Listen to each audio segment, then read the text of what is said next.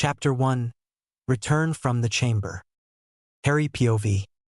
As Dumbledore dismissed Ron, I could not help be drawn towards the sword of Gryffindor that I placed with on his desk. Just as I was about to reach out towards the sword, Dumbledore interrupted me. First, I want to thank you, Harry. You must have shown me real loyalty down there in the chamber. Nothing but that could have called Fox to you. I was momentarily taken back. Dumbledore must have seen my shock as he smiled at me with a twinkle in his eyes. And, second, I sense something is troubling you? Am I right, Harry?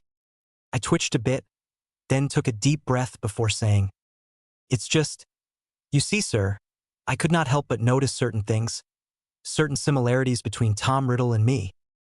Dumbledore then diverted his eyes slightly before looking back at me. I see. You can speak Parseltongue, Harry. Why? Because Lord Voldemort can speak Parseltongue. If I am not mistaken, he transferred some of his powers to you that night he gave you that scar.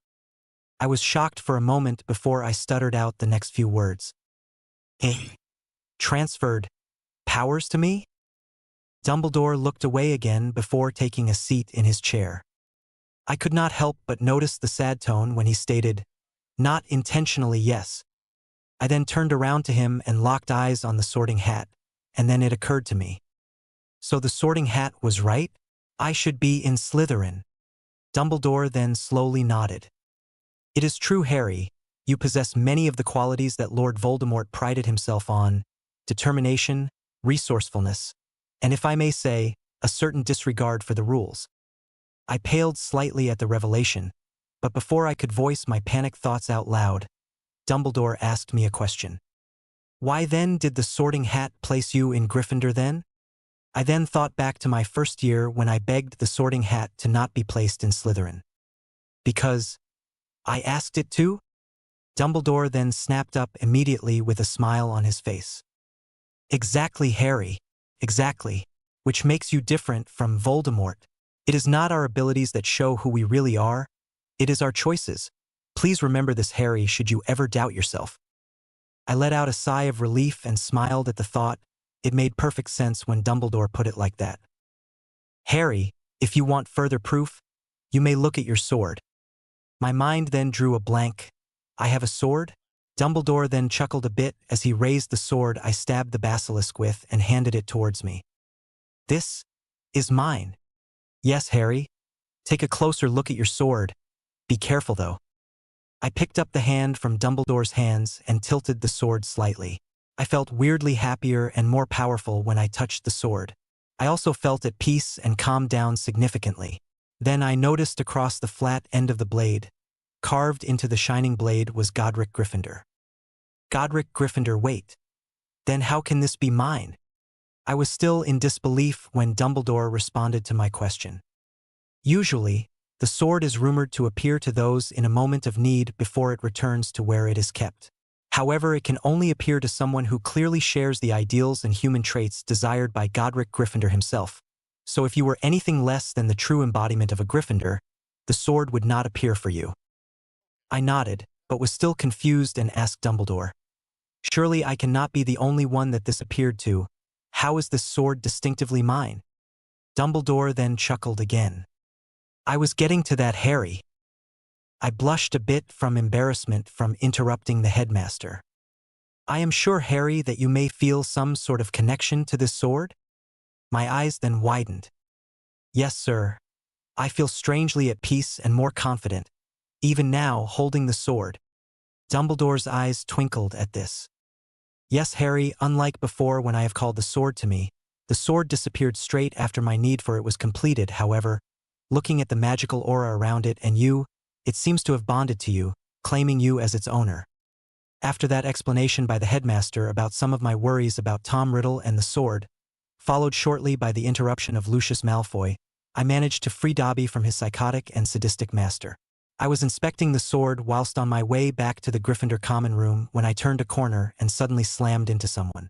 I then dropped the sword and fell to the ground. Ugh! I mumbled as I tried to get up. Watch where you going, Potter. I slowly got up as I looked down at a blonde-haired girl in Slytherin on the floor. I bit back a retort as I reminded myself of the lesson I just learned with Dumbledore. Not everyone makes the same choices as that stupid Git Malfoy. Not everyone is a bully in Slytherin or a Death Eater in the making. I then offered my hand to help her up. Sorry about that. I wasn't looking at where I was going. The girl on the floor had a look of surprise on her face for a moment before she went back to her cool and cold demeanor. Obviously, what were you doing, Potter? She snapped at me whilst I helped her up. Oh, I was looking at. I turned around to pick up Gryffindor's sword when nothing was there. Wait, what? Where on bloody earth did the sword go? Looking at what, Potter? Your tattered and disgusting robes? Is that blood on your robes? I then momentarily realized how dirty I still was from fighting the basilisk. I blushed slightly by how revolting I looked. Sorry, The girl raised an eyebrow. Daphne Greengrass. Right, sorry, Miss Greengrass. I just came back from the chamber of Hermione. Before I could finish, Daphne interrupted me with a look of shock on her face. You found the fabled Chamber of Secrets? Wait, that means you fought Slytherin's monster? And lived. I raised my hands in defense as I blushed even harder. Whoa, slow down. I had a lot of help. I did not do it alone. If it was not for Dumbledore's phoenix blinding the basilisk, I could not have dealt the killing blow. I watched as Daphne stood there stunned. There then was a really awkward silence. It was really uncomfortable. After 30 seconds of staring at each other, I broke the silence. Well, I should get going, Miss Green Dash. Daphne cut me off again. It's Daphne. You may call me Daphne Potter. I was a bit startled by this, but I quickly regained my composure and gave her a grin. Please, you can call me Harry. I reached my hand out. She grasped it and we shook hands. I then proceeded to ask, no offense. I am surprised that you are acting friendly somewhat and not pulling your wand out and hexing me to bits like most Slytherins. Then I noticed it. Even if it was a brief second, a tiny smile was on her face. It is the least I can do, to be polite to the person who killed the beast that petrified my friend. She then let go of my hand and took a step back. Harry, I best be going as well. It is almost curfew. Daphne then strode past me and walked off towards the Slytherin dungeons. Chapter 2. Back to the Dursleys. Harry POV. Why did school have to end? I was sitting on the train whilst Ron kept going on about summer and finally being free of classes and learning magic. In all honesty, Hogwarts was like my home. I did not want to go back to the damn Dursleys. I then got tired of Ron's rambling and excused myself to the toilet on the train. As I locked the toilet door and sat down on a toilet seat for some peace and quiet, all of a sudden a shroud of bright blue mist started forming in front of me. I gasped as the mist formed into a sword. The sword of Gryffindor. I reached and grasped the handle and felt the familiar warmth and sense of peace. I then almost dropped the sword as a voice spoke out to me. Watch her, Mr. Potter. I then looked around in my small toilet cubicle but saw nobody. The voice then rang out again. Ha ha ha. Got you good, didn't I? To be fair, who would not be startled? After all, this never happened to any previous wielders of my sword. Wait. Are you in my head? I blurted out loud in my toilet cubicle. Sure. Put up a silencing ward if you're going to talk out loud. The voice in my head then proceeded to chastise me for not knowing how to cast Muffliato, a silencing spell that I didn't even know existed. He then explained to me the history of the sword. After being taught by Godric Gryffindor, the apparent voice in my head, about his sword and how it contained memories of him when alive, whilst on a toilet seat, I finally understood why the sword chose me. I see, so this sword is now bonded to me, and I can call on it whenever I want? Godric immediately replied, yes, the sword can be called upon any time by you. Therefore you do not need to carry it with you all the time. Sweet. So Harry, I can call you Harry, right? Of course, you can call me Godric. I know, right? I just casually got on to first name basis and became super chill with the Godric Gryffindor, one of the founders of Hogwarts. After going through your memories, I can clearly see why my sword chose you. I hope you do not mind me shuffling through your head. We are after all bonded now. You seem to be, excuse my language, in some serious shit. The greatest dark wizard of your time is seeking resurrection and wanting to kill you? That's rough, buddy. I did not know what to be more surprised at, Godric looking through my memories or Godric swearing in front of a kid. Before I could even process and think about what Godric said, he continued, "Don't worry, Harry. I'll teach you magic and help you out. Can't have my heir die now, can I? After all, it only took like 1,000 years to find my true heir." I laughed out loud at the statement. Godric then proceeded to give me an overview of what he is going to teach me over the summer. "But Godric, I am not allowed to do magic outside of school. How can I practice stuff like occlumency and legilimency?" "Ah, do not worry, Harry. When I looked through your memories, I saw the trace placed on your wand, 13.5 inches. Holy and oh my, a phoenix feather core. That is quite the unique wand, Harry. However, the magic that you will be practicing, such as occlumency, does not require a wand, and I will teach you to cast legilimency and work on some other spells by teaching you wandless magic." Wow, am I even capable of this? I thought only extremely powerful wizards like Dumbledore could be capable of consistent wandless magic? "Harry, although you sell yourself short most of the time, which quite frankly is incredibly modest of you, surely you should recognize that you are stronger than the average wizard? Not only you were the first in your class to learn most of the spells, especially in transfiguration and defense against the dark arts, you also have great natural instincts to aim your wand accurately when shooting spells." I was surprised at first, but then after looking back, I realized I tend to be able to do the spells in class even before Hermione quite a few times. After my little chat with Godric, where at the end he reminded me to go to Gringotts before the next school year starts, I put down the silencing spell and left the toilet. Hopefully, I skipped Malfoy's stroll to the compartment. Trading insults with him is tiresome. I was on my way back to Ron and Hermione's train compartment when I saw a familiar blonde-haired Slytherin storming down the corridor towards me. Daphne POV. Ugh, could Tracy be any more vexing? I want to hex her right now. Tracy has been pestering me after I told her about my encounter with Potter. Daphne likes Harry, Daphne like Harry. Ha ha ha. The Ice Queen crushing on the Gryffindor golden boy, ha ha ha dash. I irritatedly cut her off. "I told you all we had was a friendly exchange. He merely helped me confirm the death of the basilisk, which you and I both guessed was lurking around the school." Tracy smirked. "Oh, friendly exchange? So you admit you and Potter are friends now? Perhaps more than friends." Ag! I threw up my hands as I slammed open the compartment door. I glared back at Tracy, excusing myself to go to the toilet angrily. Tracy didn't even notice as she was too busy hysterically laughing. I was storming down the train corridor when I suddenly saw Harry. "Whoa, Daphne, you okay?" I didn't realize the pace I was storming at and almost knocked Harry over. "Sorry, Harry.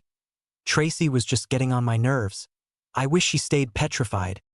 Harry then feigned shock. "Surely you can't mean that?" I almost smiled at his antics when I composed myself. "No, I suppose not." I then paused a bit before continuing. "Well, I definitely won't see the last of Tracy. She's coming over to my place for the summer." Harry looked at me curiously. "Are your parents okay with that? You know, with your friend being a half-blood?" I then frowned at Harry. Just because some families in Slytherin like Malfoy, Parkinson, Knott, Crabbe, and Goyle follow the pureblood doctrine, does not mean all of us do. Harry, noticing my irritation, backed off a bit and took a step back. "Sorry, that was rude of me. I should not have assumed that all Slytherins had similar views to Malfoy." I then smiled slightly. "Well then, Harry, apology accepted. I'm sure your parents would not mind what blood type your friends are." I then quickly covered my mouth as I realized I just said the stupidest thing in the world. Harry's eyes grew distant as he looked outside the train window in the corridor. However, he kept his smile. "Harry, I am sorry, I didn't mean dash." He then cut me off. "No, it's okay. I am sure you are right though." He then looked down, not meeting my eyes. "I am sure my mum and dad would not have minded if Hermione or Ron came by. They were after all very open-minded people." He then looked up at me, then we locked eyes. My sapphire blue orbs met his emerald green spheres. I was lost in his eyes until I snapped back into reality when Harry said, "I'd best be going, or else Ron and Hermione are going Chapter 3 Godric's Vault." Harry POV. After losing my temper with Aunt Marge, I stormed up to my room, packed my things and left. I couldn't stay any longer or I would pull my wand out and hex all of the Dursleys. I really felt awful. I just got off the night bus. And it was the worst. I walked through the leaky cauldron and dropped my luggage off before walking through into Diagon Alley. Remembering what Godric said about my finances, I made my way over to Gringotts. I had to move quickly to not be seen. It didn't help that I somehow had a bit of a growth spurt and grew taller and more muscular. Despite Aunt Marge, looking back, this was without a doubt the best summer ever with the Dursleys. I not only did not have any incredibly horrible nightmares at night, but on the first day back, after learning how to cast Wingardium Leviosa wandlessly, I threatened the Dursleys by levitating the cutlery on the table. Luckily, they did not know this was an empty threat, as I did not know how to banish the objects towards them yet. It, however, made life great. The Dursleys ignored me, and I ignored them. I had my standard meals, but it was much better than before when Dudley would get me outside and play Harry hunting with his friends. I learned so much from Godric over the summer. However, with the amount of knowledge on magic I learned, I also realized how far behind I was. Damn, I was so naive. I need to start working hard or I won't even be able to fight Voldemort, much less defeat him. By the end of the summer, I managed to master occlumency whilst learning the concepts of legilimency and how to counter a legilimens. I also perfected some spells in wandless magic. I could levitate, summon, and banish objects, as well as put up the silencing spell Muffliato. I even managed to cast Protego wandlessly, although the shield is still incredibly weak when I cast the spell. Oh well, I need to work even harder this year, I guess. After my discussion with Griphook at Gringotts, where I drew the sword of Gryffindor right in front of him, he apologized and immediately gave me access to the Gryffindor vault after signing a bunch of legislation papers. When I entered the vault, my eyes nearly popped out with the amount of gold there. Griphook told me there were an estimated 12 million gallons. Great, just when I did not need any more money. After regaining my senses, I walked over to a bookshelf in the corner. There Godric guided me in picking up 3 different books. These were all handmade notebooks with Godric scribbled but neat handwriting. The 3 books I picked up were The Wonders of Transfiguration, Warding for Wizards, and Craziest Charms Ever. Before leaving Gringotts, Griphook presented me with 2 rings, the Potters and Gryffindors. Both rings were golden with red rubies. However, the crest in the center of the rubies was different. One was the Potter crest, whilst the other was Gryffindor's famous lion crest. I wore my family ring on my ring finger on my left hand, and Gryffindor's on my pinky. Godric recommended that I do not wear it on my hand that I use my wand with. He stated that the rings have some magical properties that may interfere with my magic casting when used in tandem with a wand. It could slow down the rate at which I cast spells. This is because the rings had charms placed on them. Both contained charms to detect poisons and harmful potions. My hand would warm up, and a warning would be sent. Both also had notice me not charms, so that only I can see unless I wish to reveal them. However, the Gryffindor ring had an additional charm. It had a charm that protected the mind and helped with occlumency and the Imperious Curse. After receiving my rings, I went to Flourish and Blots to get the books that I needed for my 3rd year. I looked for Arithmancy, Ancient Runes, and Care of Magical Creatures textbooks. I realized I needed to be more serious with learning magic and my subject choices if I am to survive Voldemort. I was getting the Ancient Runes textbook when a little girl tugged at my robe. I looked down and saw a tiny little girl with brown hair and blue eyes. "Excuse me, but can you help me get the dash?" Her eyes widened as she saw my scar.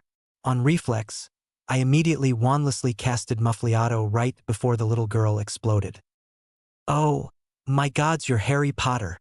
She then excitedly jumped up and down. I took a step back and took a deep breath to calm my nerves. "Hi, I'm Harry. Did you need something?" This seemed to knock the girl out of her boy who lived fandom stupor. "Oh, can you help me get a copy of that Ancient Runes book? It is for my sister. It is just like yours. I am too short. I can't reach it." She talked so fast that I almost couldn't understand her. I then reached up and grabbed a copy of the book and handed it to the little girl. "Thank you so much." She then squealed and ran off. I then shook my head and took down the silencing ward. "Never knew you were this good with kids, Harry." I halted all of a sudden as Godric spoke in my head. Well, I did not want to make a fuss and, even worse, risk meeting her parents. "Haha, Are you sure you are my heir being this nervous? Where is that famed Gryffindor courage that you are supposed to possess? Really, Godric? I don't want to be seen as a pedophile and this is what I get from you? Oh, come on, Harry. The girl is probably only 2 years or so younger than you. No, Godric, maybe in 10 years, but not now. She is not my type anyways. Then is a certain blonde hair Slytherin your type then? I then locked down my occlumency shields as the prick howled with laughter. I then started heading back towards the Leaky Cauldron. Ron and Hermione were both coming in 3 days to meet up at the Leaky Cauldron before going to platform 9 3/4. I couldn't wait to see my friends. I couldn't wait to be back at Hogwarts again. Chapter 4 Expecto Patronum. Harry POV. For the 3 days, I decided to work on producing a Patronus charm. That was in Godric's book on craziest charms. I picked to learn the spell as it seemed useful. I could send messages with it and fend of Dementors, these dark creatures that I hope to never have to see. Besides, I can use my wand as I was in the Leaky Cauldron. For the first 2 days, I could form the Patronus mist well enough that it could shield me, however, I couldn't form my corporeal Patronus. On the 3rd day, right before Ron and Hermione came, I finally managed to form my corporeal Patronus. Expecto Patronum. The mist came out and started to take shape. It formed a beautiful stag. I smiled at this and was about to send my Patronus to run around to see how it looks when I heard a loud knock on my door. I quickly stopped the spell and with a flick of my wand, I banished all the books into my trunk and shut the lid. I guess those were the benefits of learning wandless magic. I could non-verbally cast my banishing charms with my wand more easily, with next to no effort, due to practicing the spell without a wand all summer. As Godric said, magic is like a muscle. The more you practice, the stronger it gets. I then put my wand away and ran over to open the door. Harry! Hermione yelled as she pulled me into a bear hug. After letting me go, I saw Ron and went over and clapped him on the back. It's great to see the both of you. After meeting the rest of the Weasleys, I went out with Ron and Hermione to help them get their books. Hermione beamed at me when I told her that I am going to drop divination and take up another additional class. Therefore, I will be taking the maximum number of courses available. Yeah, I decided to take arithmancy and ancient runes instead. Hermione. Ron looked like his pet rat had died. Bloody hell, mate. What's got into you? I turned to look at Ron. Well, I wanted to learn ancient runes. It seems pretty cool as it has to do with warding, like putting anti-apparition wards and other protective enchantments. It seems the course is best taken with arithmancy as well. So, sorry Ron, but we still got magic creatures together, man. Ron snorted and turned away. Meanwhile, Hermione looked so proud of me. Oh, Harry, I am so happy that you are taking your studies more seriously. This is so great. Whilst they picked their books, I told them I would be back soon. Hey, Hermione, Ron, I am going to getting some new robes. Mine are too small now and don't have a resizing charm. Okay, Harry, be back soon, said Hermione. Ron scowled and muttered something about being rich. I then walked over to Madame Malkin's to get fitted with new Hogwarts robes. Whilst there, I tried on a couple of robes before I decided on the acromantula silk robes. It was incredibly comfortable. I then paid for my new robes before heading back to Flourish and Blots to meet up with Hermione and Ron. After meeting up with them, we started going back to the Leaky Cauldron. We were in the middle of boarding the train on the platform 9 3/4 when I promised Mr. Weasley for the 1000th time that I would not go looking for Sirius Black, the nutter that supposedly escaped Azkaban to try and kill me. The 3 of us then boarded the train shortly after. Man, the train is full today. On the way to our usual spot near the end of the train, I saw Daphne in a cabin. I smiled at her as we passed by, and she surprisingly smiled back as well. She smiled back without trying to hide it. I almost tripped over absolutely nothing after passing her cabin as I was dumbfounded by her smile. Harry, you okay? Hermione asked with a look of concern on her face. I focused on clearing my emotions as I locked my occlumency in place. Yeah, I'm fine, Hermione. Hermione skeptically looked away and did not ask much more. When we got to the end of the train, there was a mysterious man asleep in the cabin. Who's that? Blurted out Ron.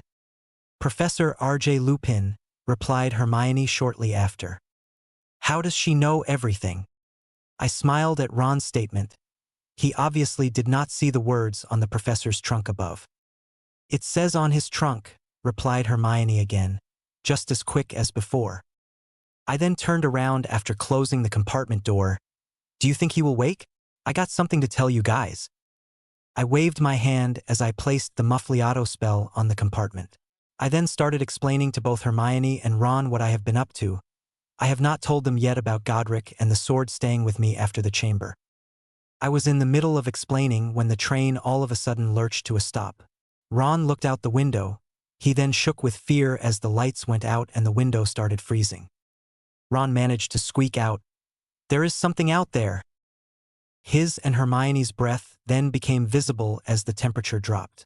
I turned around and instantly recognized the situation. Merlin's beard. "There are fucking Dementors here on the Hogwarts Express. The fuck is the Ministry thinking?"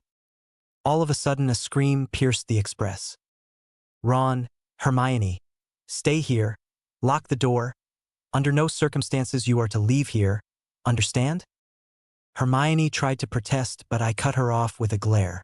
She nodded slowly before I bolted outside, locked the door, and ran towards where the scream was coming. I saw 2 Dementors. Merlin's beard, is that a first-year compartment? I instantly locked in my occlumency shields and calmed down before thinking of my mom and dad. Expecto Patronum. My stag then shot out of my wand towards the Dementors. The Dementors screamed and ran away as they collided with my glowing stag. After chasing off the Dementors, I looked over at whom the Dementors have been affecting. I was shocked when I recognized the familiar little brown-haired girl. I was about to check if she was okay when I heard another scream. Wait, this one sounded familiar. Hermione. Blast it, she must have left her compartment. Lock this door and don't let anyone but me enter. Understand? I need to help other people. I will be back. The other first years nodded their heads rapidly as I bolted back towards my compartment. There I saw a Dementor feasting on Hermione. I became extremely angry when I saw the Dementor. Wait, Harry, happy thoughts, Godric yelled in my mind. I tried to calm down quickly and cast my Patronus when all of a sudden the Dementor got repelled by a Patronus. Although it was not a corporeal Patronus, it was still effective and chased off that Dementor. I then bolted into the compartment and saw a frightened Ron and Professor Lupin lying Hermione down on the seats. I then looked up past the professor and through the window and saw what must be dozens of Dementors flying towards the train. I then walked out of the compartment and blasted open a hole in the roof of the train with the spell Bombarda. I ignored the rubble from the roof and didn't wait for the dust to clear. I then climbed on top of the train. "Harry, wait!" yelled the professor. I jumped up and saw the dozens of Dementors. Now that my friends and everyone else were temporarily safe, I concentrated on my happy memory of my parents. Expecto Patronum, I yelled out. Out shot my stag, even brighter than before. The Patronus shield then radiated outwards from the stag, covering the entire grass fields around. I don't know how long I held my Patronus for, but I just let myself drown in the happiness of the memory as my Patronus struck out and chased away the dozens of Dementors. My stag lit up the entire sky as the bright waves from the Patronus blasted away the Dementors. After recognizing that the Dementors were gone, I canceled my Patronus. I let out a breath that I didn't know I was holding. "Congratulations, Harry. That was a full-body Patronus," exclaimed Godric in my head. "No wonder not many wizards can do this. It is really draining on my magical core. With practice, you will get better. You could only perform it because of the strength training of your magical core that we did this summer through wandless magic exercises." I then turned around only to see a gobsmacked professor. "Tell him to close his jaw. The poor boy is going to catch flies," chuckled Godric. I couldn't help grin, being far too happy after my Patronus. "Everything okay, Professor?" The professor then shook his before looking at me again. "Professor Remus Lupin, Harry," he chuckled as he extended his hand. "Harry, sir, Harry Potter," I replied as I clasped his hand and shook it firmly. The professor's grin widened even more. "Well then, Harry, do you think you can come back down inside the train? I would like to fix this hole you made." I grinned back at the professor as we both got back inside. He then gave Ron some chocolate to give Hermione when she woke up. "Professor, Can I have some chocolate as well? There was a first year that was affected by the Dementors on the train. It's why I ran out in the first place. The professor smiled at me warmly. Sure, Harry, as your soon-to-be teacher, Harry. I would ask you to please find whomever else was affected by the Dementors and point them towards Madame Pomfrey once we are at Hogwarts. I smiled at the professor. Yes, sir. After reaching and unlocking the first-year compartment, I quickly cast an enervate on the girl that passed out from the Dementor. What? Where am I? What Harry Potter? Yelled the brown-haired first year. Instantly, the compartment went into an uproar. The other girls squealed in delight whilst the boys were too shocked to say anything. Hello again. Are you all right? I didn't get your name last time. I calmly replied after the squeals died down. The little girl blushed as she muttered out her name. I am Astoria. I smiled back at her and handed her some chocolate. Then I turned around and went outside the compartment, not wanting to stay the center of attention longer than necessary. Eat. The chocolate helps. But go see Madame Pomfrey once we reach Hogwarts. Go after the sorting ceremony, okay, Astoria? She rapidly nodded her head. I then shut the compartment door and wandered down the rest of the train to see if anyone else needed chocolate. Chapter 5. The Dementors of Azkaban. Daphne POV. I was shivering with fright as the lights shut off and the cabin went cold. Damn the Ministry sending Dementors to a school? Are they out of their minds? Recognizing Dementors were present, I instantly locked the cabin door and cast a warming charm on Tracy and I. Damn it. If only I could produce the Patronus charm. I tried producing one but never succeeded. Apparently very few wizards could even produce the Patronus spell, much less a corporeal Patronus. I was praying that Astoria was okay. This was her first year at Hogwarts. I then heard a scream pierce the train. Astoria! I yelled as I got up, but was quickly pulled down and held back by Tracy. Let me go. I need to save Tori. I was crying while trying to break free from Tracy. Tracy's grip didn't slacken. In fact, it tightened even more.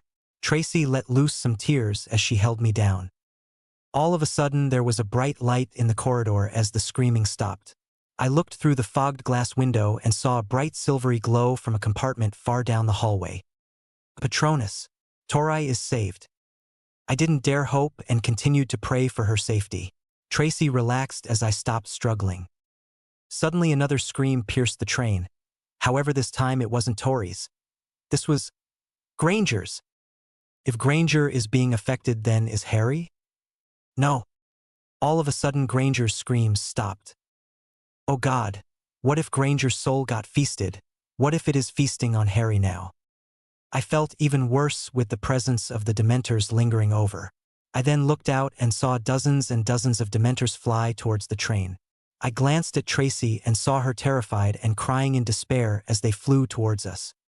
Just when I thought we were about to be doomed, a bright silvery white light pierced the sky and radiated across the entire grass field towards the Dementors. Tracy and I stared in awe at what seemed to be a full-body Patronus. The light was so bright that it lit up our cabin. We watched as a stag Patronus leaped forward in the sky and radiated powerful waves of light that expelled the Dementors. It was beautiful, the sense of dread and coldness from the Dementors immediately evaporating away. I then looked for the origin of the Patronus and saw two blurry figures standing on the rooftop of the last compartment of the train. They were too far away. I could not make out their faces. I let out a sigh of relief as the Dementors got repelled. The temperature started to go back to normal. I quickly canceled the warming charms. The windows became clear again as well. I was about to get up to go look for Tori when Tracy pulled me back down. She will be fine. After we reach Hogwarts, you can find her and take her Madame Pomfrey. Don't worry. I reluctantly nodded and sat back down next to my best friend, but couldn't help twitch and think of leaving to find Tori. As soon as we arrived in Hogwarts, I said bye to Tracy and sprinted down the train hallway towards where I last heard Tori's scream. I reached her compartment slightly out of breath to find her happily eating a bar of chocolate. Before I can even respond, she quickly leaped out of her seat and hugged me. I hugged her back immediately. Oh, Tori, I was so worried when I heard your scream. We are going to Madame Pomfrey straight after the sorting ceremony, okay? Trying to avoid tears herself, Tori nodded her head. I wouldn't be here, sis, if my Harry Potter did not show up. I pulled out of our hug immediately but left my hands resting on Tori's shoulders. What? I gawked at Astoria. A smile pierced Tori's face appeared. Her compartment mates then chimed in. It's true, Harry Potter sprinted into our compartment with 2 Dementors and chased them away with this big, bright, misty stag, exclaimed a first year. I was gobsmacked. I know that Harry slew a basilisk, but a Patronus? And based on the first year's description, a corporeal Patronus. Where did he go then? I asked immediately. He left after we heard another scream. It seemed to come from the compartment at the end of the train. Of course, Granger. But still, no. It is not possible. If it was Harry who ran back down to the back to save Granger, then was it Harry who casted the full-body Patronus? Yeah, did you see that stag in the sky? It chased away all the Dementors, yelled a first year. Harry Potter is so cool, squealed another first year. I shook my head before helping Tori with her trunk and led her towards Hagrid at the station. Only Hagrid was not alone. Standing next to him was another man and Harry Potter. He was talking with Hagrid and the other man. Just when I wanted to approach him for saving my sister's life, a burst of fire exploded around him and he vanished. What just happened? Where did Harry go? The man turned around, noticing the distraught look on my face. Ah, are you perhaps a friend of Harry? I am Professor Lupin, your new defense against the dark arts professor. I nodded my head at the professor before I could even ask. Tori cut in. Where did Harry go? The professor smiled at my sister. Ah, that was Dumbledore's phoenix. It just took Harry to the headmaster's office. The headmaster wanted a word with Harry about his defense of the train from Dementors. My eyes widened at the confirmation. So it was Harry that cast that full-body Patronus that chased the Dementors away? The professor smiled and curtly nodded his head. Now, if you will excuse me, I need to take care of some things before the feast. Please do take care, miss. Greengrass, Professor. Ah, please do take care, Miss Greengrass. The professor then turned and left. I then left Tori with Hagrid as I went over to the carriages. Chapter 6. There is a piece of what? Harry POV. As I finished my patrol of the train, I came back and met up with Hermione and Ron. You know me, Oni. When I said lock the door, it doesn't mean open it and run after me. Hermione diverted eyes to my shoes as I spent a solid 10 to 15 minutes scolding her for opening the compartment door. We eventually hugged it out and she apologized. I was slightly annoyed at Ron as he still kept going on about my Patronus and how he was telling Hermione he stood bravely and guarded her whilst Professor Lupin and I fended off the Dementors. The 3 of us were about to head to the carriages when Hagrid and Professor Lupin waved me over. Sorry guys, Hagrid and the professor seems to want something. I'll meet you guys at the castle. Both of them nodded and left as I approached Hagrid and the professor. Hey Harry, Hagrid exclaimed. I smiled at the half-giant. Hey Hagrid, how is Fong? Hagrid chuckled. Oh, that dozy dog. Doing great. I chuckled a bit. Then Professor Lupin spoke up.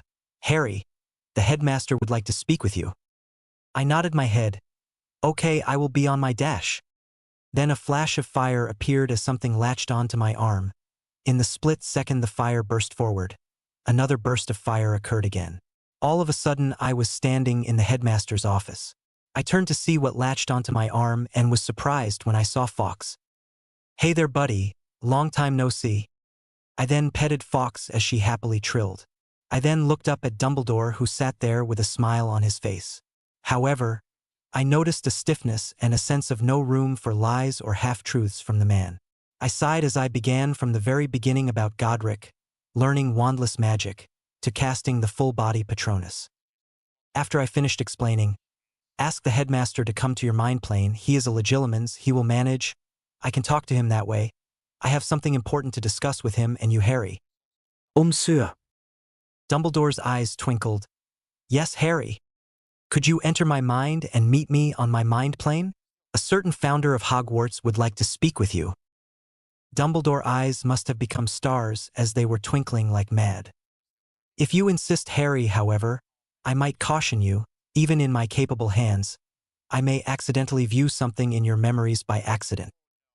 It is okay, Professor. I'll manage. Without any further delay, the headmaster locked eyes with me and entered my mind. Ah, a Quidditch pitch, Harry.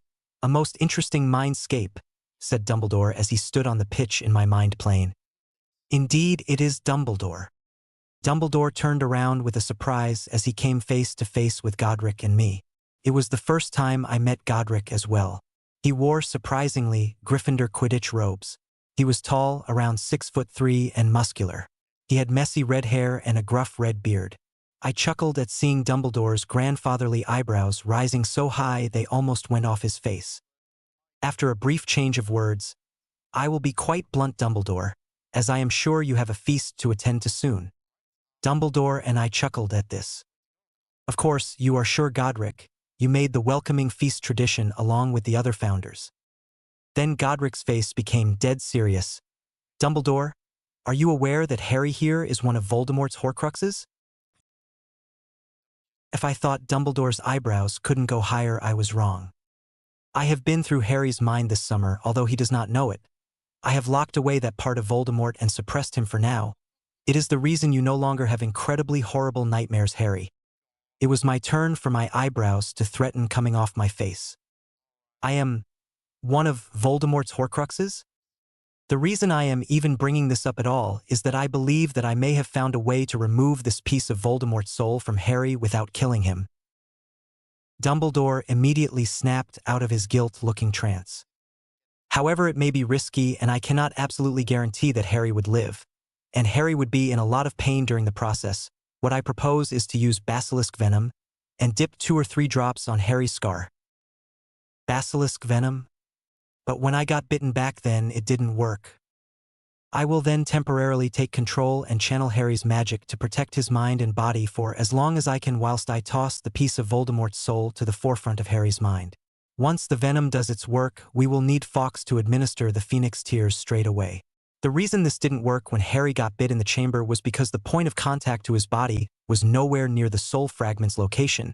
It was on his arm, not the scar on his forehead. Dumbledore looked gravely at Godric, calculating the odds of this plan. He then turned and looked at me. The choice is yours, Harry. What is your opinion? I then felt a lot of pressure. It was as if the weight of the world was on my shoulders. I took a deep breath. I want to do it, Professor. Dumbledore sadly nodded. Okay, Harry. I will try schedule for next Friday evening and I'll you to confirm it. During this time, I will ask Fawkes to aid you in going to the chamber to retrieve the basilisk venom. There should be some venom left on the fangs. I nodded, and then the connection between Dumbledore and my mind broke. I then looked up and saw Dumbledore. Crying? What is the matter, sir? I asked. Dumbledore shook his head. I do not wish to burden you now any more than necessary, Harry. If you do survive next Friday, I will tell you everything. He then regained his composure. Now I believe we have a feast to get to.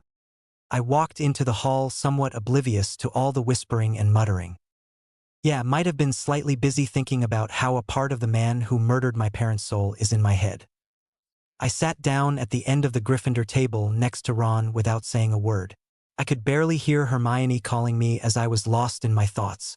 She then stopped calling me, must be because Dumbledore is making his speech. Either way, I was too busy thinking about how I might be dead next week to be concerned with his speech. Harry, you know you do not have to do this, right? Asked Godric. I need to, Godric, according to what you said, the reason Voldemort has not died is because his soul is not dead. It is stored away in different locations and vessels, one of them being me. I basically need to die to completely kill Voldemort or part of him. At least with your way, it's a 50-50 chance. Godric went silent at my thoughts. Harry! Hermione yelled a couple moments when the hall rumbled with discussions after Dumbledore's speech. I then finally looked up at her. The angry expression on her face disappeared, replaced with a concerned expression. Are you okay, Harry? Perhaps you should go see Madame Pomfrey tonight. I didn't even realize how close Ginny was sitting next to me as I was too lost in my thoughts just now. Ginny was about to put her arm on me when I stood up. Yeah. I think I will spend the night there. I then walked up and took off the hospital wing.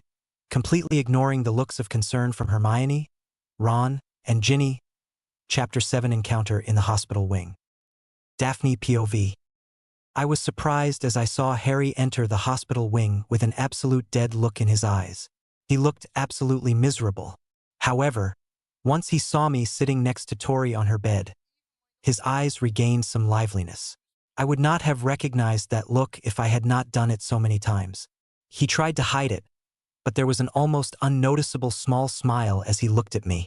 We stared at each other in silence once again. Madame Pomfrey then bustled in. "Oh, Mr. Potter, pray tell me why you here yet again? It is only the first day of school. Surely you have not managed to hurt yourself already." At Pomfrey's retorts, Harry could not help but smile. My heartbeat increased slightly as I saw him break out into a wide smile and laugh. All traces of the previous misery washed from his face. "Ha ha ha ha. You know me, Poppy, I just love being here. I am sad that you gave up my bed though. I always take the spot in the corner." I couldn't help but smile as well at his antics. And did he just call Madame Pomfrey Poppy? How is Harry on first-name basis when the school's healer? "Oh, Mr. Potter, you can have to spot next to the first year here. Now hurry up and explain your problem. I am surprised there are no bones to fix or grow." I saw Harry noticeably twitched when she mentioned fixing and growing bones.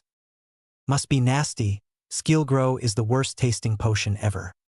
I am here because Hermione refuses to let me go back to the common room, and also, I wanted a quiet place to sleep. I noticed how Harry tensed as he finished his sentence, but I was quite shocked at how open and honest he was with Madame Pomfrey. I looked over at Madame Pomfrey and watched her raise an eyebrow and give Harry a skeptical look. Eventually, Pomfrey caved. "Fine, but you need to help me with the other guest for me letting you stay the night here without a legitimate medical reason. You seem to have cast quite the enervate charm on her to help her recover." I was shocked when I heard this and looked back at Harry, who noticeably blushed at the praise. "It was nothing much, Poppy. Anyone would have done it in my position." "What? Is he daft? Most of our school wouldn't give two flying shits to help someone, much less save them from dementors." I was about to yell at Harry when Madame Pomfrey beat me to it. "Oh, will you quit your humble mumbling shenanigans, Mr. Potter? Gosh, how can you be so much like James one moment, sucking up to me, and a blink of an eye you transform into your mother?" Pomfrey's tone noticeable softened as she spoke. "Hurry up and lie down on the bed." Pomfrey then turned around and went towards her office. I saw him flop onto the bed, and before I even had the chance to talk to him, he fell asleep. I giggled slightly at how he looked when he slept. Wait, why am I giggling? Stop, Daphne. I then turned back around to look at Tori and fell asleep as well next to her. Harry POV. I woke up feeling slightly better than yesterday. I did not feel as stressed as I was yesterday. Must be something to do with this place. I chuckled at the thought. I then noticed it was relatively early. I looked around and found Daphne passed out next to the brown-haired girl, which must be her sister. I then remembered the conversation with Pomfrey from last night and was almost at the hospital wing door when I heard someone clearing their throat behind me. I turned around thinking it would be Poppy, but instead it was Daphne. It wasn't until that moment I realized how beautiful she looked. It was as if time had stopped, with slight rays of sunlight peering through the windows, even with her blonde hair all messy and sprawled about. Wearing her wrinkled Hogwarts robes, she looked breathtaking. My brain momentarily lost all function until she snapped me out of my stupor. "Aren't you supposed to be helping my sister Harry?" My mind was racing fast to come up with some sort of excuse. I was drawing a blank. Then she smiled and laughed at me. "Wait, Daphne Greengrass, the Ice Queen of Slytherin laughing? What on earth happened? Smiling is one thing. Laughing is something completely different." "USH who'd SAUFA's Harry," she said in between laughs. I then laughed along with her. Pranked by Ice Queen of Slytherin? I could not help laugh at this thought. After walking back towards my bed, I sat opposite Daphne. We again stared at each other in silence for a long time. However, this time it was not awkward or uncomfortable. We seemed relaxed at each other's presence.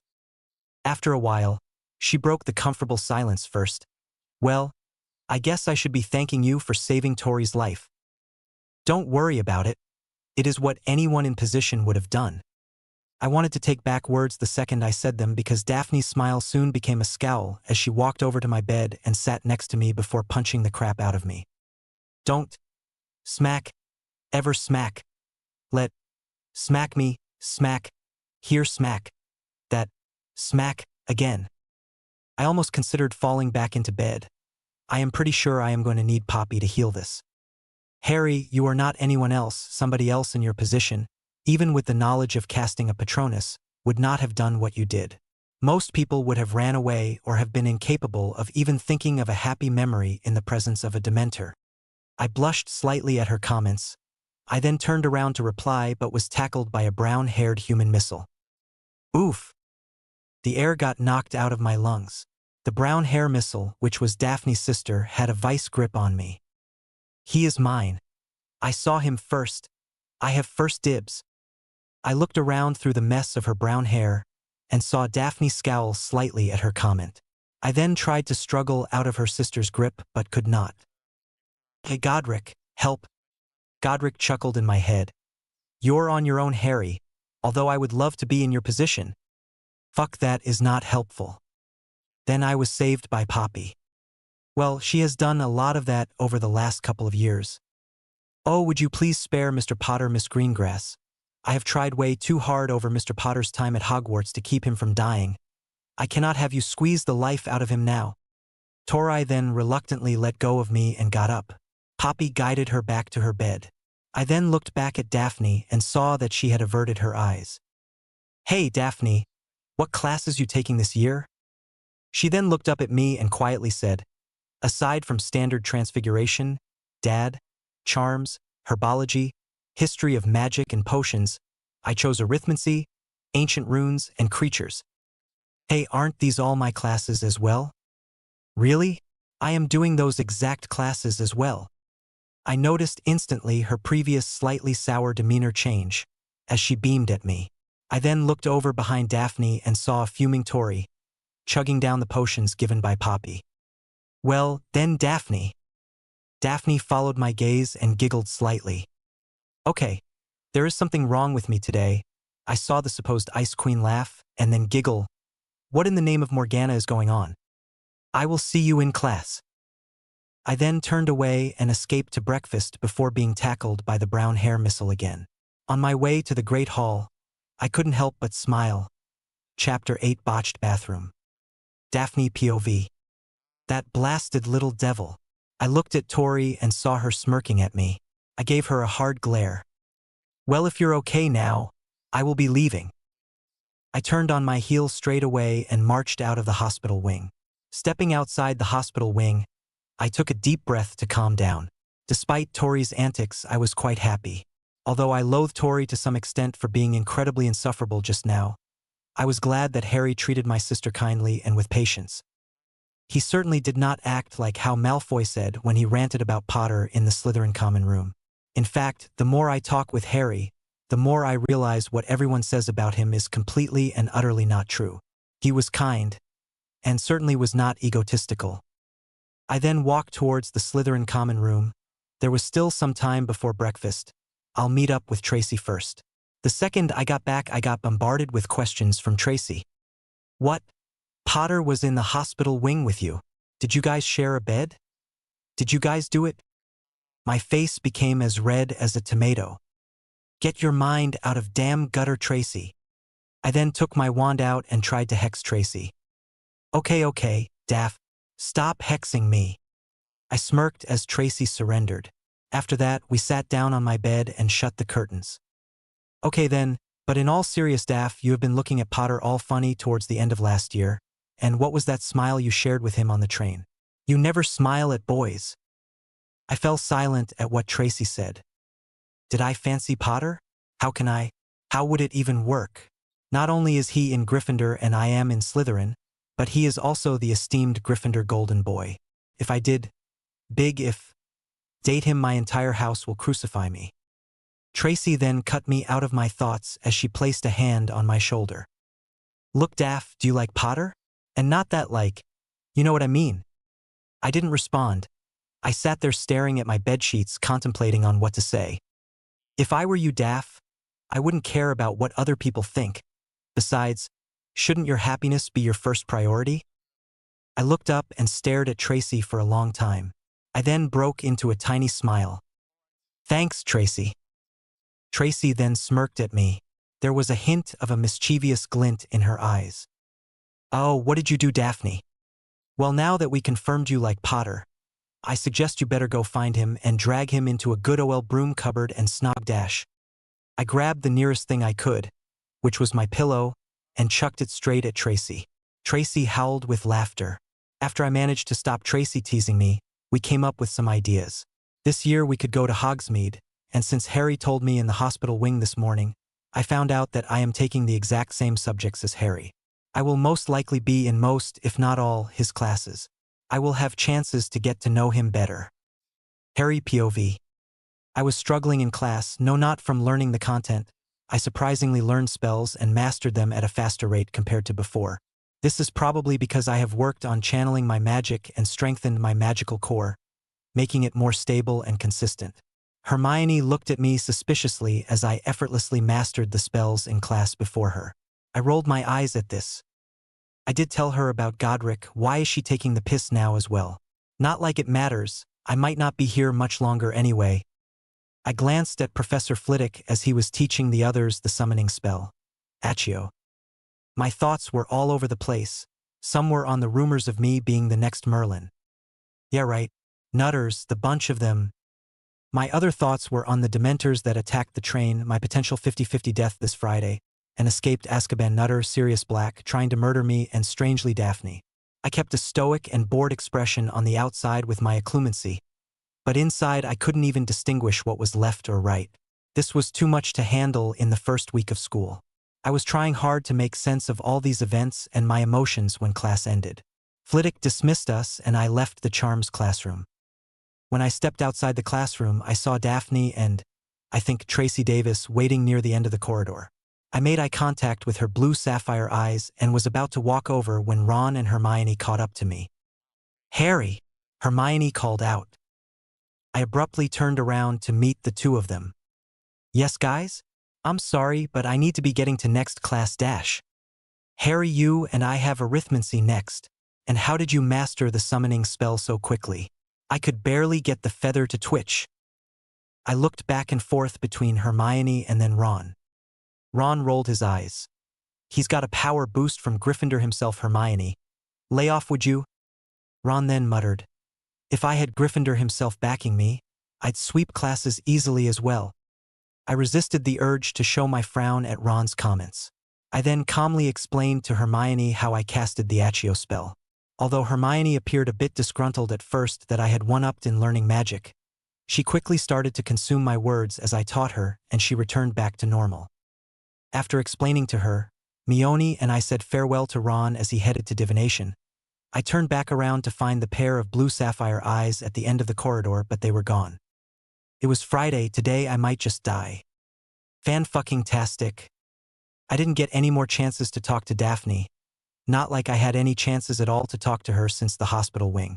I didn't want to talk to her in class since I was scared it would attract attention from other Slytherins, and people like Malfoy would make things hard on her. I didn't have chances after class aside from the one time in the corridor after Charms. Daphne was either in a deep conversation with Tracy or being approached by Slytherin's biggest git, Malfoy. I guess it also didn't help that I was being hauled away by Hermione on spells and magic. I had to also divert my eyes away from Daphne. I almost got caught by Hermione. Ron is oblivious as always, not paying attention in class. I sometimes wonder what goes on his head aside from chess and Quidditch. I haven't told either of them of my potential death yet. There's no need anyway. If I die, it is better they don't know, all of them, but I will tell them if I somehow live. I walked towards the girls' bathroom where Moaning Myrtle was. I was about to hiss at the sink and command it to open in Parseltongue when I heard footsteps and voices approaching the bathroom. Just be patient.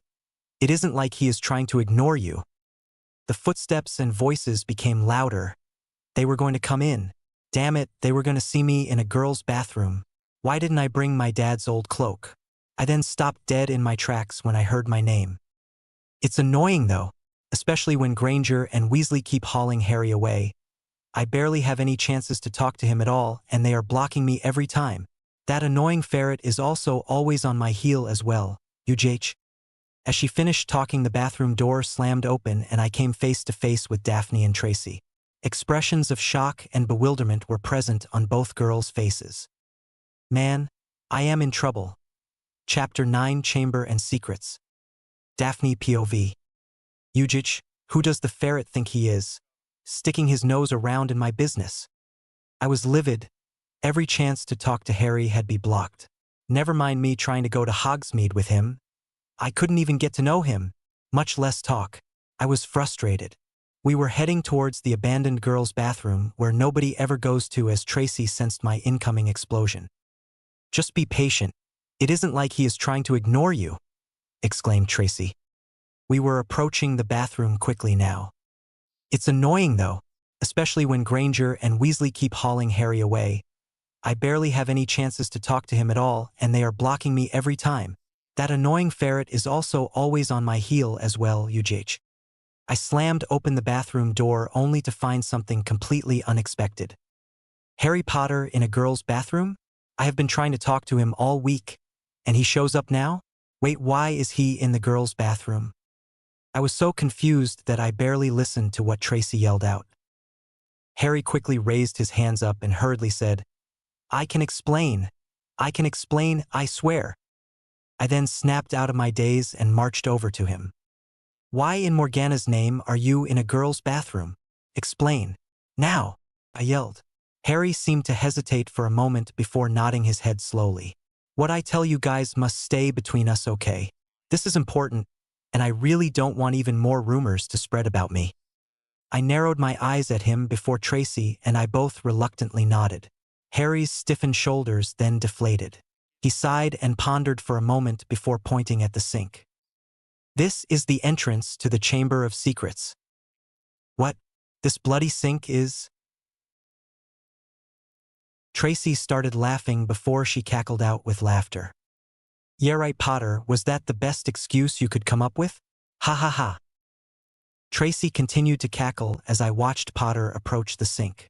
Then a hissing sound escaped his lips. Parseltongue. Then all of a sudden the sink expanded. The 8 pillars that formed an octagonally shaped sink expanded outwards until a hole appeared in the ground. I took a moment to recover from shock.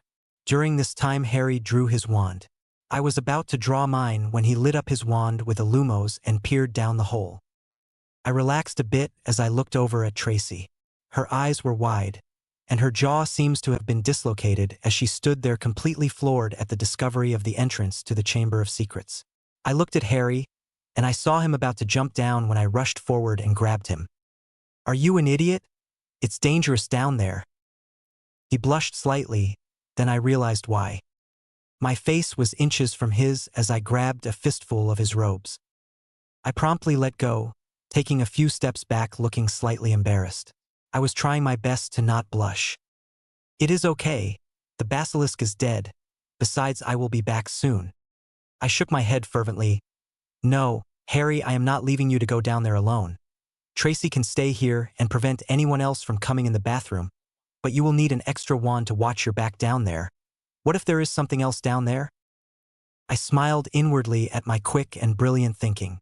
I finally managed to find a chance to talk to Harry alone and prevent Tracy's shenanigans at the same time. I looked over and saw Tracy pouting, slightly put out. I returned my focus to Harry, who reluctantly nodded. Okay. I will go first then. I will wait for you down there.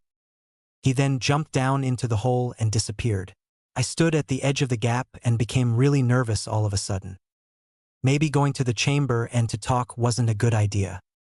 I was second-guessing myself when a shove came from behind and I slipped and fell into the hole. I knew who it was the moment she shoved me. Traxie! I screamed as I slid down towards the chamber.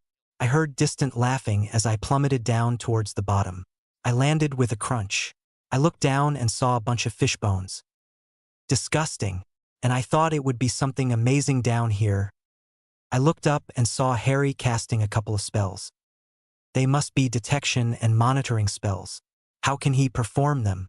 We don't start learning them until our OWL's year. I was about to ask him about his magic when he turned around and grinned. He then pointed his wand at me. My heart raced and I fumbled for my wand. He whispered, "Scourgify."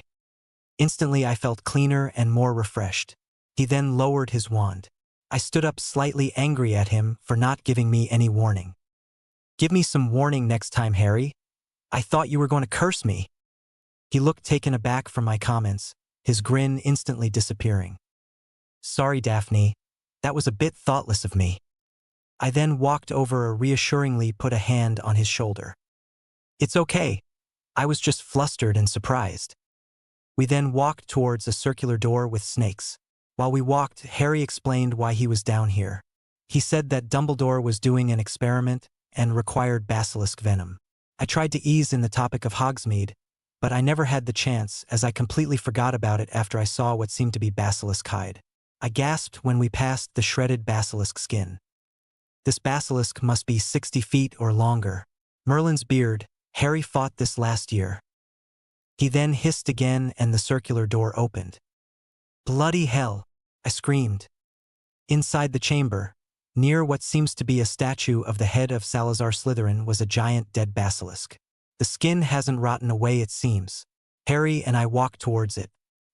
He took out a vial from his robes and with a wave of his wand, a basilisk fang came loose and float towards his vial in midair. I then watched Harry again. He wordlessly tilted the venom-soaked fang and had the vial filled with venom. After making sure he got all the venom out of the fang, he left it on the floor next to the basilisk. "Well, that's it, let's go." I snapped out of my dazed expression and raised my hand. "Hold up, Harry. Have you ever even considered the rest of it? What about the hide?" Harry turned around and looked at the dead basilisk. "Harry, the hide of a basilisk is incredibly strong and magic-resistant. It would sell for billions of galleons on the market." He turned to look at me and was shocked momentarily before he turned back around to stare at the basilisk. He then shifted his feet slightly. "Well, I guess I should ask Dumbledore about Dash. It is yours, Harry, by right of conquest. Since you slew the basilisk, it is yours. Dumbledore doesn't have a say in what you do with it." I smirked as I watched him stunned, unable to talk. His expression then darkened a bit. He whispered, "Perhaps another time." I was about to ask what he meant when he abruptly called out, "Fox!" Then a bird appeared in a ball of fire and rested on Harry's shoulder. It trilled out a melodious sound as Harry petted it. "Merlin's beard.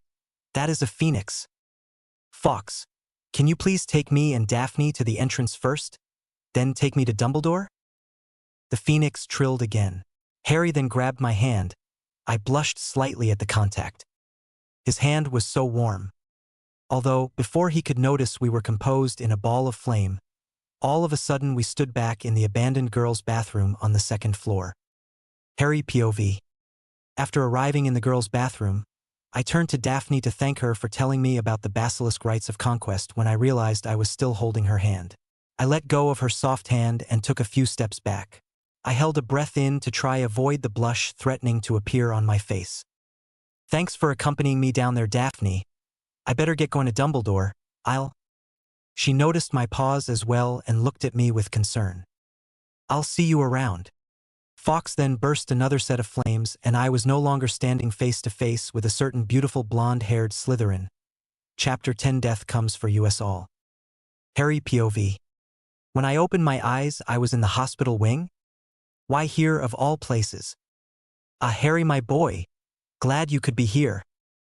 I turned around to see Dumbledore and a very stern and fidgety Madame Pomfrey.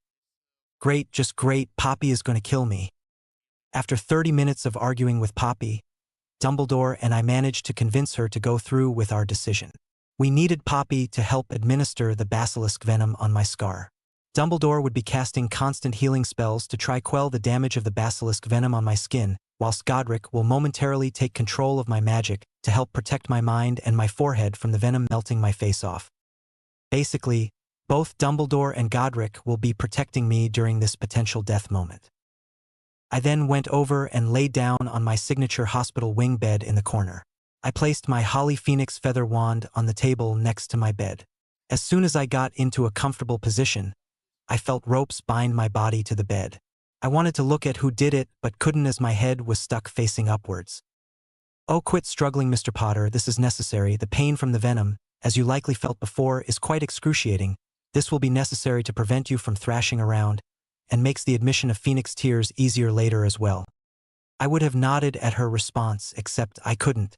I thought Poppy would have calmed down after she saw me stop struggling, but when I looked at her from the angle my head was locked at, I saw tears at the corner of her eyes.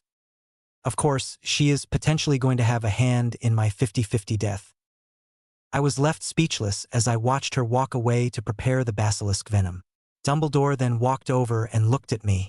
A sad smile was on his face. The twinkling in his eyes was different this time. It wasn't the joyous twinkle like before, more withdrawn and sorrowful. I mustered up what courage I could and gave him a brave smile. He nodded his head and drew his wand, then proceeded to back away out of my sight. Poppy then came back holding a vial with bubbling green liquid, obviously basilisk venom. Her grip on her wand was very tense, as she would use it to drop tiny droplets of venom onto my scar. She tried to hide how scared she was for me, but I detected a slight stutter in her sentence. "Are you ready, Harry?" Harry? She used my first name. I couldn't help but smile when Poppy called me Harry. Takes me potentially dying for you to call me by my first name, Poppy? I grinned at her before closing my eyes and traveling to my mindscape. Don't worry, Poppy. I will see you soon. I then delved into my mind and met up with Godric. This will hurt or not, you might die. Therefore my true heir might die instantly. I couldn't help but chuckle at how casual Godric was about me potentially dying. He then, in a more serious tone, like when he talked to Dumbledore about Horcruxes. Harry, whatever happens, know I will do my utmost best to protect you and rid you of that vile soul fragment. I also wanted to say how proud am I of you. You have shown such great courage, strength, and heart in spite of what you have had to face. I am honored that it is you who wields this sword. I couldn't help but cry as Godric pulled me into a hug, his red bushy beard scraping against my forehead. Harry, it's time. Get ready. He then let go of me. I then shut down my mind and handed the reins to my mind to Godric. I then felt excruciating pain as my forehead came into contact with basilisk venom. It was painful, and then all of a sudden I couldn't feel it anymore. I couldn't feel anything at all. I awoke in a completely bright white room. I sat up and noticed where I was lying. I was lying down on platform 9 3/4 in King's Cross Station in London. This is strange. Wait, am I dead? As if reading my mind, a voice spoke behind me. No, you are not. The dark and low voice scared the crap out of me. I jumped forward slightly. I then quickly scrambled to my feet and draw my wand, only to realize it was not there in my pocket. I then slowly turned around and came face to face with a dark hooded figure. He almost looked like a Dementor, except more human, and his face was not visible underneath his rippling dark gray hood.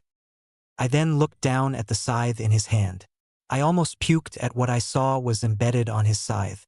It looked like a rotten and overly blood-veined baby was impaled on the scythe. The hooded figure, noticing my gaze, spoke up again. Ah, the soul fragment that was inside you. It seems to have belonged to a man named Tom Riddle. I gulped as I realized that thing was in me. So, is it dead? The hooded figure stared at me for a moment. Yes. The baby homunculus you see here is dead. Its dark essence has been expelled from your mind and soul. I then turned my eyes back to the dead homunculus. I then grimly braced myself and looked back at the hooded man. You are Death, aren't you? The hooded man let out a dark chuckle. I shivered slightly as his chuckling turned into mad laughter. Figured it out, have you? You are a clever one, and brave. I then stood staring at death itself on the stark white platforms of King's Cross Station. You are most interesting indeed, Harry Potter. You are the only one to come here and perhaps be allowed to leave, although I suppose it is fitting, for one who is a descendant of Ignatius. I am sorry, what? I am a descendant of who? Death again paused and looked at me for a long time. You do not know of the Peverils? I shook my head before Death continued on. I was aware that many stories of them have been passed on, Even now, have you never heard the tale of the three brothers?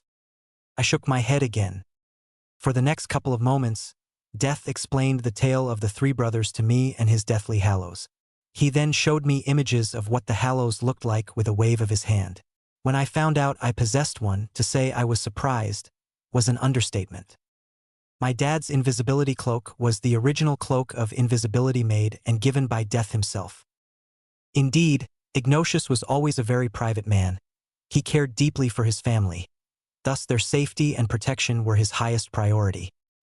He passed down his invisibility cloak to his children, and his children have continued to do this while closely guarding its secret. I then looked at the resurrection stone, but when I saw the elder wand, it seemed familiar. Before I could further think on it, Death snapped at me. Heed my warning, Harry Potter. Do not go after my hallows. Many men have lost their lives in search of the power that could be brought on by possessing my hallows. Those who only craved power while they lived never truly lived. They tried to control that power, but they were the ones who became controlled by that power instead. Remember what Ignatius valued Harry Potter. He was the smartest and wisest out of the three, despite being the youngest. I nodded at Death's warning. Death then snapped his fingers and a train appeared parked at the platform 9 3/4. Death then guided me onto the train. Before you leave, Harry Potter, I hope you realize you were not the only vessel that contained a soul fragment of Tom Riddle. The soul I received was but a portion of his. I paled at this revelation. So you're saying he made more than just one Horcrux? Death stoically stared at me before responding. Indeed, how many more I do not know. It will be up to you, Harry Potter, to find them and destroy them. The sudden burden placed on my shoulders couldn't be greater. The whistle for the train then blew, signaling it was about to leave the station. This train will take you back to the land of the living. Death paused for a moment. He seems to always do this while talking. It was interesting meeting you, Harry Potter. It is not your time yet. I look forward to meeting you again one day. After all, death comes for us all. Death chuckled at his own joke. For now, please send the rest of Tom Riddle's soul towards my domain. He has cheated death for far too long. With that, Death shut the train door and floated away. The train then started forward, going to I am not sure where. I remember a bright light encompassing me before closing my eyes. I then felt the wind pick up and then my world became dark again. Chapter 11. There is no going back. Dumbledore POV. What have I done? There was an explosion from Harry's forehead as a black misty smoke, which seems to be Voldemort's soul fragment, dissipated. Voldemort's Horcrux in Harry was successfully destroyed, but Harry's heart just stopped. Pomfrey quickly administered the Phoenix Tears, but nothing happened. I cast multiple enervates and other healing charms to try and revive Harry, but none work. I tried using legilimency to speak with Godric or communicate with Harry's mind, but I saw nothing, just emptiness. I sat down on the bed close to Harry's. Never in my life had I felt all my years of age. I let loose a tear as I looked at Harry's unmoving body. Poppy also had back away and undid his restraints with a wave of her wand and sat down in her chair. She also let loose a couple of tears. Fawkes tried to cheer us up by trilling a couple notes, but they didn't have any effect. Just when I was about leave to report Harry's death, Harry's eyes shot open and he sat up straight, chest heaving, gasping for breath. I rushed over immediately to help the boy. Harry POV. I opened my eyes and saw the hospital wing ceiling. I'm back. I am actually alive. I shot up immediately and looked around and saw a distraught Madame Pomfrey and the headmaster rushing towards me. I recognized the sound of a melodious trill by Fawkes. I looked and smiled at the Phoenix before turning to look at the headmaster. Then I noticed it. The Elder Wand was in his hand. I recalled how Death stated to be careful of the Hallows, however. It is something that I need discuss with Dumbledore later, perhaps in a more private setting. The last thing we need is everyone knowing Dumbledore has the Elder Wand and trying to slit his throat to gain the wand's power. Although they would very likely fail to get it from Dumbledore, that was beside the point.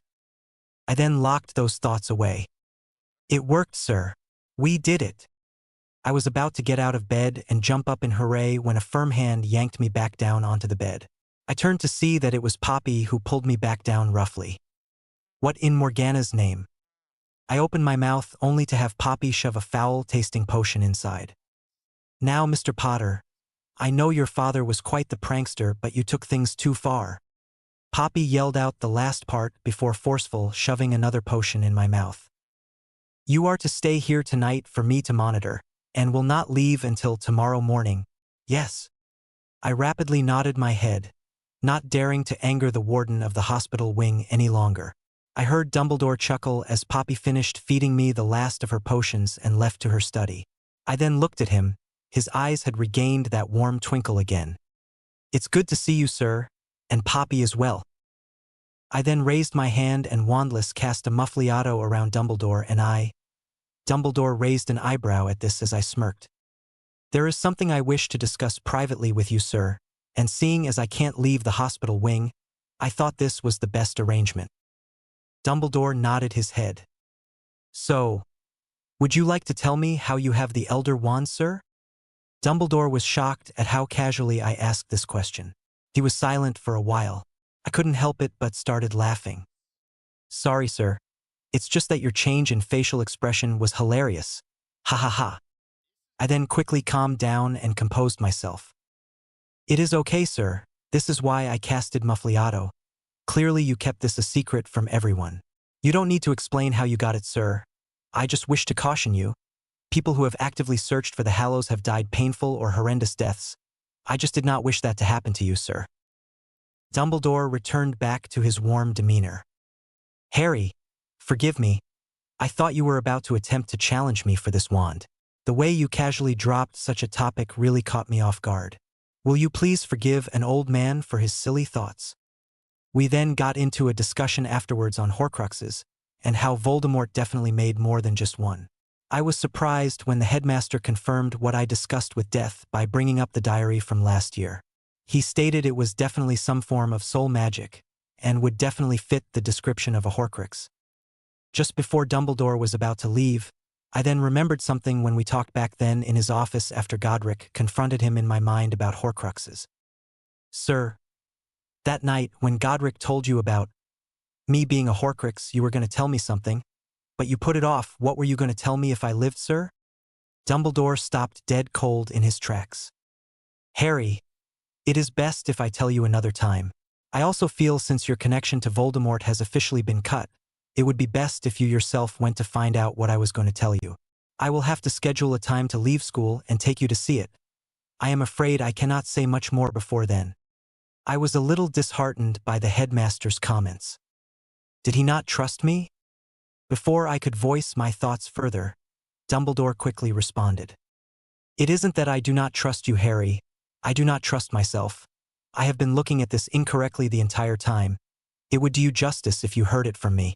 I may alter or change your outlook on it. It is best if you yourself saw it. Now I was scared. What could be something that Dumbledore was wrong about for his entire lifetime? I fervently shook my head, pulling myself out of my thoughts. Okay then, will you owl me then, sir, when it's time? Dumbledore then promised he would and left. After that, I laid back down onto my favorite hospital bed and fell asleep. Chapter 12, Back to School. Harry POV. After a long chat with Godric in my head, I was almost at the Gryffindor common room. As I walked back into the common room, it was still early in the morning. I noticed Ron and Hermione passed out on the couch. Gods, they must have waited all night for me to return. I walked towards them. Before waking them up, I quickly used my hands and cast Muffliato on the room. I then poked them both on the cheek. Harry James Potter, where have you been?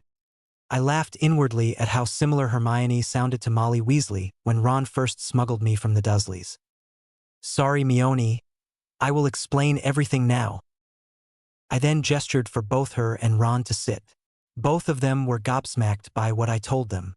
I told them everything, aside from the part where Daphne and Tracy found me in the girls' toilet and my conversation with Death. That conversation with Death was strictly to be discussed only between me and Dumbledore. I also wasn't sure if I was ready to tell Ron and Hermione of my new Slytherin friends, certainly not about my recent interest in Daphne. Yeah. Only took almost dying to realize how pointless it is to live without family and love. Love. Was it love though? Did I like Daphne enough to love her? Sure, she is beautiful, smart, and fiery. But will I love her? Will she love me back? I instantly shut these thoughts down as I heard a chuckle in my mind. I knew without a doubt it was Godric. I mean, who else could be in my head now that good ol' Voldy is gone? I then returned my attention to Hermione, who was bombarding me with questions about the chamber, to Dumbledore's phoenix, to Voldemort's previous soul fragment in my head. After what seemed to be almost an hour-long interrogation, Hermione finally let up on me. Ron then quickly cut in asking to go eat breakfast. The three of us then left the common room and went to the Great Hall to eat breakfast. As we were eating breakfast, I looked over at the Slytherin table and saw Daphne in a discussion with Tracy. Daphne, I should try and talk to her later. I was snapped out of my thoughts as Draco approached her. I couldn't explain the feeling I got at that moment. There was a tug in my gut, and it did not feel good at all. Draco then pompously ordered, "Greengrass, you will accompany me to Hogsmeade next weekend." Daphne turned her head around and stared up at him and gave a cold but short reply. "No." She then turned back around and resumed her conversation with Tracy without paying Draco any peace of mind. Draco became angry, his face flushed red.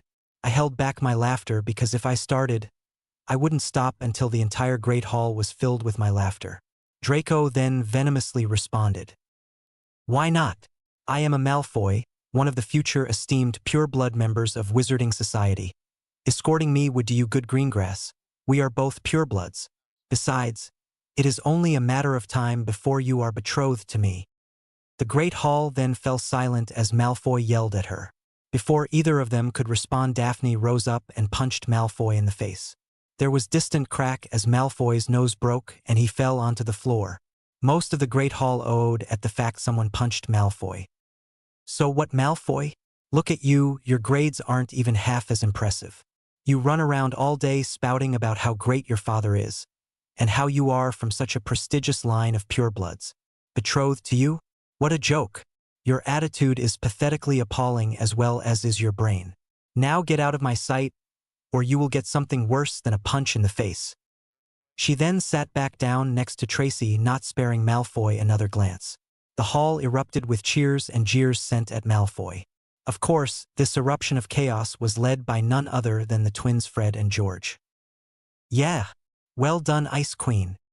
Both Weasley twins were madly clapping and cheering as Daphne put Malfoy in his place. I was about to join in before I noticed Malfoy drew his wand. Realizing what he was going to do, I instantly wandlessly banished the food and cutlery at the Slytherin table in front of Daphne. I gestured my hand underneath the table to banish the food. The food and cutlery got there just in time as Malfoy launched a bat bogey hex and a cutting curse. The food soaked the bat bogey hex and the plates stopped the cutting curse. Thank God Malfoy's cutting curse wasn't strong. If he had put more power, it would have sliced straight through the plate and hit Daphne. I then waved my hand again under the table and had the food and cutlery pummel towards Malfoy. Malfoy, shocked by this turn in events, had turned around and tried to run, but he still ended up being drenched in pumpkin juice, treacle tarts, puddings, and acid pops. The entire Great Hall erupted with laughter. The Prince of Slytherin was decorated with multiple of Hogwarts' finest desserts. Malfoy became even redder than before, not like anyone could tell with some treacle tart covering his cheeks. He raised his wand again to strike Daphne when he was disarmed quickly by Professor Lupin. The rest of the staff were promptly coming over as well. The teachers started dismissing students and asking them to leave the hall. After Draco got sent to the infirmary, Ron, Hermione, and I got up to leave when we were stopped by Snape. "Not so fast, Potter, Weasley, Granger." I inwardly groaned but kept my face calm and stoic. Ron couldn't seem to hold back his groan. "That will 10 points from Gryffindor for disrespect to a teacher." That shut Ron up. "Your wands," Snape ordered at that the three of us. "All right, Snape, I'll play along with your little game." I held my wand out slightly. "Why do you need our wands, SN Professor Snape?" Daphne and Tracy both stared at me. Although she didn't express it on her face, I could see the concern in her eyes. Snape didn't even blink and instantly responded. "Of course, to check who banished the food at Draco and prompt him to attack Greengrass." You were no doubt behind it. He then forcefully grabbed my wand from me and casted, no doubt, priori incantatem to see my last spell. Daphne was furious, but then calmed down after realizing that Snape couldn't find traces of a banishing spell on my wand. Snape then was livid and grabbed both Ron and Hermione's wand, waving his wand furiously to check their previously cast spells. Professor McGonagall then spoke up. Severus, I think that is enough. Mr. Potter and his friends clearly were not behind this. Mr. Malfoy clearly drew his wand first after he tried to pressure Miss Greengrass into going to Hogsmeade with him. Can you please hand them back their wands? Now. I glanced at some of the other professors. Flitwick smirked a little, Sprout maintained her cheery smile, Dumbledore had his usual twinkle in his eyes, and Professor Lupin looked like Christmas had come early. I could tell how hard Professor Lupin was trying not to laugh. I looked at Daphne and made eye contact with her. I could sense the smile that threatened her lips. Snape seethed. He forcefully shoved our wands back into our hands. He then, when handing my wand back to me, locked eyes with me. I knew instantly what he was trying to do and emptied my mind and slammed my occlumency shields in place. Snape never had a chance. Snape looked surprised as he failed to probe my mind. I inwardly smirked. I gave Daphne one last look before Ron, Hermione and I left and went back to our common room. Chapter 13, Defense Against the Dark Arts. Harry POV. I went back into the common room with Ron and Hermione. That was when it hit me. With my potential death out of the way in the first week of school, usually it was towards the end of school. This means I might have a chance for a regular year of school. Then I looked around the common room and saw somebody reading a copy of the Daily Prophet. Yeah, right, a psychotic killer is on the loose to get me to think this year was almost normal. I then walked up to my room, sat on my bed and shut the curtains. I crossed my legs and then proceeded to read through the books I got from Godric's vault. There were many interesting things, such as battle transfiguration and spell formations when casting to restrict your opponent's choices in movement. For the rest of this weekend, I spent most of the time devouring Godric's books of knowledge. Daphne POV. On the way back to the dungeons, Tracy kept up her nonsensical word vomit of how I dealt with the ferret. You were like, I ain't taking your shit, Malfoy. Then Wassum, you punched the lights out of him. By the way, which was brilliant. Then dash. Okay. Tracy, calm down. I didn't do anything the whole school wasn't thinking of. Tracy beamed at me with that statement as we entered the dorm. We then both got onto my bed and shut the curtains. We put off privacy spells and locks quickly. Tracy then began. Still, I don't understand one part. I mean, it was awesome as it turned Malfoy into a Hogwarts dessert, but it's just, who did cast those banishing charms?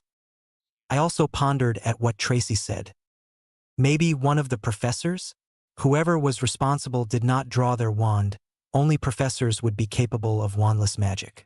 Whoever cast it had very good control. He or she managed to lift a lot of food and cutlery to block spells, then have it change directions and precisely hit Malfoy. Tracy, however, denied this quickly. No, they shouldn't have been close enough to react in time. Also, they seemed pretty content with letting things play out before Malfoy drew his wand and cast spells at you. I mean, Professor Lupin only disarmed him after he raised his wand again for the second time. He noted a hairpulling. However, this leads to a dead end then. Who could have wandlessly casted magic to protect me then embarrass Malfoy? I pondered for a few moments longer. Then the answer was clear. I laughed out loud at how clear the answer was. Stupid Daphne. How did I miss it? Tracy looked worriedly at me. You okay, Daph? I know punching the ferret is great and all, but you haven't gone crazy, right? I smiled at her statement and waved her off. No. I just figured out who banished the food. Tracy's eyes glinted with excitement. Who? I blushed slightly. It was Harry. Tracy's face then morphed into a confused look. Think about it, Tracy. Who else in the hall would try and protect me? Certainly none of the Slytherins. They were the closest ones to us. The only other people close enough are people watching from the Gryffindor table. Besides, Potter is quite magically powerful. You and I both witnessed him casting his full-body Patronus. It is not a stretch to think he could do wandless magic. And did you see how he was provoking Professor Snape? It had to be Dash. I stopped mid-sentence as I noticed Tracy's smirk. Well, geez, Daff, don't let me interrupt you. Continue on about your Prince Charming. My face then became rosy red. I grabbed my pillow and chucked it at a laughing Tracy. Harry POV. The week had gone pretty good so far. It was currently Thursday. I had my first dada today during the 4th period, and tomorrow at the 3rd period as well. I was excited to get to class. I didn't pay much attention to any of my classes last week as I had an axe over my head the entire time. I was excited as our teacher seemed good this year. Professor Lupin, after all, did cast a Patronus, so he was already good right off the bat and not some fraud like Lockhart. I remembered Fred and George telling me how happy they were. Finally, no Coral stuttering or Lockhart smiles in Dada. Although I still found it a bit strange why we missed Dada classes in the first week. Professor Lupin had been away on some business. I walked to class with Ron and Hermione. We just made it on time. I saw Daphne and Tracy seated near the front. I decided to sit at the row behind them. Ron looked like he wanted to say something, as he had a frown on his face but was cut off as the professor entered the room. Good morning, everyone. Today we will be reviewing some of the spells previously learned in your earlier years. It has come to my attention that many of you lack practical application with these spells, due to previous instructors. He coughed slightly after that and the entire class laughed. Before we tackle this year's course on dark creatures, I felt it would be prudent for you to have some practical experience first. The class then murmured with excitement. In a moment, I will be pairing you off to duel each other. The professor then waved his wand and sheets of paper flew of his desk.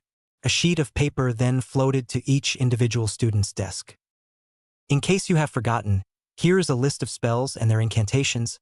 I will give you some to read through them. Then afterwards, please push your seats and desks to the edge of the classroom. The rest of the class will be a practical session. The class rumbled with discussions as students excitedly talked to one another. I quickly glanced over the sheet due to my occlumency training. I recalled the spells I previously learned quite easily. I looked in front and saw Daphne sitting there brimming with excitement. Seems she was done looking as well. I then got up and pushed my desk and seat to the wall. I turned around to find that Daphne had done the same. Professor Lupin then came over and smiled at the two of us. Well then, Mr. Potter, Miss Greengrass, you two will be paired for this session. The professor then led us away to a more open space in the classroom. He then left shortly as other students finished reading and pushing their desks to the edge. I then locked eyes when Daphne briefly before grinning and curtly bowing, as per dueling tradition. She smiled at this and did a small bow as well. We then pointed our wands at each other. Then, after a moment of holding each other at wand point and not casting, Daphne shot the first spell. Expelliarmus. She called out her spell as a jet of red light shot towards me. I easily sidestepped the spell. I smiled at her as the spell missed. However, she seemed to not take kindly to how easily I avoided her spell and my sheepish smile. Expelliarmus, rictus sempra, silencio, flipendo. She casted a string of 3 spells very quickly before following up with her 4th. I was surprised by the first 3 spells she casted. They came in a triangle formation, leaving very little room to dodge the spells. Damn! I underestimated her. I decisively decided to get hit with Silencio as I couldn't dodge within the gap in triangle formation quickly enough. Then on pure instinct, I wordlessly put up a Protego shield quickly after and blocked the Flipendo. Ping! The spell then went back towards Daphne. She was so shocked that she didn't dodge in time. In fact, she didn't attempt to dodge at all. She was struck cleanly by the spell and launched backward, falling onto the cold stone floor. I stared shocked for a moment as she landed onto the floor. I then quickly ran over towards her. I'm sorry, you okay? I quickly knelt down and offered her my hand. Daphne then grabbed my hand as I helped her up. Realizing she was just staring at me and not saying anything, she blushed slightly and shook her head. I'm okay. She then stopped shaking head and stared right at me. More importantly, how did you do it? You just casted a Protego shield. That is a spell in the 5th grade curriculum. You also did it non-verbally as you were hit by my Silencio. Professor Lupin, seeing what occurred in my duel with Daphne, weaved his way through other students that were doing and arrived next to us. He then smiled at both of us. He then looked towards me. Indeed, Mr. Potter, that nonverbal Protego spell was most impressive. You have been clearly reading ahead and learning spells. 20 points to Gryffindor. He then looked over at Daphne with the same warm smile. Also, another 10 points to Slytherin for an excellent precise string of spells, at a triangle formation no less. He then gestured for us to continue as he walked off the instruct and look at other students. I looked over as Professor Lupin approached Ron and Hermione, and saw Hermione whooping Ron onto his ass. I chuckled slightly. Then Daphne and I then resumed dueling a couple times before I started to teach her the shielding charm. We got along really well, and before I knew it, class had ended. To say I was disappointed was an understatement. Dad, this year was so fun. The fact that I got paired with Daphne was a bonus. I left the classroom slightly dejected. Class was over but was still excited at coming back again tomorrow at the third period. Chapter 14, More Than Just a Friend? Tracy POV. Oh, that lucky little bitch, ha ha ha. The moment I saw her push her desk to the side after Harry did, I knew they were going to be paired. Well played, Daph, well played. I watched them walk off with the professor to start them in their duel. Or should I say, lovers' quarrel. I inwardly laughed at my own joke and jibe. Although Daph was not showing it on her face, I knew she probably was squirming with delight on the inside. Oh, how lucky she was to get paired with Prince Charming while I got paired with the troll face. I looked at my dueling partner, Goyle, as he dim-wittingly stared at me like I was a steak on a plate. Disgusting. Our dueling session mainly consisted of me launching him on the floor over and over again. Eventually, I got bored and this time shot a more powerful flipendo, launching Goyle into the desks. I turned around only to find Daph on her bum as well. Then I saw Harry rush over and gush all over her, asking if she was okay. It was as if Daphne was a fragile piece of glass. And she says she doesn't know if he likes her. Yeah. Good one, Daph. I then returned my lackadaisical focus to Goyle, who came back. We then resumed our duel. Hermione POV. I looked over at Harry. He was dueling that Slytherin girl, Daphne Greengrass. I must admit, I was slightly worried when he got paired with someone in Slytherin, but it seems my worries were for naught. Harry easily dodged her first spell, then carefully absorbed one of the next 3 spells sent at him before shielding and deflecting the final one. It took me a while to realize he, in fact, had done it non-verbally. He did it so fast that I didn't realize. I then turned my attention back to Ron. Inspired by Harry's improvement in magic, I casted a string of spells at Ron. My Petrificus Totalis ended up catching him and he dropped to the floor with a thud. I turned around and saw Harry chuckled slightly as he just saw me bodybind Ron. Then the most peculiar thing occurred. He resumed his duel with Greengrass but then started to walk over and explain something. He must be teaching her the shielding charm. I looked at them in envy for a bit when I realized Harry's expression. He was happy. He seemed very calm and patiently explained to Greengrass how to do it. I wasn't able to properly focus for the rest of the class. My thoughts taken over by Harry's relationship with Greengrass. Does he like her? No, Harry isn't like that, but he clearly trusts her to act like that around her. I decided I needed to get to the bottom of this. I looked over at Ron after I bested him again. He lay on the floor like a starfish after I knocked him off his feet with a flipendo. Yeah, best if I talk with Harry alone about this. Ron wouldn't take kindly to Harry associating with Slytherins. He was already jealous of Harry's connection with Godric Gryffindor. Better keep this between Harry and me. Harry POV. A month had passed by. Breakfast this morning was fantastic as usual until it got interrupted today by the pompous ponce of Slytherin, Malfoy. Think you are so great, Scarhead? I know it was you who banished the food at me. I snorted as Draco opened up with this statement. Is he still holding on to this grudge after 1 month? I had to refrain from blurting out. Yeah, it was me. I wandlessly banished the food towards you and turned you into a Hogwarts dessert delicacy. I then looked at Draco. What makes you say that? He then promptly replied while stuffing his chest out. I know it was you, Professor Snape certainly thought so. If you ask me, he should have snapped your wand right there. I then glared hard at Draco and he faltered a bit under my temperamental gaze. Are you an idiot, Draco? Professor Snape checked my wand for banishing charms and they weren't cast. I then inwardly smirked as I thought of a good retort. Technically, it was no less than the truth, but he didn't need to know that, did he? Unless you think I am a really powerful wizard that did wandless magic to banish the food at you? Draco then stopped and mumbled something incomprehensible. He then flushed with embarrassment as he turned on his heel and walked off to the Slytherin table. After the little confrontation, Hermione and I said goodbye to Ron and left to arithmancy class for first period. Although Ron didn't really say goodbye as he was more interested in stuffing his face with food. The second we left the Great Hall, Hermione stopped all of a sudden. Harry, what's your relationship with Daphne Greengrass? Of all the things I thought she would say, I didn't think that would be one of them. Godric howled with laughter inside my head. I smacked my head slightly to shut him up. I nervously responded. We're, friends. I diverted my eyes away from Hermione as my shoes suddenly became really interesting. I stood in silence with Hermione for a long time. Harry, look at me. I raised my head to see Hermione smiling at me. It is okay. I don't mind you being friends with a Slytherin. I am not Ron, you know. I am just worried about you. You are one of my few real friends here at Hogwarts. I nodded my head in relief.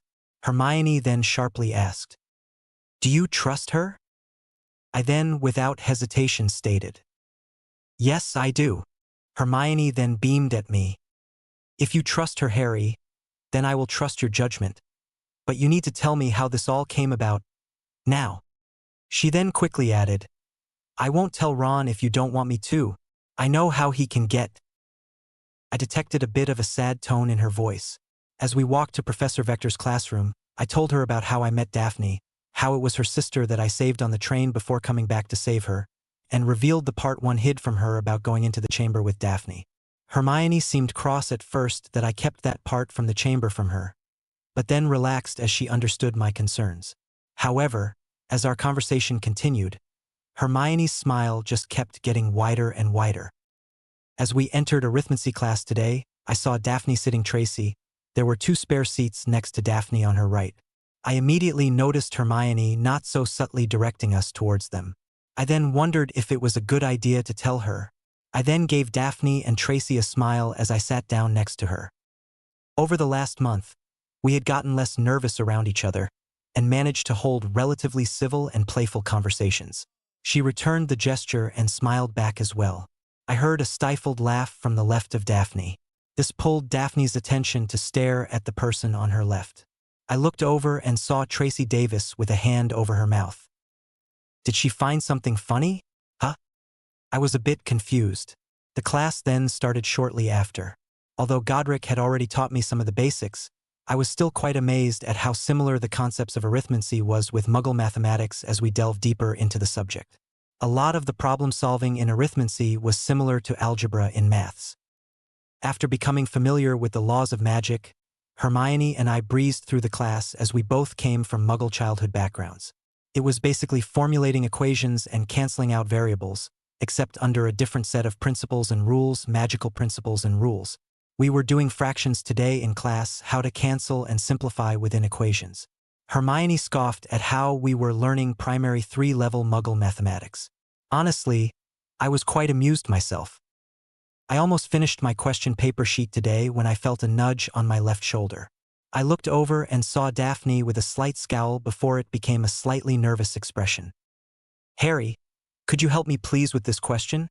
I don't quite understand. You seem to be doing well, so I was hoping dash. I cut her off with a slight chuckle and glanced at her paper. It's okay, Daphne, you almost got it. Here you just need to do this. I then began a simplified explanation of fractions and how to solve things algebraically. It took a while to explain and for Daphne to understand. However, once she did, she breezed through it as well and just managed to finish her question paper before the end of class as well. We then walked out of class together. I can't believe how simple the concept was. I am such an idiot, exclaimed Daphne. I smiled at her harsh self-critique. If you're an idiot, then what does that make people like Crabbe and Goyle? I playfully asked. She then smacked me on the shoulder and giggled. I still couldn't get used to it. It was just felt so nice. To see her smile, laugh, giggle. I couldn't help give a wide grin back at her giggling. We exchanged small jibes and continued our playful banter until the end of the corridor. When we got to the end of the corridor, Daphne abruptly stopped in front of me and became serious. "Hey Harry, are you busy tomorrow?" She then glanced away and then I realized, she is nervous. But why is she nervous? She continued, "I was wondering if you were not busy, you would like to go to Hogsmeade with me?" She slightly stuttered out the last part, but it didn't matter. I must have not heard her correctly. Did Daphne want to go to Hogsmeade with me? Alone? Wait, she didn't say. I then felt really bad, as I couldn't go to Hogsmeade. After storming out of the Dursleys, I couldn't get them to sign my blasted permission form. Although I was on good terms with McGonagall, she was still hard on stuff like this. "I'd love to go with you, Daphne, but..." She beamed at first when I said I would like to go with her, but then her eyebrows creased and a worried expression formed as I continued. "My Hogsmeade permission forms were not signed.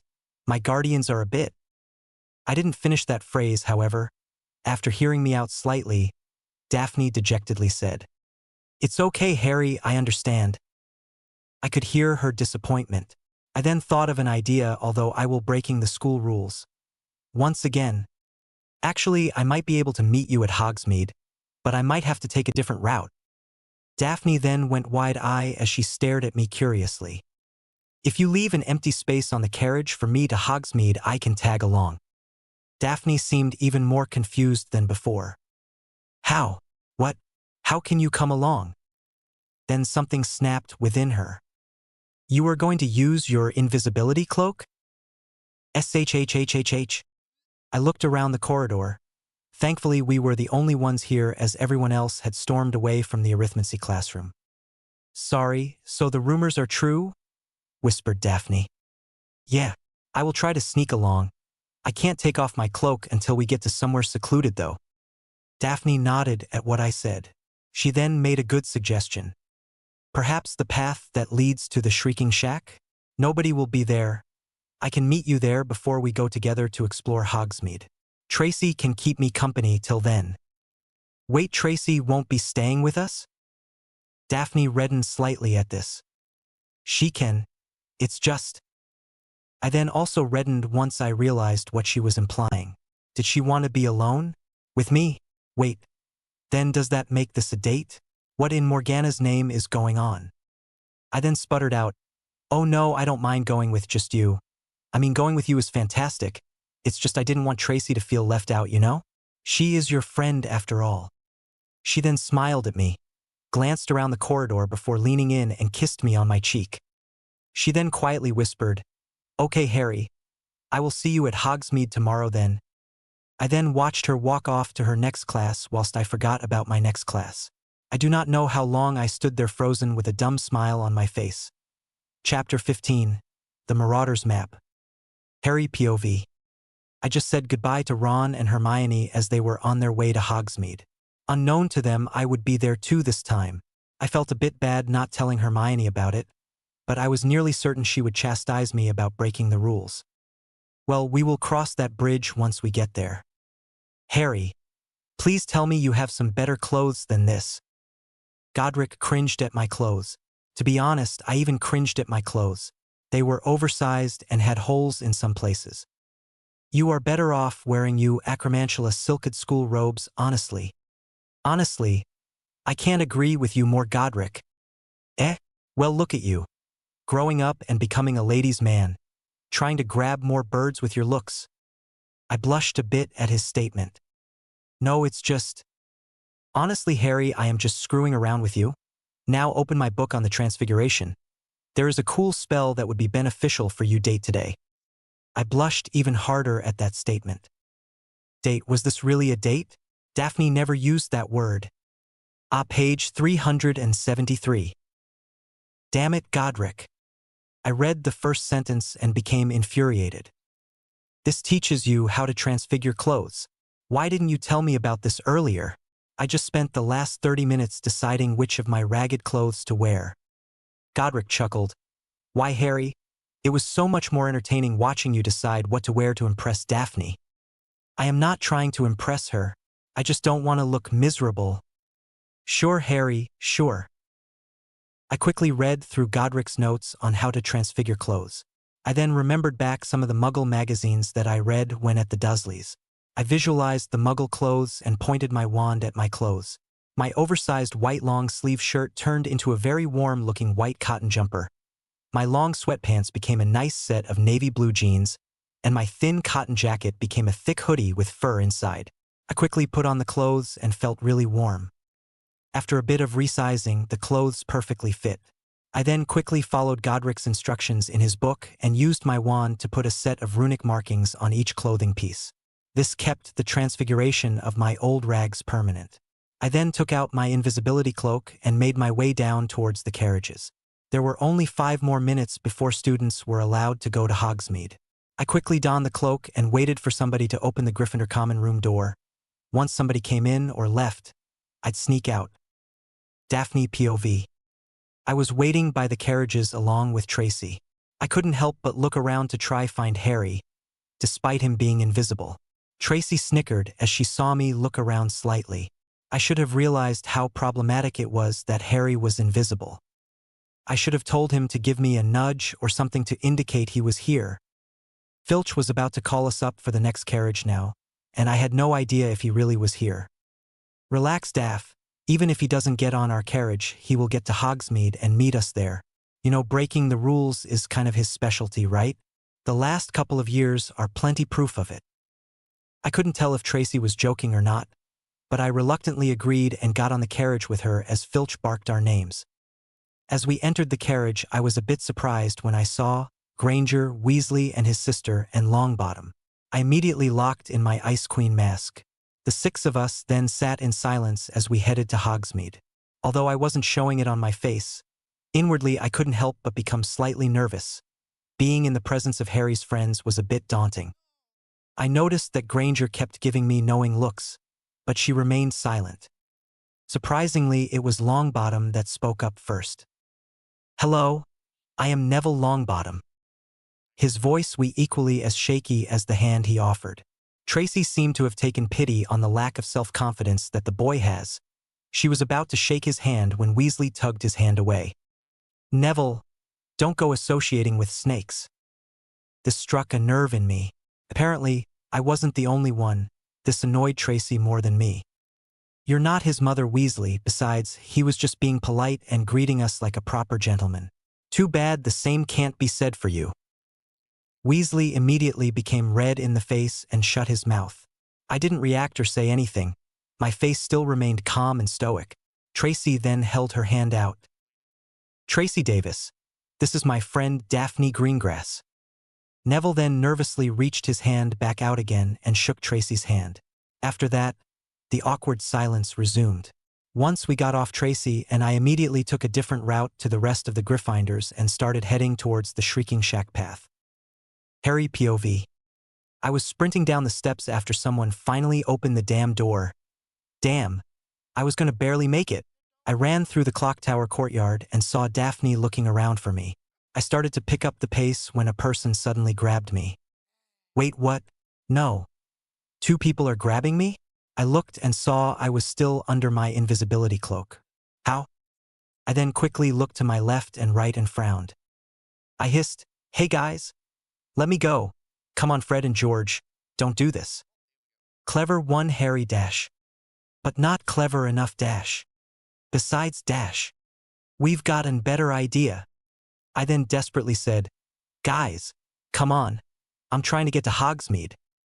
Both twins then responded at the same time. "We know." Fred then started off. "Don't worry, Dash. We'll get you there, Dash.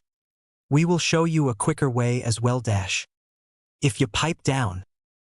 Fred then tilted his head and chuckled. Ah, bless him.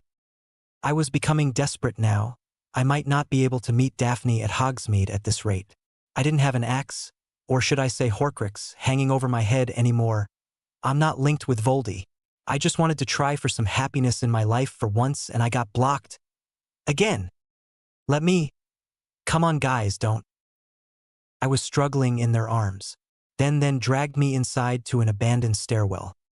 "Now, Harry, come and join the big boys," said the twins in unison before tearing off my invisibility cloak. "What are you doing?"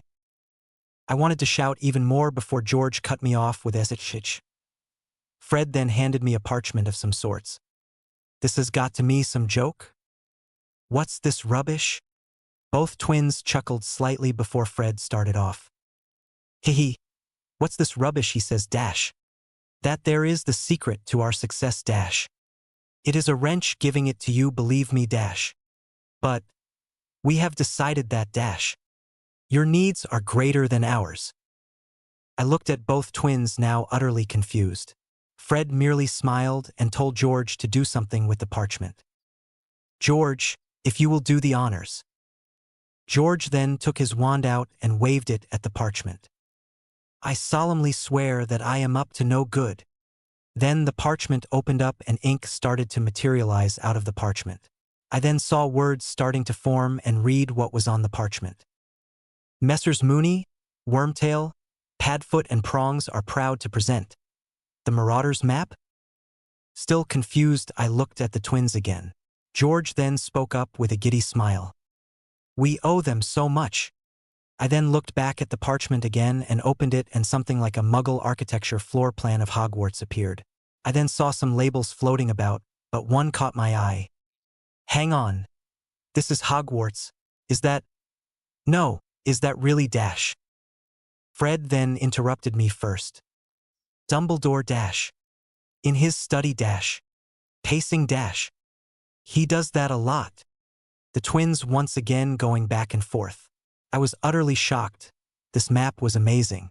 Godric seemed to even chime in and become interested in how someone has mapped Hogwarts. Coming out from my shock, I quickly thought of a question to ask the twins. "So you mean this map shows George then cut me off this time. "Everyone." I still couldn't believe it and repeated exactly what George said. "Everyone." The twins looked at me and grinned.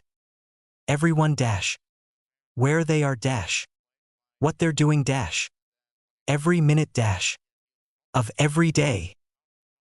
My smile grew bigger and bigger as the twins went on. "Brilliant. Where'd you get it?" Fred then rolled his eyes as if I said the stupidest thing in the world. "Nicked it from Filch's office, of course. First year." He then smirked. I couldn't help but laugh. George then started off once I settled down. "Now listen, Harry. There are several secret passageways out of the castle. We recommend this one, the One-Eyed Witch passageway It will lead you straight to Honeyduke's cellar Now you best hurry, Harry Filch is heading this way Oh, Harry, and don't forget, when you're done, just give the parchment a tap and say Then in unison, both twins said, "Mischief managed. Otherwise anyone can read it." The twins then created a diversion for me to put on my cloak and escape Filch as they distracted Filch. I then proceeded to quickly race towards the One-Eyed Witch secret passageway under my cloak. Merlin, I really need to repay the twins big time. Chapter 16, Hogsmeade Hurrah. Daphne POV. Tracy and I were waiting at the path that led to Shrieking Shack. We looked off into the distance at the supposed cursed place. It certainly gave off a cursed vibe. The shattered windows and the battered wooden frames of the house. Where is Harry? It has been almost 20 minutes since we got to the path. He wouldn't have stood me up, right? I was started to get worried when I heard the most insufferable voice ever. "I knew you wanted to come to Hogsmeade with me, Greengrass, although I can offer someplace better than the Shrieking Shack." I turned around, completely irritated, and saw the ferret with his two goons flanking him. Having absolutely no patience with Malfoy, I angrily responded. "Go away, Malfoy. I thought I had already made it perfectly clear that I don't want to be associated with you." Malfoy twitched slightly and curled his hand into a fist. He, however, calmly continued with his narcissistic speech. Now, Greengrass, you are here for a reason. It must have been because you understood who your betters are. Being betrothed to me is an honor after all." I wanted to puke at the thought of marrying Malfoy. I then spat at him. "No, now get lost, Malfoy." Malfoy then lost his composure and glared at me. Boys, I think it is time we teach Greengrass how to respect her superiors. He said it with a glint of perversion in his eyes. I felt disgusted at how Malfoy looked at me. Before I could even retort, Tracy cut in. Ha ha ha. Hope you don't mean yourself. Malfoy's perverted look became venomous as he glared hard at Tracy. Ugh, how dare you speak to me, you half-blooded dash. Wham! I would have laughed out loud if it weren't for our current position. Malfoy turned around to look who just threw a small tree branch at his face. Who is there? While he was distracted, I quickly reached into my coat pocket and took out my wand. I was about to hex the lot of them when Malfoy got struck by another tree branch in the face. His ate a mouthful of leaves from the branch. He then fell down on his butt and sprawled all over the floor. Tracy and I couldn't help but laugh at the unsightly position Malfoy was in. He scrambled to his feet whilst spitting the leaves out and shoved Crabbe. Don't stand there. Do something. Crabbe and Goyle both looked at each, completely bewildered. He actually expected those two dunderheads to do something? Then Goyle's beanie was somehow pulled down in front eyes, and at almost the same time, Crabbe's pants were pulled down to his ankles. Tracy hollered with laughter. Malfoy paled as he looked around trying to find who was doing this to them. Crabbe then let loose a girly scream that rivaled Tori's as he was launched forward onto the floor.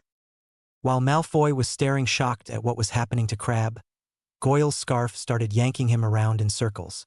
Then all of a sudden, as if someone invisible let go of the scarf and Goyle was launched onto his butt as well.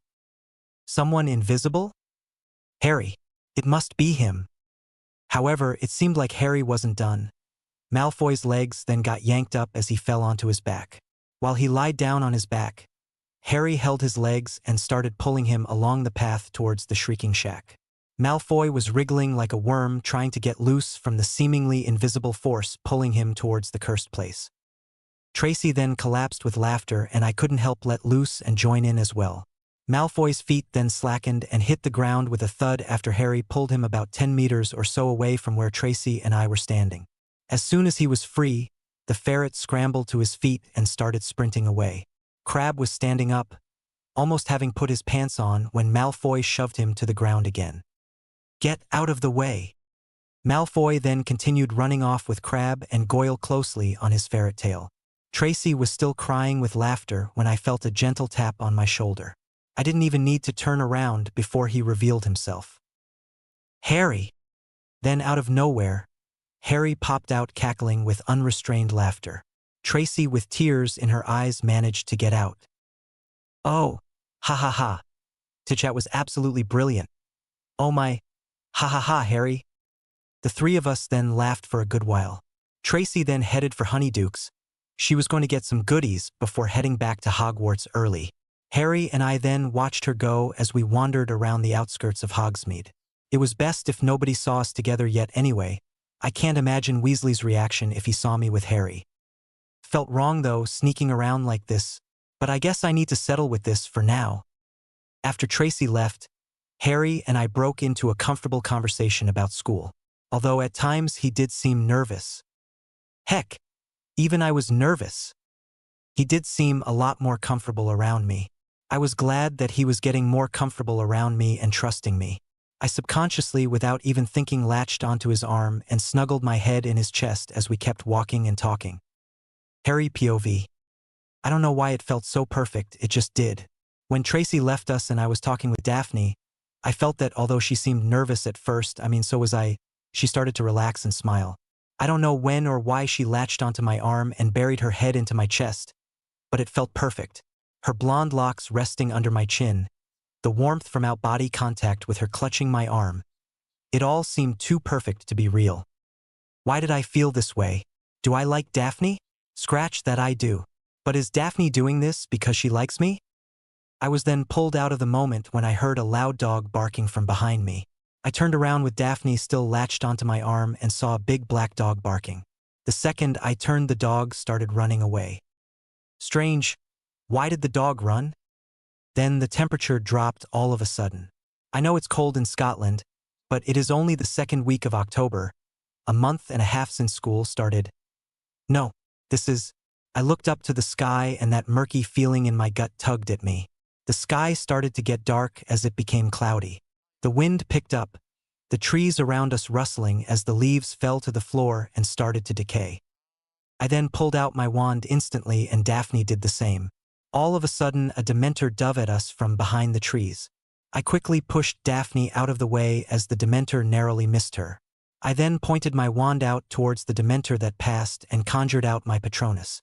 My silvery bright stag then bolted into a sprint and blasted the Dementor away from Daphne and I.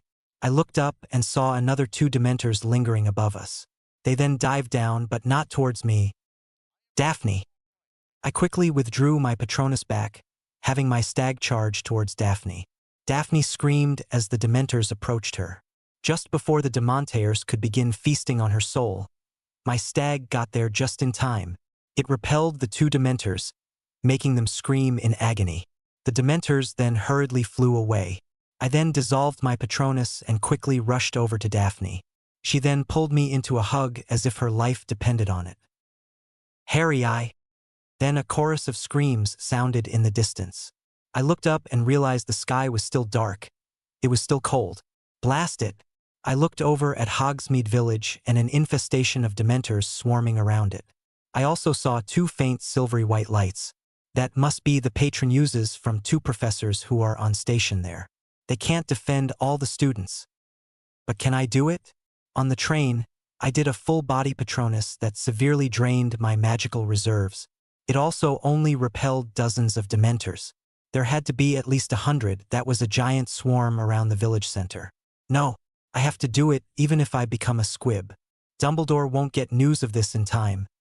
Somebody might die before he gets here. I looked at Daphne, and she bravely gave me a nod, despite having been drenched in tears. I then let go of Daphne and stood up and walked forward slightly before pointing my wand at the village.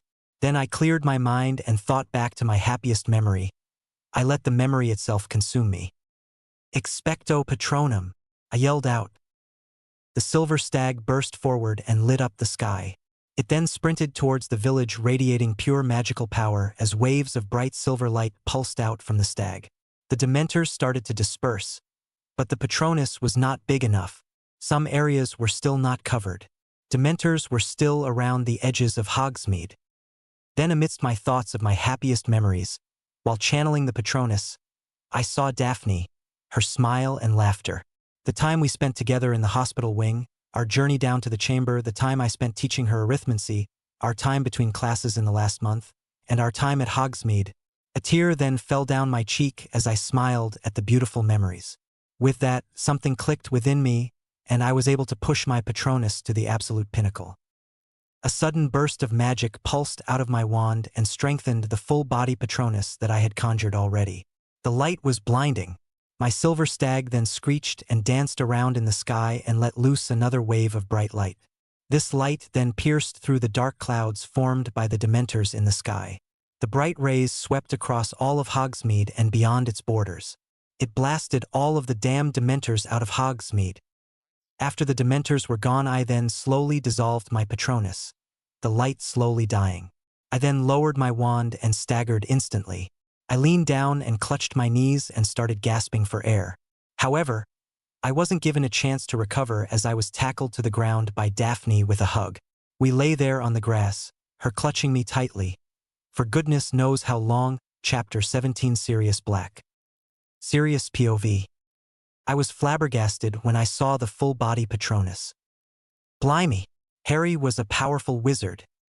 Prongs, the silver Patronus stag, danced around the sky as its bright rays swept across all of Hogsmeade and beyond. I thought back to a couple moments ago when I was just wandering around the outskirts of Hogsmeade in my animagus form. I had found a tiny ridge by one of the streams near Hogsmeade as a place for me to sleep. I was treading carefully, hiding in the shadows of the trees when I saw Harry. Only he wasn't alone. The dog. He got himself a bird latched on his arm. I almost let loose a bark of excitement at seeing him with another girl. I was getting teary at seeing him so happy. I saw him once over the summer when he was at the wretched Dursleys. Although they didn't hit him, if they did, nothing would have stopped me from gruesomely murdering all of them. They clearly showed him no love that summer I visited. He was ignored and left to himself. Luckily, it seemed Harry wasn't too affected by this. Instead, I saw him practicing wandless magic. However, I was still a bit worried. It wasn't if he could handle it or not, it was the isolation and loneliness. I knew firsthand what it was like, being locked up in Azkaban for 12 years. I then shook my head out of these thoughts as the Patronus died down. I then saw Harry tackled to the ground by his blonde bird. I smiled at this and slowly walked away.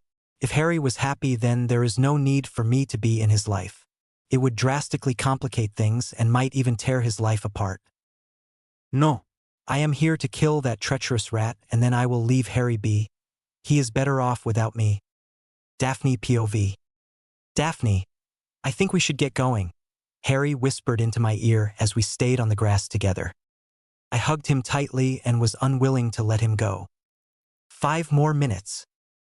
He chuckled as I said those words. You've been saying that for the last half an hour, Daphne. I then reluctantly let go of his torso and sat up. He stood up and helped me up as well. When he pulled me up, he pulled me towards him as well. We ended up standing facing each other closely. I could feel his breath on my forehead. I looked up at him slightly. He was slightly taller than me. I knew he grew up over the summer and was eating better as he seemed less thin, but he actually was taller than me now. I smiled as I stared into his beautiful emerald eyes. He then slowly tilted his head slightly and we both leaned in at the same time. Then I couldn't explain what happened next. It was the most wondrous, beautiful and perfect feeling ever as we kissed. Started off slow, but then I couldn't get enough. I threw my arms around his neck and pulled him in to deepen the kiss even more. I felt his arms wrap around my waist to pull me towards him as well. Our kiss then became a frenzy as our tongues violently fought for dominance with each other. After a while, we both separated from the kiss. I rested my forehead against his as we both gasped for breath. I could feel his hot breath on my skin after our kiss. I smiled at him before leaning my head down and burying it in his shoulder. Then, without any words, we separated, but not entirely. I had a firm grasp on his hand. He then stared at me with an uncontrollable wide-splitting smile as we walked hand in hand back towards Hogsmeade. I felt like I was on cloud 9. I was still on an adrenaline high from the kiss that I just shared with Harry. I honestly can't say that I don't want to kiss him again. Ugh, Tracy is going to make a mockery out of me.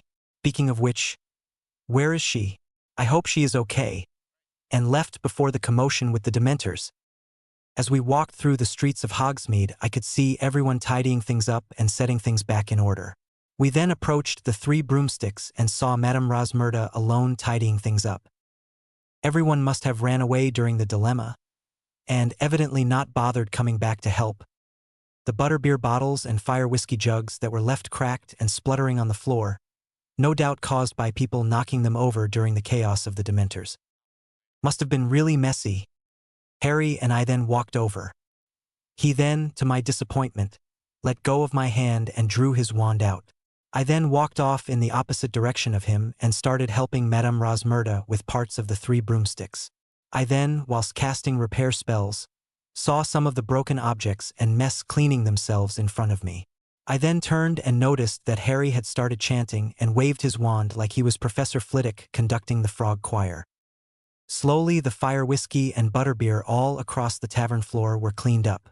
The tables started to fix themselves and the shattered bottle and jugs that held fire whiskey started to form back together piece by piece. I watched in wonder at the beautiful magic Harry displayed as he restored the 3 broomsticks. Madame Rosmerta let out a gasp at how quickly Harry was fixing her tavern. After everything was fixed, Harry turned and gave me a smile. I then walked over and gave him a quick kiss on the cheek. He then blushed and looked at me. What was that for? I then leaned in and whispered in his ear, for being thoughtful and a great person. I evidently didn't realize how loud I whispered as I heard someone giggling slightly. Harry and I both turned to see Madame Rosmerta. She then stopped and gave us both warm smiles. She then approached us. You must be Mr. Potter? Thank you for helping me fix my tavern. Minerva has told me a lot about you. I can see now that she wasn't exaggerating. In fact, she was being way too modest of you. I watched Harry blush like a tomato at the praise from Madame Rosmerta. Harry then scratched his head, trying to play off the praise. Oh no, it was nothing.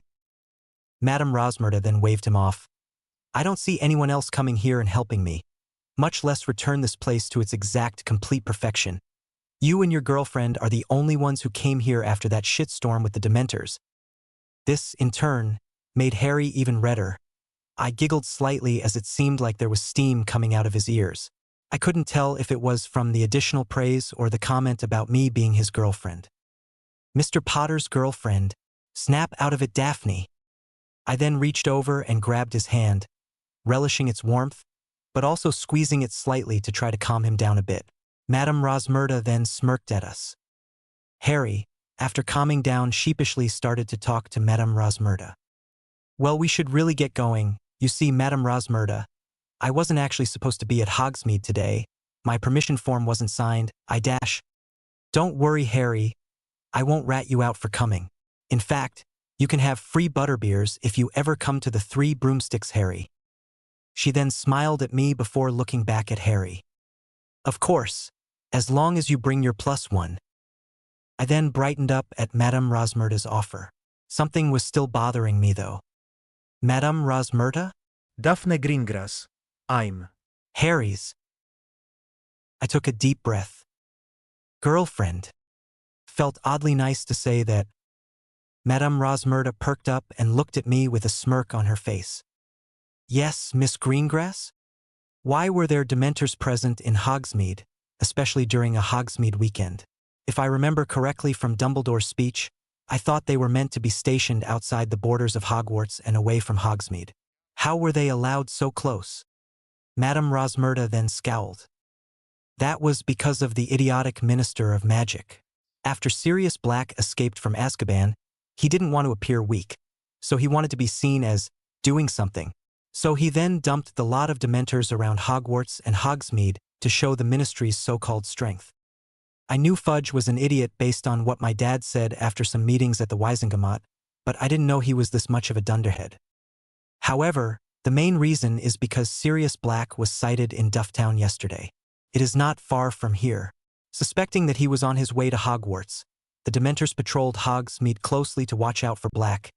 Evidently, they lost control and came after the people in Hogsmeade instead. Chapter 18, but she's a snake. Hermione POV. The second I saw Harry and Daphne, I felt cold sweat starting to drip down my forehead. It wasn't because I was not happy to see them. In fact, I thought it was really cute, the two of them together. No, it was because of who I am next to. Ron and Ginny were with me. We had taken shelter at Honeyduke's during the Dementor commotion. At the time, I honestly thought we were screwed. The only people I knew that could do a full-body Patronus, Dumbledore and Harry, were both at the blasted castle. Then when I saw the familiar silver stag in the darkened skies above Hogsmeade, the one I saw on the Hogwarts Express, I let out a sigh of relief, although I was a bit annoyed that Harry had once again ignored the rules and decorum. But this time, I could honestly say, it was for the best. If he had not been here. Then at the worst moment possible, Ron turned around and saw Harry. Oi! Hermione, is that Harry? He then became alarmed as he recognized the girl holding his hand and smiling and laughing with him. Isn't that? What's he doing with that snake? I bit my lip. I didn't know what to do. Oh no, why did Ginny turn around as well now? Ginny then turned around as well at the mention of Harry. She then flushed red and her eyes blazed. Hermione, go get Harry here, now before I hex that bitch. Laughing probably wouldn't be appropriate now. Although I hate to admit it, Daphne was as smart as me in most subjects. It was often the two of us that fought for top grades. Although my average was higher throughout the year, by final exams and tests she would score really well. She was also a decently good dueler. I saw her over the last month in Dada dueling Harry. Although she never beat him, as he somehow effortlessly countered all her spells or dodged them. Her string of spells, precision and casting speed was incredible. At Ginny's angry command, Ron also looked over at me and motioned for me to go over to get him. Caught between a rock and a hard place, I sprinted and ran towards Harry and Daphne. Harry POV. As Daphne and I turned around, I saw Hermione sprinting towards us with an incredibly worried expression. At first, I thought it was because of the Dementor's chaos from before. Then I looked past her and saw a fuming Ron and a scarlet-red Ginny standing at Honeyduke's. Oh, fuck. Merlin have mercy on my soul. It already has shared a spot with good ol' Voldy. Hermione then ran in front of us, slightly out of breath. She was crying slightly. Harry, I didn't see you until Ron told me. I'm sorry. If I knew, I would have dash. It's okay, Hermione. I then looked over at Ron and Ginny. My grip on Daphne's hand tightened slightly. I sighed, then turned to Daphne. Sorry, Daphne. Do you think we can go over and sort this out? Daphne gave me a warm smile. They are your friends, Harry. You don't need to ask me to go to your friends. You better brace yourself. Ron can be a bit. She then held my hand tighter and moved slightly closer to me and whispered in my ear. It's okay. I understand. It was kind of my fault as well. I was just so happy after. You know? I then locked eyes with her and stared into those blue sapphire orbs for a while before turning back to Hermione. She had a stupid smile on her face as well. All right, Hermione, let's go over. Hermione, Daphne, and I then walked over to Ron and Ginny. Unsurprisingly, it was Ron who yelled at Daphne first. What are you doing here? Get away from Harry. I quickly stood in front of Daphne, putting an arm in front of her before speaking calmly. Ron, she's with me. Ginny then glared daggers at Daphne. Her eyes lasered in on her skull. Why are you with this Slytherin slut, Harry? I felt heat build up around my body. I then focused on my occlumency and quelled the anger down slightly. I glared hard at Ginny and spoke in a dangerously calm voice. Don't you dare talk like that to Daphne, Ginny. Ginny faltered and stepped back slightly. Oi, don't talk to my sister like that. She's right anyway. She's a snake after all, dash. I then lost it. I couldn't suppress my emotions because of the sheer idiocy of this conversation, and shot back. Well then, both of you shouldn't talk to my girlfriend like that. Ron and Ginny became crimson red and surprised. Ron then stuttered out, You're dating a SNA dash. Don't you finish that sentence, Ron. Why does it matter to you so much if I am dating someone in Slytherin? You don't even know Daphne and you are judging her already. Not everyone in Slytherin is like that, Git Malfoy. Ron then was at a loss of words. Ginny the yelled out, But she is using you, Harry. She's dash. I cut her off just like I did with Ron. No, she is not. You would see that if you dropped your prejudice. Honestly, the two of you are no better than Malfoy and his bigoted views. Ron then snapped out of his embarrassment at being compared to Malfoy. What? I am nothing like that, dash. He didn't finish his sentence. From behind us, I heard screams as someone from the crowd yell out, Dementor! Dementor! On instinct, I wandlessly summoned my wand to my hand from my jeans pocket, turned around and shot out my silver stag from my wand. My stag barely formed, as I was still a bit drained from doing the full-body Patronus. However, it would be good enough to shield us from the incoming Dementors. Only, there weren't any Dementors. I instead saw Malfoy, Crabbe and Goyle with their black hoodies over their heads in a look of surprise. They quickly paled as they saw my Patronus and ran away. I then dissolved my Patronus on the false alarm. However, once the light died down, a bunch of people started to gather around us now. A random person in the crowd shouted, Did you see the stag? He is the one who cast that full-body Patronus. Another person then spoke up. Merlin's beard. He's only a student as well. I was already uncomfortable with the crowd. Then, unfortunately, somebody spotted my scar as well. Blimey, it's Harry Potter. Then the whisperings turned into an uproar as people approached us. Thankfully, at that moment, Professor McGonagall and Lupin came to my rescue. McGonagall then started talking in her signature no-nonsense voice. Now there will be other opportunities to talk with Mr. Potter. If you will excuse us, the headmaster needs to see him now. McGonagall then turned to Daphne with a tiny smile on her lips. She can't possibly know. Miss Greengrass, will you accompany us as well? A few of the students' families have just flooded over and demanded to see their children. Your parents are among those few. She then noticed the tension between Ron and I and bit her lip. Professor Lupin seemed to also notice and then spoke up. Mr. and Miss Weasley, I suspect your parents will be arriving as soon as they can as well. I will come escort you back to the castle once I have dropped off Harry. Professor Lupin then turned and gave me a barely noticeable wink. Both professors started to clear the crowd and take Daphne and I back towards the carriages. I turned around to see an angry and most likely jealous Ron. Ginny looked furious as well. Hermione, though, gave me a reassuring smile as I left. Chapter 19.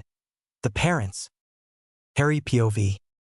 Once we got off the carriages, Daphne went with McGonagall towards the Great Hall to meet her parents whilst Lupin took me to the gargoyle before leaving me. Man, I have been here a lot this year. Fawkes melodiously trilled. I smiled as the phoenix flew over to me.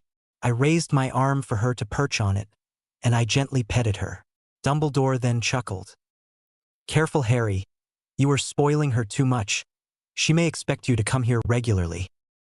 I then looked up from Fawkes and saw Dumbledore's customary twinkling eyes.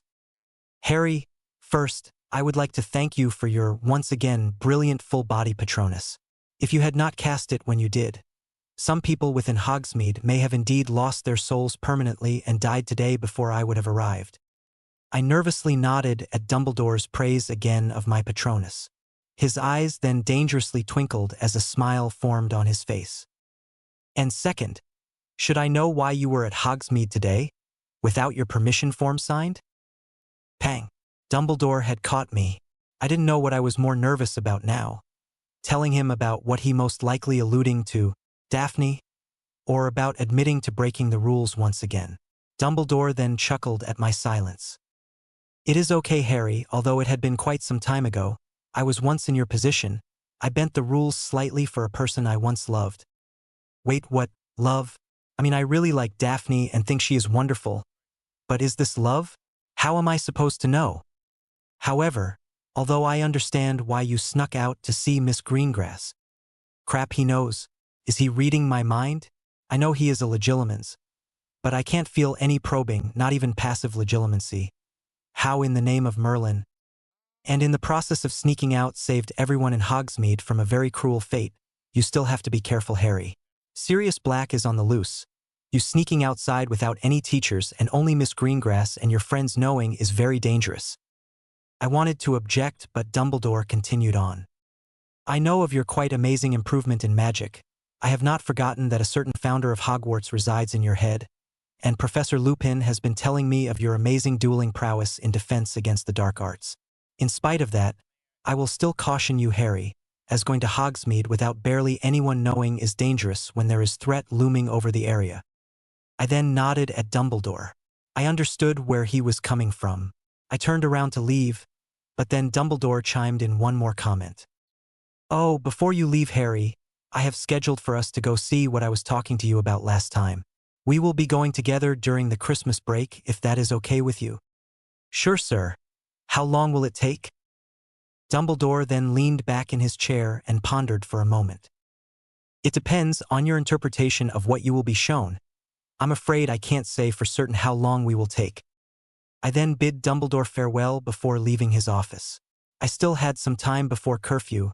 I then remembered the row I got into with Ron. It was going to be really awkward in the dormitories. Godric then spoke up in my head. Why don't you go to the hospital wing? Pomfrey will most likely let you stay. It is quiet there. Agreeing with his seemingly reasonable suggestion, I then pulled out the Marauder's map in my back pocket. I then summoned my wand to my hand and tapped the map gently. I then searched for the quickest route to the hospital wing. I then saw a secret passageway from a nearby portrait that led to just outside the hospital wing. I quickly whispered, "Mischief managed." I then shoved the map back into my back pocket of my jeans and started running off to the hospital wing. Daphne POV.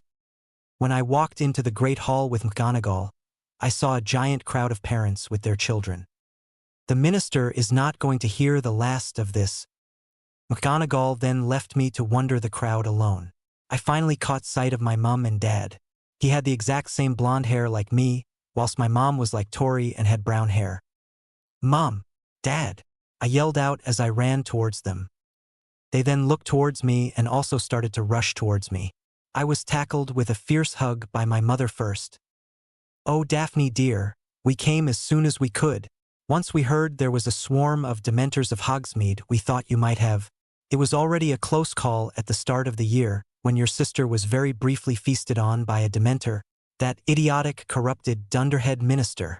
If I ever get my hands on him, I dash. Mom, I am okay. You're crushing me. She then quickly let go and stared at me. I gave her a reassuring smile before also giving one to Dad. Before Dad got a chance to talk, I was tackled by Tori, who came out of nowhere, in another fierce hug. She wouldn't let go as her head was tucked right underneath my breasts and arms wrapped around my waist. My mum then asked, "Who was it that saved all of you, Daphne?" Rumor has it was a student in Hogwarts that conjured up a full-body Patronus, and that they are below 5th grade. Before I could respond, Tori yelled out loudly at her. "It must be Harry Potter. Remember, Mum, when I told you it was he who casted the one on the train?" My mother then skeptically looked at Tori. "Now, Astoria, I don't think dash." Without thinking, I then cut my mum off. "No, it's true, Mum. I watched Harry conjure his silver stag Patronus that blasted away the swarm of Dementors over Hogsmeade." My mother then smirked slightly and raised an eyebrow. "Oh no, whenever Mum gets like this, something bad is going to happen." "Really? Then you wouldn't mind if I meet Harry then, Daphne?" I squirmed slightly under her words. Fuck. It seemed that Dad noticed as well. My dad then spoke up quickly after picking up on what Mum was alluding to. "Indeed, you make an excellent point, Roxanne. I would also be interested in meeting Harry." My dad, however, was even less subtle than my mum, noticeably emphasizing Harry's name. Oh God, what did I do? I just got so used to using his first name. I then noticed McGonagall, who was hurriedly leading 2 parents away from the hall. Then I recognized them. Those were Tracy's mum and dad. Mum, Dad. Those are Tracy's parents. I think they might be going to the hospital wing. Both Mum and Dad caught onto my gaze. They both agreed, and the 3 of us with Tori in tow followed after them to the hospital wing. Harry POV. These secret passageways are amazing. It barely took any time to reach the hospital wing from Dumbledore's office. I then pushed open the hospital wing doors. Papi, I then became shocked as I saw Tracy lying on my usual bed in the corner. The rest of the hospital wing was empty aside from Tracy. I quickly shut the hospital wing doors and raced over next to her. "Tracy!" I exclaimed.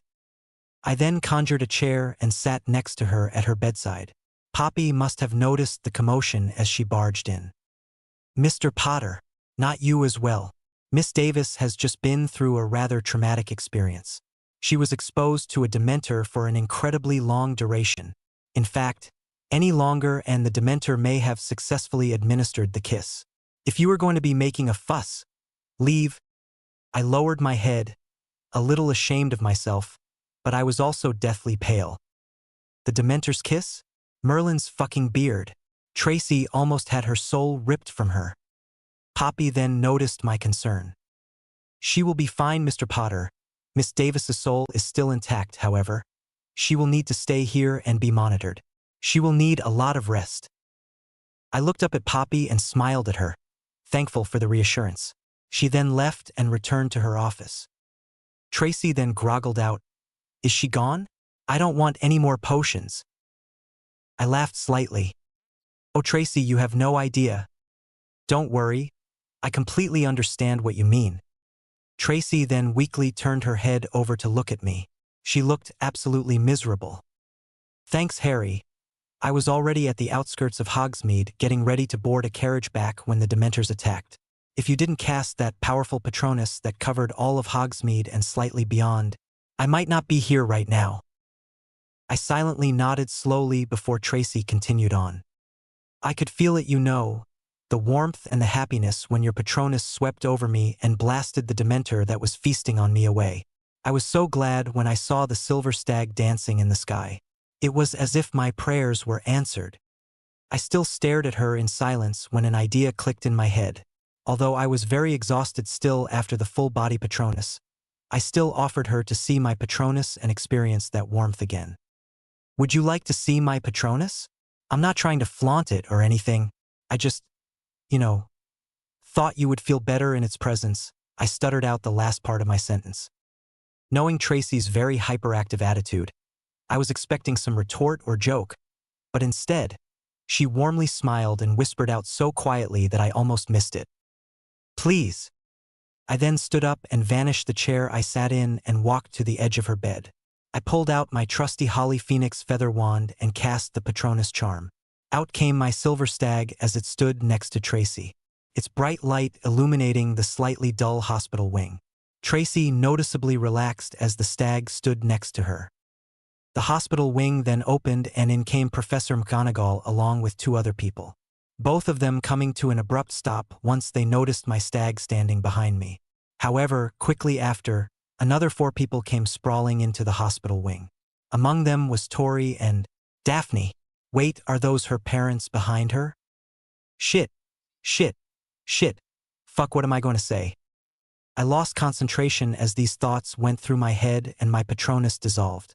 Before McGonagall or any of the adults could respond, Astoria hollered out. I told you so, Mum.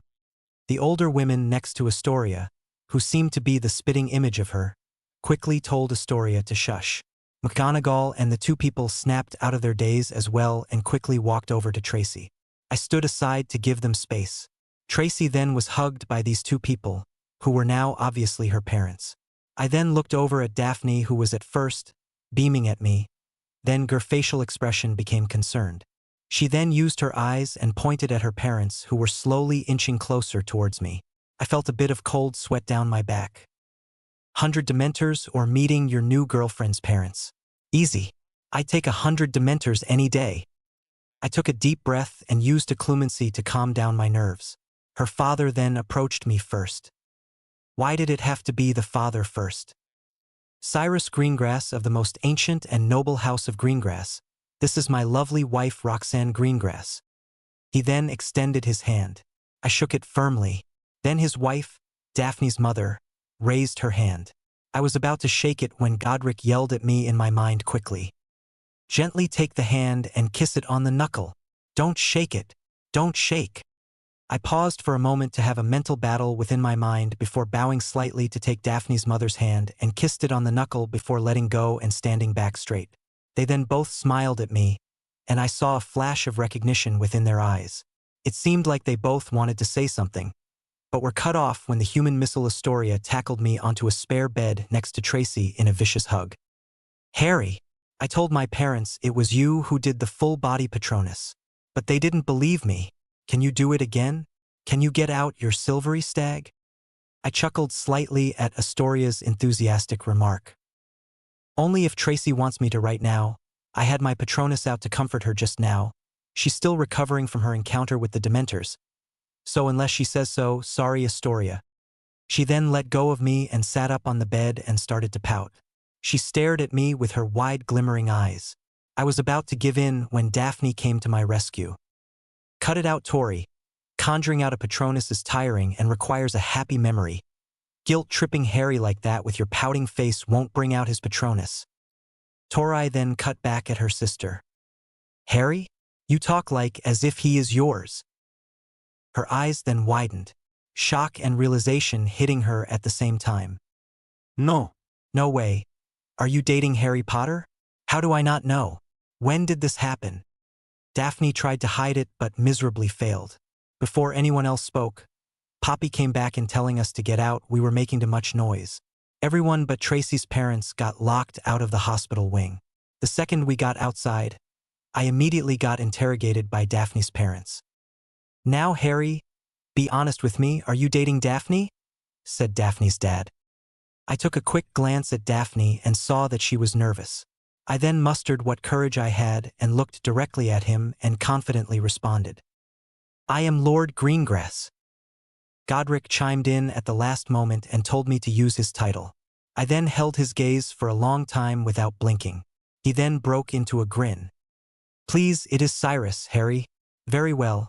You have my blessing to date Daphne, as she seems to be clearly taken with you. I then blushed slightly at his statement. However, if you do anything underhanded or harm Daphne in any way, you will know pain more brutal than the cruciatus. Am I understood? Dad, Daphne yelled. I paled and nodded my head instantly. Daphne's mum then approached me. Likewise, my daughters are very important to me, Harry. We are putting a lot of trust in you. Yes, Lady Greengrass, I immediately said without hesitation. She then smiled and waved me off. Like Cyrus, please, call me Roxanne. I nodded and I talked with Cyrus and Roxanne a bit more after that. Astoria chipping in from time to time, but Daphne remained silent unless spoken to. Once Tracy's parents came out and unlocked the hospital wing doors, I said farewell to Daphne's parents and walked back inside the hospital wing to check on Tracy. Daphne followed me as well back inside. We then walked over and saw a sleeping Tracy. It was oddly strange to see her so peaceful, as she is usual super energetic. I then moved away and laid down on the bed next to Tracy's without telling Poppy I would be staying overnight. Chapter 20. The Room of Requirement. Harry POV. I woke up in the familiar hospital wing, except there was something different about it. There were a few gold lines that blocked my view of the hospital wing ceiling. I then realized it wasn't gold lines, it was hair. I noticed that I felt really warm. I glanced down and saw Daphne's head on my shoulder with her body pressed into my side. The rest of her blonde hair was sprawled out across my chest as she had her arms wrapped around me. She was sleeping so peacefully. I then remembered we were in the hospital wing. I didn't want to rehash at Hogsmeade when Ron saw us together and made a big deal about it. Becoming aware that anyone could walk in and see us, I tried to get out from under her. Daphne, subconsciously noticing me trying to slip away, tightened her grip on me. I moved the few strands of her hair that were on my face out of the way. I then whispered in her ear, "Daphne, wake up, it's morning already. Time to get up." Daphne shifted her head slightly and just snuggled it even furthermore into my chest. "But I don't want to." Then someone next to us laughed out loud and caused Daphne's eyes to snap straight open. "I knew you wanted to be in bed with him this soon, Daph. But my. This was a lot faster than expected." I looked over and saw Tracy sitting up on her bed, trying not laugh hysterically. I blushed tomato red at Tracy's statement. Daphne, however, was even redder than me. She then promptly let go of me and got off the bed. "Tracy!" she screamed. After being teased and constantly barraged by snide sexual comments by Tracy, I said bye to Daphne as the two of us left Tracy in the hospital wing. I then headed off back to Gryffindor Tower. After I got back into the Gryffindor common room, I was greeted by a crowd of people. Great, just the thing I wanted to deal with on a Sunday morning. Whispers started to break out as I entered the room. Some looked at me with excitement, while some were unsure and had their eyebrows curled up. I strode past them. I was about to enter the boys' dormitory section when Ron spoke up from the crowd. "Finished showing off your fame, Harry? Didn't know it would take you all night." I bit down on my lip hard, my occlumency straining as I tried hard to keep my mouth shut. After regaining some control over my emotions, I turned around to face Ron. "No, Ron. I was in the hospital wing dash." Ron then cut me off and maniacally laughed. "Yeah, right, Harry. I heard what everyone was saying around Hogsmeade when you left. They were going to commemorate that day you fended off the hundreds of Dementors. Stop acting." Then I lost it and venomously spat out at Ron. "No, Ron. I was in the goddamn hospital wing. Want to know why? Because I was fucking magically exhausted and tired after casting that full body Patronus and didn't want to be put up with your half-assed shit. I went to the hospital wing to also check up on someone who was affected by the Dementors and almost got their soul ripped out of them.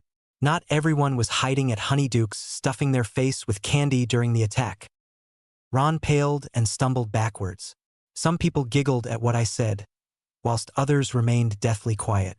I then turned on my heel and went upstairs to my room. I was so disappointed in Ron. How could he think that? I started to pack my things. I knew I couldn't sleep here anymore. Ron was being too much of a git. I waved my wand and cleared everything into my trunk before shrinking it down and putting in my pocket. I then re-entered the common room. Ron was still startled and stuck in the same spot I left him in. I strode past him and the now silent crowd. I pushed open the portrait door and left. I was aimlessly wandering around when I suddenly realized, if I wasn't going back, where would I sleep? I then thought maybe Hagrid's? He might have a spare bed, but then, I don't want to bother him with my problems. The chamber then? Definitely no. It is way too dirty and would suspicious if I kept going down there and out. Godric then chimed in. Maybe you could try to find Rowena's room. It was a morphing room that could become the Seeker's needs. I don't know where it is as she kept it secret, but you might be able to find it. The name of the room, I believe, is the Room of Requirement. I perked up at Godric's idea. I then took out the Marauder's map to look for the Room of Requirement but couldn't find it. What? Where is it? Does it even exist? This isn't another prank, is it, Godric? No, Harry, I am certain it exists, Salazar, and I tried extremely hard to find it back in the day. Good times. Rowena boasted about it a lot to the two of us. I am certain it is somewhere in the castle. I guess I will search for it on foot in Hogwarts then. I mean, I have nothing else to do all day today anyway. I searched all of Hogwarts but didn't find it. It was almost lunchtime in the Great Hall. I have been searching for the last 3 goddamn hours. Where is the bloody place? Although the time I spent was not completely useless, using the Marauder's map, I explored many of the other secret passageways and even found the Hogwarts kitchen. The place was bustling with house elves working to cook food. Better never let Hermione down there. She will freak out and start her doctrine on spew. Then I thought of an idea. What about the elves? They must know something. They work behind the scenes at this place all the time. Surely they would have noticed something. I then stopped in the corridor and called out Dobby. With the sound of pop, the house elf appeared. The great Harry Potter, sir, has called Dobby. Dobby be honored to serve Harry Potter. The little elf was jumping up and down from excitement. I then knelt down on one knee and told the bouncy elf with tennis ball eyes to calm down. Hi, Dobby. Sorry to bother you, but I was wondering if you could help me with something? Dobby's tennis ball eyes grew even larger. Anything, Harry Potter, sir, only needs to ask Dobby and Dobby will do it. I chuckled a bit before asking, Dobby, have you heard of this room at Hogwarts called the Room of Requirement? I am looking for it and can't find it. Dobby bobbed his head up and down. He then excitedly exclaimed, Yes, Harry Potter, sir. It is on the 7th floor near the tapestry of Barnabas the Barmy. Harry Potter, sir, must be walking around there 3 times thinking of what kind of room he need. Then a door will appear to your needed room. I thanked Dobby for his help and he popped back away to somewhere in Hogwarts. Godric then facepalmed. Of course, I should have asked the elves. Arg, it was so easy. I chuckled slightly out loud before covering my mouth. I realized how crazy it would look if somebody saw me chuckling to myself. Well, you got to admit, although the answer seemed to be right in front of us the entire time, this morning wasn't a complete waste. I got to see all the parts of Hogwarts on this lovely Sunday morning. Godric huffed at my remark before quickly pestering me to go find the room. After climbing all the moving staircases to the 7th floor, I circled around the 7th floor corridor 3 times wishing for a private room to sleep and study in. I mean, might as well. I don't really want to be walking around that much with people whispering and staring at me all the time since the Hogsmeade incident. Then on the 3rd time, a beautifully ornate wooden door materialized out of the wall. I walked up and pushed the door open and closed it behind me. What I saw was amazing. It was an incredibly large bedroom with a king-sized bed on the right-hand side. There was plenty of space to put my trunk down. I then looked over at the left and saw a large bookshelf with a study desk next to it. I spent the entire rest of the day in the room settling in and picking some books off the bookshelf and reading them, forgetting about lunch and dinner. Chapter 21. Never Insult a Hippogriff. Harry POV. These books that were on the bookshelf were amazing. I spent all of yesterday reading and stayed up relatively late. These must have been written by Rowena Ravenclaw herself. The books were incredibly detailed on the spells, incantations, runes, and rituals performed to create the Room of Requirement. There were a compiled list of arithmetic equations and many different types of runes that I have never even heard or seen that were used to preserve and ward the room. I then realized that Care of Magical Creatures, my first class of the day, was going to start in 15 minutes, and I had barely eaten anything since yesterday morning. I quickly cast Accio wandlessly on my creature's book and caught it before I ran out of the room and cut through a secret passageway to the kitchen. Good thing I found that place yesterday. After asking Dobby for a couple of chocolate croissants, I bolted straight back out and towards the castle courtyard before cutting down towards Hagrid's hut. I was going to barely make it for Hagrid's class. I saw Hermione near the back of the crowd of students near Hagrid's hut and quickly sprinted towards her. I managed to get there just in the nick of time as Hagrid then started to get everyone to gather around. "That's it. Come on now, a little closer. Less talkin' if you don't mind. I got a real treat for you today. A great lesson. So follow me." Hagrid started walking to a small clearing at the edge of the Forbidden Forest. Hermione at that moment asked, "Harry, what happened? Where did you go yesterday? I was looking all over for you." She whispered the next part. So was Daphne.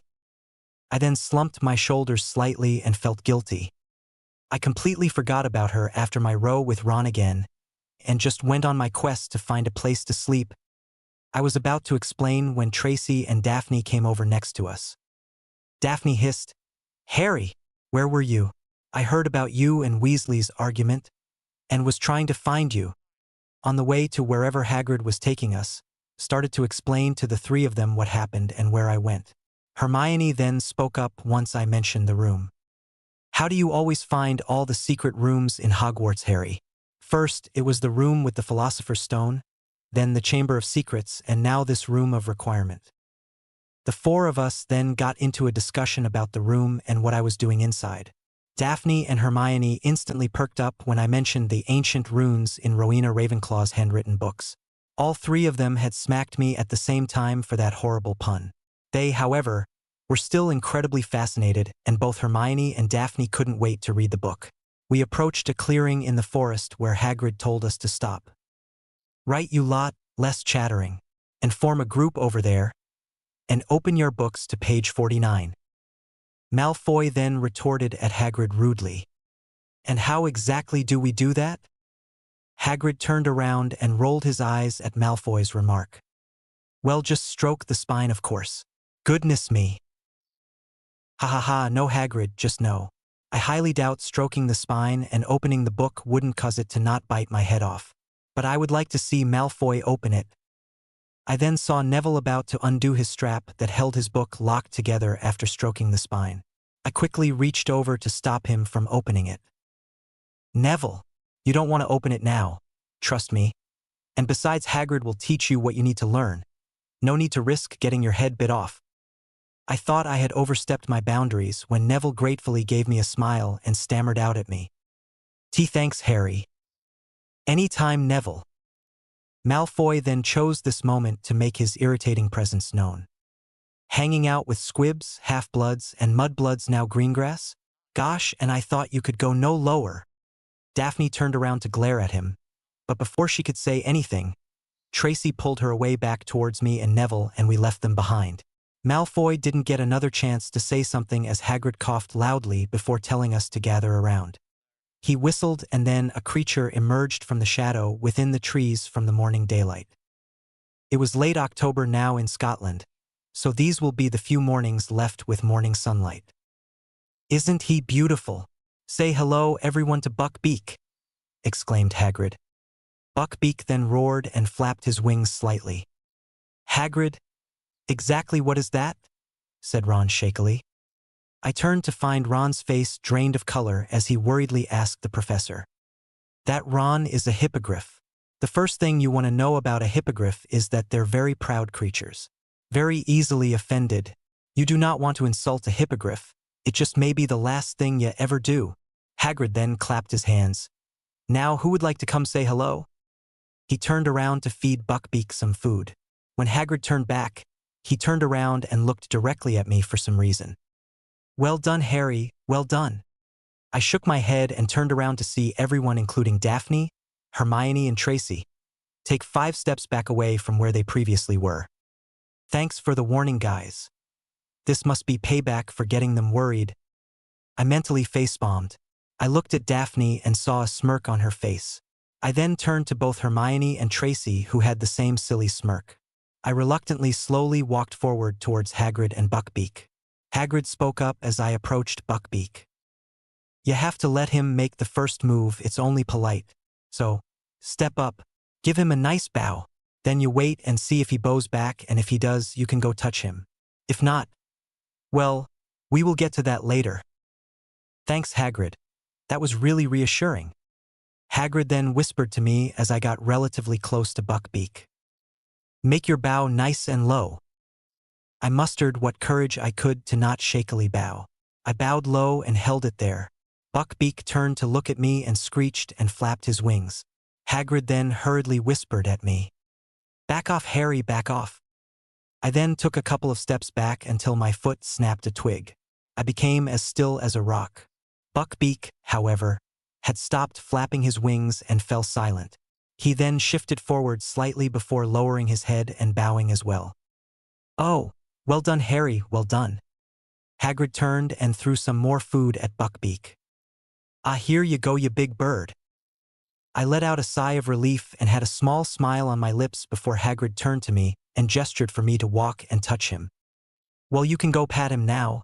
Come on, don't be shy." I then lost the small smile I had managed to form. I slowly shifted forward, step by step. Nice and slow, nice and slow.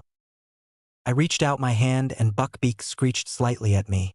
I twitched back slightly from the screech. "Oh, Harry, not so fast, not so fast," chastised Hagrid. "Yeah, you're not the one about to get your hand bit off." I took a few more steps before Hagrid told me to slow down and stop. "Now let him come to you." Buckbeak then slowly trotted towards me and lowered his head down towards my hand. I managed to pat at him gently and smiled once I accomplished it. Hagrid started clapping madly with his large hands. Well done, Harry. Well done." Hagrid then walked over towards me. "I think he may let you ride him now." I stopped patting and spun my head around so fast my neck almost snapped off. "What?" But before I could do anything else, Hagrid lifted me off the ground. I tried to struggle out of his tight grip. "Hey, hey, hey, hey, hey, hey. Ah, Hagrid." He then threw me onto Buckbeak, before hitting Buckbeak on his side and whispered to me, "Oh, and don't pull out any of his feathers, 'cause he won't thank you for that." Buckbeak then got off all fours and reared up, flapping his wings madly before breaking into a sprint. I scrambled my hands to hug his neck and locked my legs around his waist as he was sprinting. Buckbeak then opened his wings as we approached a clearing not far from where we met him and took off, barely having a proper grip around him and flying off into the sky. I couldn't help but yell out, "WHHHOA." I looked down and saw that we were really high off the ground already. I looked around in front and saw Hogwarts. It was beautiful. From up here and this distance, Hogwarts looked magnificent. Godric agreed with me as well. It was indeed a sight to behold. Buckbeak flew us in close around the Astronomy Tower and Gryffindor Tower as well. We then flew over where the Great Hall was situated before veering off towards the Black Lake and then cycling back to the Forbidden Forest. I let out another yell as the feeling of flying was so amazing. I played Quidditch and flew on my broom, but it was different when I was on Buckbeak. I then heard a loud whistle and Buckbeak suddenly dived downwards at a sharp angle. He then landed with a thud and galloped across back towards Hagrid. Hagrid helped me off and clapped me on the back. "Well done, Harry." By this time, most of the class were muttering excitedly about my ride on the hippogriff. Hagrid had moved me away from Buckbeak and started telling me about what he has planned for next class when Malfoy shoved some people out the way and started marching towards Buckbeak. Malfoy then sneered at Buckbeak. "Yeah, you're not dangerous at all, are you? You great big ugly brute." Hagrid's voice then panicked as he wavered, "Malfoy, don't dash." But before he could finish, Buckbeak roared and reared up from all fours, flapping his wings wildly. The rest of the class screamed and started to run away behind the trees for cover. Buckbeak brought his claws up and were about to swipe down at Malfoy. I summoned my wand out of my robes and pointed in front of Malfoy. "Fuck, I am going to regret this. But he might die, and I don't want Hagrid sacked." I then conjured a layer of concrete in front of Malfoy as Buckbeak brought her talons down onto him. Chink! Buckbeak's claws dug into the concrete instead. However, Malfoy still flinched and fell onto the ground at the anticipation of getting trampled by a hippogriff. He then somehow broke his arm as he landed on the floor at a weird angle. He screamed out in pain. "Ch-ch-ch!" yelled Malfoy. Ignoring his cries of agony, I turned around and waved my wand at the bucket of food Hagrid had used to feed Buckbeak and banished some of the food near him. Buckbeak, seeing the food fly past, instantly veered away from Draco and caught some of the food with his beak. He then went to chase the other bits that he didn't catch that were on the forest floor. Malfoy scrambled up while clutching his arm and ran away. He was screaming out loud whilst running. "It could have killed me. Wait till my father hears about this." His goons Crabbe and Goyle followed after him. I sighed, knowing that this won't be the end of Malfoy's nonsense. If his grudge over how he suspected I was the one who embarrassed him in front of the hall was any indicator, this spew of Buckbeak might last for a month or two. Then something poked me on my shoulder. I saw Buckbeak chirping sadly at me. I started to pet his head quickly. This is going to be a long day. Chapter 22 Bloody Boggats. Daphne POV. I was sitting in the Great Hall eating lunch. It had already been a week and a bit since Malfoy got hurt, and he has still gone on and on about it at the Slytherin table. It was Thursday and Malfoy was groaning on still. "It comes and goes, I suppose. Still, if not for Madame Pomfrey, another minute or so and, I might have lost my arm. I couldn't possibly do any homework for weeks." I rolled my eyes again at his antics. At least he couldn't do anything to Hagrid or the Hippogriff. That would be admitting Harry saved Malfoy, and Malfoy would never ever admit that. Pansy was rubbing his injured arm and trying to get him to feel better whilst Crabbe and Goyle nodded at everything Malfoy said. I then looked across at the Gryffindor table and saw Harry was missing. I then signaled to Hermione as Tracy and I both got up and left the Great Hall. We made our ways up the moving staircases to the 7th floor towards the Room of Requirement. In the past week, if Harry wasn't in the Great Hall, he must be in the room practicing whatever Godric was teaching him. I know, right? Tutoring from the Godric Gryffindor, one of the 4 founders of Hogwarts. Harry told me all about it on our Hogsmeade weekend. I could sense there was something else he wasn't telling me, like his story was incomplete, but I didn't push it and let it be. I decided that he would tell me when he was ready. As the 3 of us finished circling the 3rd time around the corridor, the wooden ornate door appeared. When we opened the door, a wave of heat rushed out. I looked inside and saw Harry waving his wand and his other free hand as well, redirecting the fire around the room. Except this was no ordinary fire.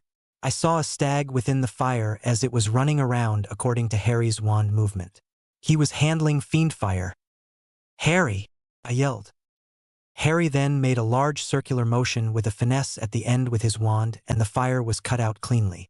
He then turned around, he was sweating slightly and his breath slightly uneven. He then smiled at me. "Hey, Daph." Harry had started to follow Tracy and call me Daph over the last week. Although I appeared annoyed, I secretly liked how he called me by my nickname. I then marched over to him and yelled at him. "Why in Merlin's name are you practicing cursed magic? That spell is incredibly dangerous and nearly impossible to handle. You could have burned down the entire school. Do you know that it is cursed fire?" He then sheepishly responded while scratching his head. "It seemed like an interesting spell to do. Godric said I could make animals with the fire and said it was very powerful fire above the ordinary. He didn't mention it was cursed." I then knitted my eyebrows together and was about to yell when Harry spoke up again. "Sorry, Daph, I didn't think this through, but I promise I did take precautions." I then walked over to him before grabbing his hand tightly. "Next time you are going to do something so thoughtless, tell someone at least. It doesn't have to be me, but you can't just go off and get yourself potentially killed alone, Harry."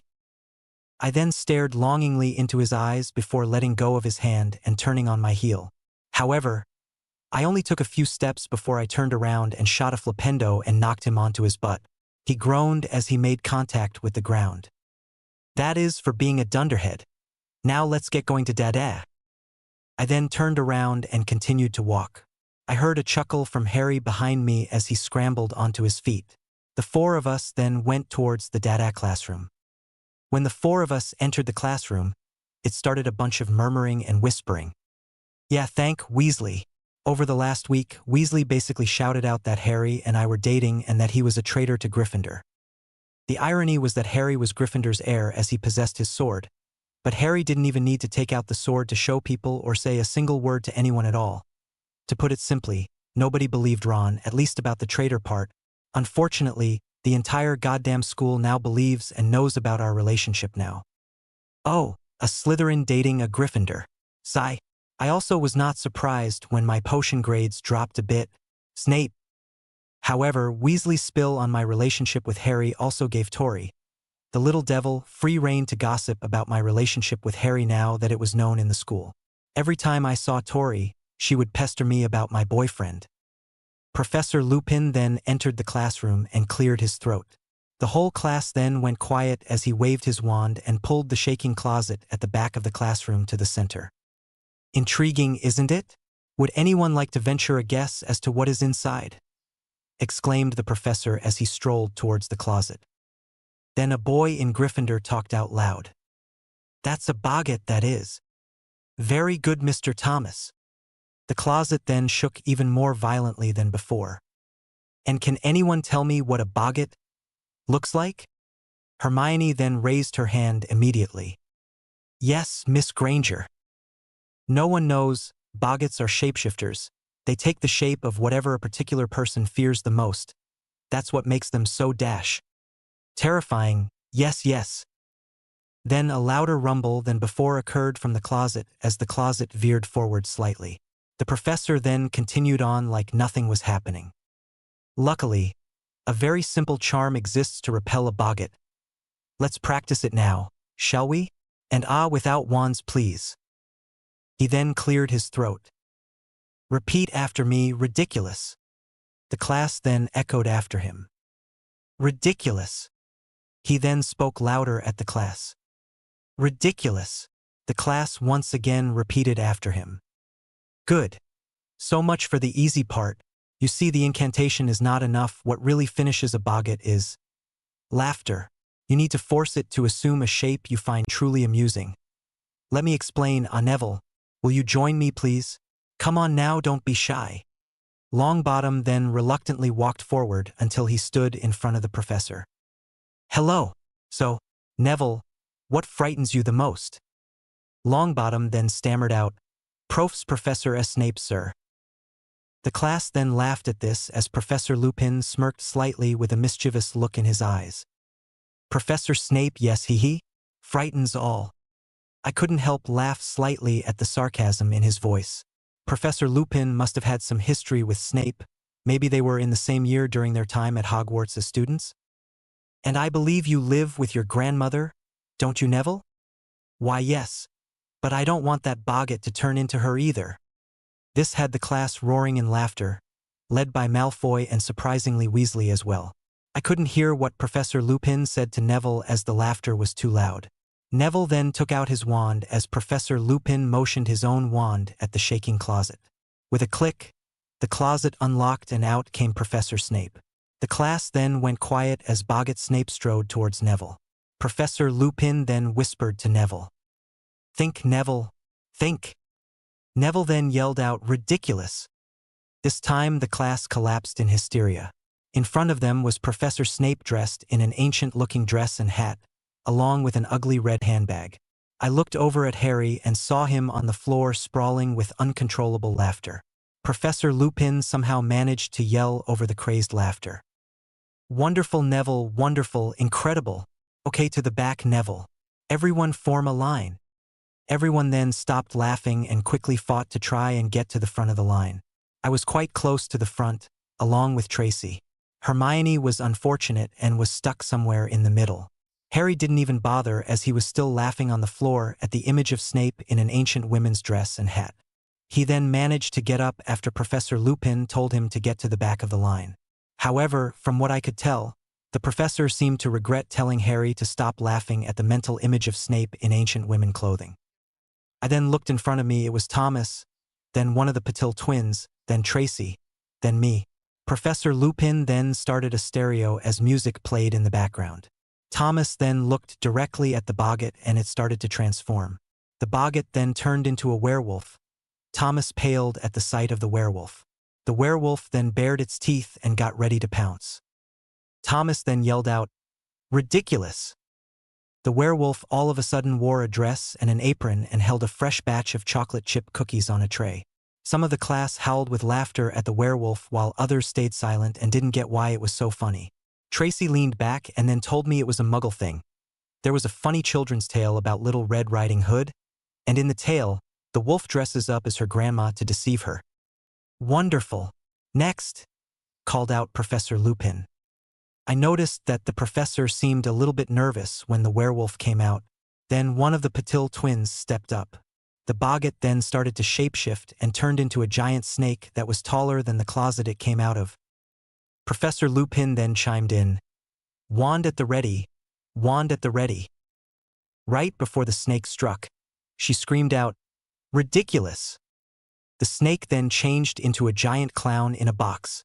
Some students screamed in fear, while others roared out laughter. And next, step up, step up.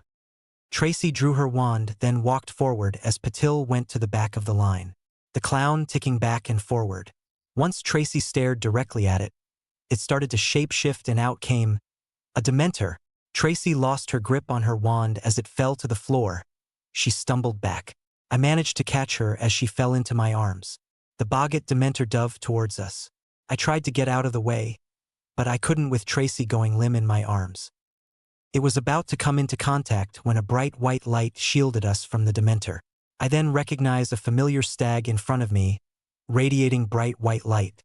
Harry walked to the front of the class with his wand raised. He then stood in front of Tracy and dissolved his Patronus. "Over here!" he yelled at the boggart. The boggart then started to shapeshift again and out came Lord Voldemort. Majority of the class shrieked. Some ran underneath the desks that were pushed to the side of the classroom. However, the boggart Lord Voldemort wasn't looking at Harry, it was looking directly at me. It raised its wand and chanted Avada Dash. Then I realized it was about to cast the killing curse at me. I tried getting out of the way, but Tracy had slacked and I think full-on fainted in my arms. Harry then called out, "Ridiculous." Voldemort's bald head then became a balloon as his robes dropped to the floor. The balloon then whizzed around the room, causing many people to laugh at the sight, aside from those underneath the desks. Professor Lupin then waved his wand and banished the balloon back into the closet and locked it. "Oh right, sorry about that.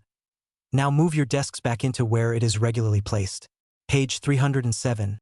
There is a chapter on boggarts. Sorry about that." The class then groaned in disappointment. Professor Lupin then quickly approached Tracy and I. "Miss Greengrass, would you please take Miss Davis to the hospital wing? I am afraid I may have been inconsiderate about recent events and not have taken the proper precautions to avoid this situation happening." He then knelt down to check on Tracy, who had passed out. He looked up Harry, who was standing nearby. "Mr. Potter." Harry already understood what the professor was about to ask. Harry, with a wave of his wand, lifted Tracy up into the air. He banished a chair from the edge of the classroom right underneath her before transfiguring it into a stretcher. He then set Tracy down onto the stretcher before levitating both it and Tracy. Professor Lupin looked surprised. Must be because of Harry non-verbally doing all this magic. Whilst Harry did his magic, I went over and picked up Tracy's wand, and then Harry and I stood side by side Tracy as we escorted her to the hospital wing. Chapter 23. Rooming with Pranksters. Harry POV. Once we got to the hospital wing. Again. How come I am here so many times this year as well? We settled Tracy down onto a bed before Poppy shooed us off, telling us she needs to rest and not be disturbed. I knew better than to argue with Poppy. Daphne and I promptly left, not before we ran into Professor McGonagall. "Mr. Potter, may I ask for a moment of your time?" I turned to look at her. She had her stern, no-nonsense face on. "Oh, this can't be good." Daphne instantly bailed. She gave me a smile before saying bye and went off back to Dada. "Yes, Professor? I noticed that you have not been in the Gryffindor common room of late. I had heard of an argument that occurred between you and Ron Weasley. I will not name any names, but many students, especially all of those on the Gryffindor Quidditch team, said that you stormed off outside and never came back. They were beginning to get worried as they barely saw you throughout the school day and you weren't returning to the dormitories. I was hoping you could tell me where you went." Like a deer caught in the headlights, I then told McGonagall about my row with Ron and how he didn't approve of my relationship with Daphne, and how he said I was glory hunting to show off my Patronus to Hogsmeade. I did, however, not tell her about the room of requirement. That place was too much of a good hiding spot to give away. I lied to her instead and told her that I took up refuge in an abandoned classroom and stayed there for the last week. McGonagall then raised an eyebrow and gave me a quizzed look, calculating whether or not I was lying. She then huffed out, "Very well, Mr. Potter. I understand your situation with Mr. Weasley." Then I noticed that she didn't use Ron's first name. "However, you still must return to the dormitories. I cannot have a student sleep somewhere that is unsupervised." I sighed at this, back to my ex-best friend, I guess. McGonagall then cut in. "Although I hate to suggest this, but there is a spare bed available in the Weasley twins and Lee Jordan's room. If you wish, you could sleep in their room, at least for the rest of the school year." My jaw then dropped open as I couldn't believe it. I then quickly nodded and agreed to move back in. Rooming with the twins? Talk about jackpot. Lee is also a funny bloke as well. This is going to be so much fun. After I finished my last class of the day, I quickly bolted to the room of requirement and packed up all my stuff. I then emptied the bookshelf and took all the handwritten books from Rowena Ravenclaw. Some of them I hadn't even read yet. I then stuffed them in my trunk and shrunk it before bolting towards Gryffindor Tower. I entered the common room and instantly everyone turned their heads and whispers started. I ignored all of them and took a look around. Thank God Ron was not here. I don't want to make underseen. I then quickly bolted up the steps to the boys' dormitory when I bumped into Lee. "Hey Lee." "Hiya Harry. I thought you weren't coming back." Honestly, I wouldn't if my roommate bashed me like that and booped me out. I'd give the Slytherin dungeons a chance before coming back. I laughed slightly at this. "I would too." He then gave me a smirk. Realizing the implied meaning behind what I said, I blushed slightly. Anyway, McGonagall asked me why I wasn't back in the tower and basically said I needed to come back. She knows about Ron, so she asked me if I wanted to room with you and the twins. If that's okay with Dash. Lee then cut me off. "Of course. Blimey. It would be a blast. I need someone else as a target for Fred and George's pranks. They really give it to me on some days. Having you around will keep me sane." I laughed slightly at his remark. Lee then led me towards his and the twins' room. On a gut feeling, I stepped back as Lee opened the door. Bam! A cloud of smoke covered Lee's face and he started coughing. Luckily, I took a few steps back or I might have caught some of it. When the smoke cleared, Lee's hair had turned pink and his ears had elongated until they hung off his head and touched his shoulders. I stared for a moment before I started to laugh uncontrollably. Lee then yelled out, "Forge, Jaridi, reverse this now." Then from behind one of the beds, the two pranksters poked their heads up and snickered at the sight of Lee. They then pulled up a camera and took a picture before reversing Lee's catastrophic appearance. Lee chased them around the room for a bit, trying to steal the photo, but eventually gave up and lay down on his bed. Fred and George, or Forge and Gred, then looked at me.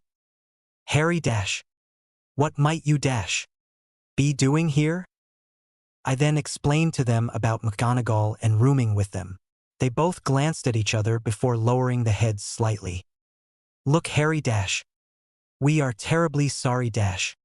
About Ickle Ronikins Dash. He was out of line Dash. And we already told him off for it Dash. And pranked the crap out of him." I waved off their apology, as it wasn't the twins' fault. In fact, I was slightly worried that they would stop talking with me and take sides with Ron. I was glad they were chill about it. Fred then spoke up after I settled in and enlarged my trunk at the spare bee. "Oh, and Harry, Oliver told me to remind you to come to the next training session for Quidditch this Saturday." Cold sweat then dripped down my back as I froze on the spot. Bollocks! I completely forgot about Quidditch practice had started. Training started last weekend. I missed it because I slept in the hospital wing with Daphne and forgot the sessions afterwards. It was also Oliver's last year at Hogwarts, and I remember him being so disappointed in not winning the House Cup last year since Quidditch was cancelled because of the big fat snake with killer eyes that was on the roam. Merlin's beard, I am so screwed. The twins, noticing me freeze up, came over and patted me on the shoulder as they knew how utterly fucked I was. It was Saturday, after returning from Hogsmeade with Daphne. I quickly said goodbye to her and left to my room to meet the twins to get changed into Quidditch robes before going together with them to the Quidditch pitch. Once I arrived, I had gotten pummeled at first by not only Oliver when I came onto the pitch for missing practice, but also the chaser trio, and gotten bruises before training even started. Fred and George merely whistled as if they didn't see anything and mounted their brooms and flew off. I then mounted my Nimbus 2000 and flew off after them. Oh boy, this is going to be a long practice.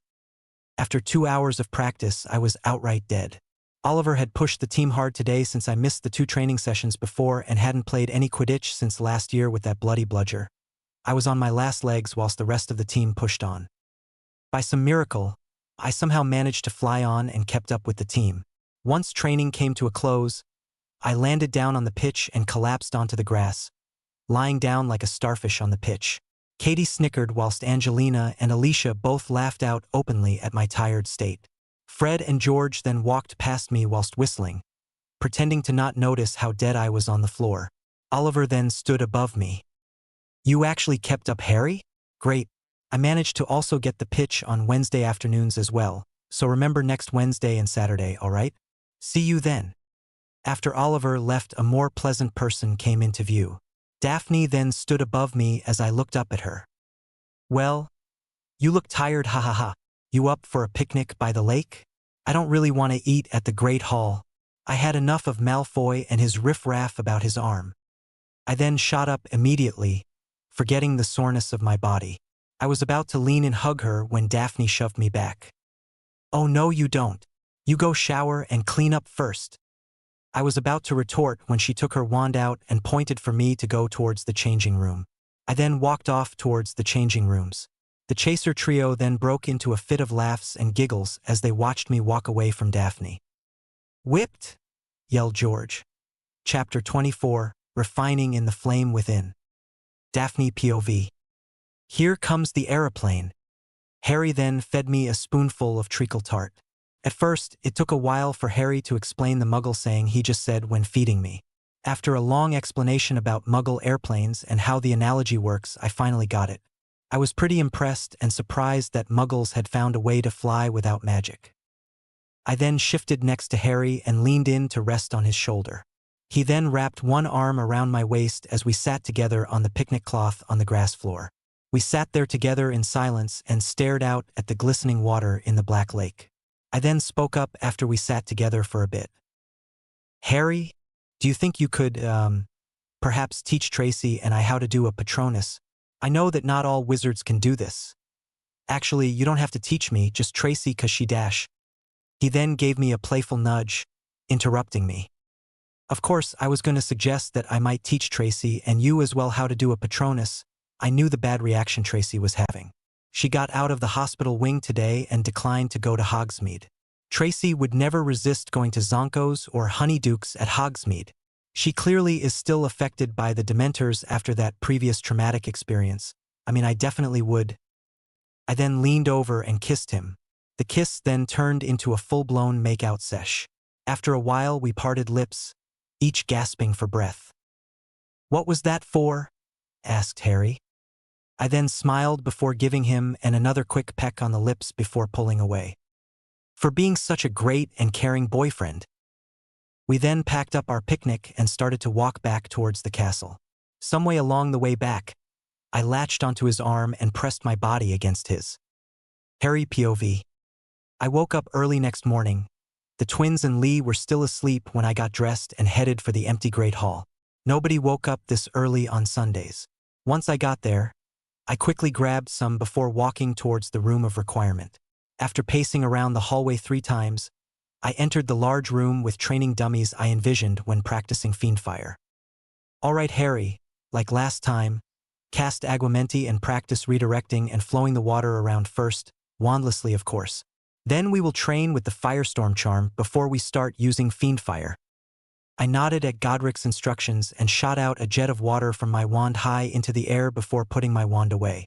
Then motioning with my free hands, I caught the water right before it made contact with the floor and began to bend the water around the room. I bended the water around the room in a figure-8 motion before I started to weave it in between the target dummies. Godric had me do this and the Firestorm charm before using Fiendfire to get me warmed up. He explained that the concept was fairly similar, that you can only redirect the fire. It was impossible to entirely suppress the growing flame. A strong wizard would know to leave enough power to stop and cut off the flame before it grew too large.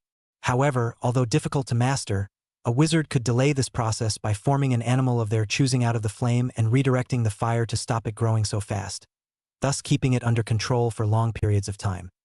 After bending the water around the room for 10 minutes, I vanished the water before taking out my wand and raising it above my head. I then started to chant the firestorm charm while performing large circular wand movements above my head. I still haven't quite gotten down the incantations for the spell yet, so I couldn't perform it non-verbally. A ring of fire started to appear around me as the flames grew larger. I then took aim as I separated large bolts of fire from the circular flame and had them sent at the training dummies. I precisely struck a couple of them, each burning for a while before quickly automatically cutting the flame off and repairing itself. After striking all the dummies a couple of times, I willed the firestorm around me to stop. The circle of fire then slowly start to die down. I lowered my wand and took a deep breath before Godric told me to start. I then slashed my wand horizontally in front of me, shooting out a small arc of fiend fire. I quickly pointed my wand and my free hand at the fire and formed a stag, like my Patronus. I then started to manipulate the fire and have my stag bolt around the room. I had the stag run through some of the training dummies, burning them to ash. However, the dummies still somehow managed repaired itself afterwards. After 10 minutes or so, I was approaching my limit. I then, with one large circular motion and a slight finesse with my wand, cut the fire out cleanly. I let out a sigh and panted slightly. I had started to sweat a bit. Well done, Harry. You certainly have improved since last time. Really? I still did not last as long as last time when controlling the fiend fire. Ah, but Harry, your control of the flame has improved and your redirection of the fire is improving. You managed to burn every dummy to ash cleanly without having the fire lingering and trailing so wastefully behind. Last week, if you recall, you didn't have this finesse with the spell as your fire was slightly rampant and a bit over the place as you couldn't redirect all the flames smoothly and left trails of it behind. Really? It doesn't feel that way though. I still feel like I am struggling. The fire still feels sluggish? I am not quite sure how to explain it, Godric. Don't worry, Harry. You are doing well. Now, why don't we do something less tiring before your girlfriend and Tracy show up? Okay, Godric. I will now guide you in the steps of attuning you with your magic. I was immediately confused at what Godric was saying.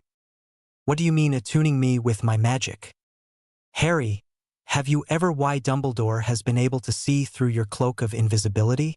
Despite it being the cloak of invisibility, one of the Deathly Hallows. At first, I didn't understand, but then an idea formed in my head.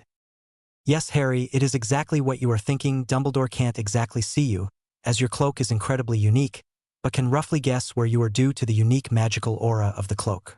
What I will be teaching you will help strengthen your bond with magic and help you analyze magical auras of not only objects but people as well. This is a skill that I used to avoid the trap Salazar placed in my bed once. So this kind of magical detection is like a sixth sense in some way. Yes, so to speak. It will be handy for you in the future as you can recognize and identify stuff that is maybe poisoned in your food or traps behind a door. Are you sure I can do this, Godric? You just said it was something that Dumbledore could do. That automatically means to me that not a lot of people can do this. I am certain you can, Harry. If your performance with wandless magic is any indicator, I'd say you have quite a high magical affinity and a strong magical core. You should be more than good enough to grasp this skill. I nodded excitedly at this. This was indeed very useful and could prove vital in saving me and my friends in dangerous situations.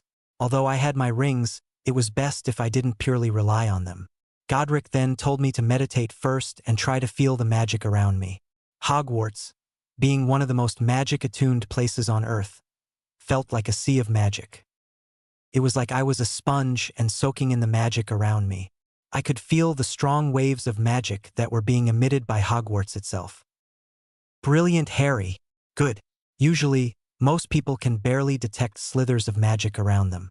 Seems like you are well attuned to magic itself. You will just need some refinement. Next, I suggest we transform the room into something more useful, maybe a room with a bunch of unfamiliar objects. That way you won't know what you are looking for. That's a good idea, Godric. I then stood up and started walking towards the door. I'll pop out and perhaps wish for a room with all hidden objects? That way I won't know what I am looking for. Godric then beamed at my idea. I then walked outside and quickly wished for a room where all things were hidden and was about to walk in when I heard footsteps from down the corridor. Chapter 25. Facing Your Fears. Harry POV. I quickly bolted away from the door disappearing instantly once I was no longer standing in front of it and facing it. I didn't have enough time to take my cloak out and put it on, so I quickly disillusioned and silenced myself and stood still against the wall. I watched as Ron and Ginny came storming down the corridor. "Ron, you need to help me with a love potion," exclaimed Ginny angrily. "Why?" exclaimed Ron.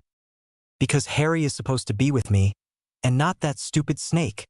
Besides, I wrote a letter to Mum and she agreed. Why do you want that stupid git who's dating a snake?" They continued to bicker back and forward. I was shocked when I heard this revelation. Ginny would go this far for me? No, not for me. At least the real me. She would go this far for the boy who lived. Luckily, I had my family rings from Gringotts to help me detect potions and poisons in my food.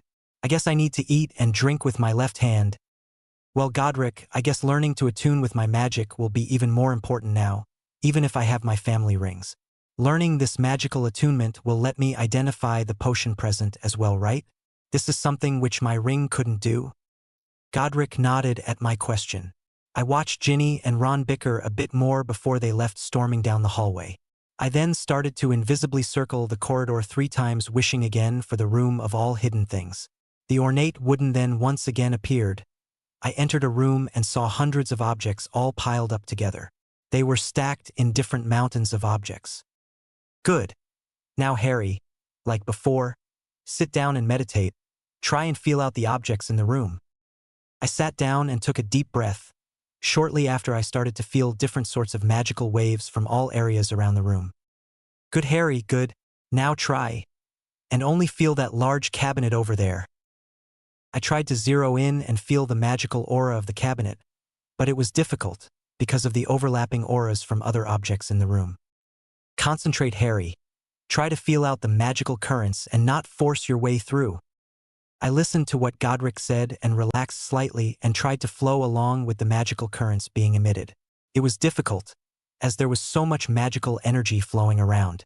After around 20 minutes or so, I finally managed to zero in on the cabinet's magical signature. I smiled once I focused in on its magical aura. Interesting. So Godric, what is this cabinet? It has quite the magical aura. That, Harry, I believe, is a vanishing cabinet. Deadly useful, a person could slip inside and disappear for a while. Anyone who came looking would only see an empty cabinet. I remember Helga using it back in the day to avoid some of my pranks. She got away so many times until I realized she was just stepping into her closet. I laughed slightly at Godric's comments. I then decided to check on the time. Oh, Harry, why don't you try to detect where a clock is in the room? You can try and identify the specific clock, then cast the Accio spell on it. You will need to try and feel out multiple items and objects to recognize them instantly as something harmful or safe. It is also a good way to keep up the training. I agreed. I then took another deep breath before feeling the waves of magic around the room again. Wait, Godric. I don't know what the aura of a clock feels like. In fact, I don't even know what majority of the auras in the room even mean, although I zoned in on the vanishing cabinet just now. You still had to tell me what it was for me to recognize it. Why, by all means, Harry, go explore and find out. I mentally moaned at his snickering comment. I stood up and started walking around the room. I noticed I could barely feel the magical auras and had to try extremely hard when walking about. Damn, I am going to need a lot more practice. Due to my concentration on detecting objects, my pace was incredibly slow. If I walked any faster, my concentration would break, and I would have to manually use my eyes to look. When walking around the room, I managed to look at some cool objects and identify their magical signature. I found some games such as Gobstones, Wizard Chess, and Exploding Snap. I also identified some old Quidditch brooms and potion ingredients. Oh, Snape would love these. Fluxweed, Dittany, Bezoar. I could only identify the magical signature of objects that I saw with my eyes. I mean, how can I summon the object if I don't know what it is? I have a lot of things to sift through and recognize. I might need to brew a love potion and try to figure out its magical signature. After another 20 or so minutes of pacing slowly around the giant room, I finally came across a fairly unique magical signature. This one shifted slightly like it was moving, ticking every second. It must be the handles of the clock. The magic used to keep the clock ticking. I then zoned in on the magical signature.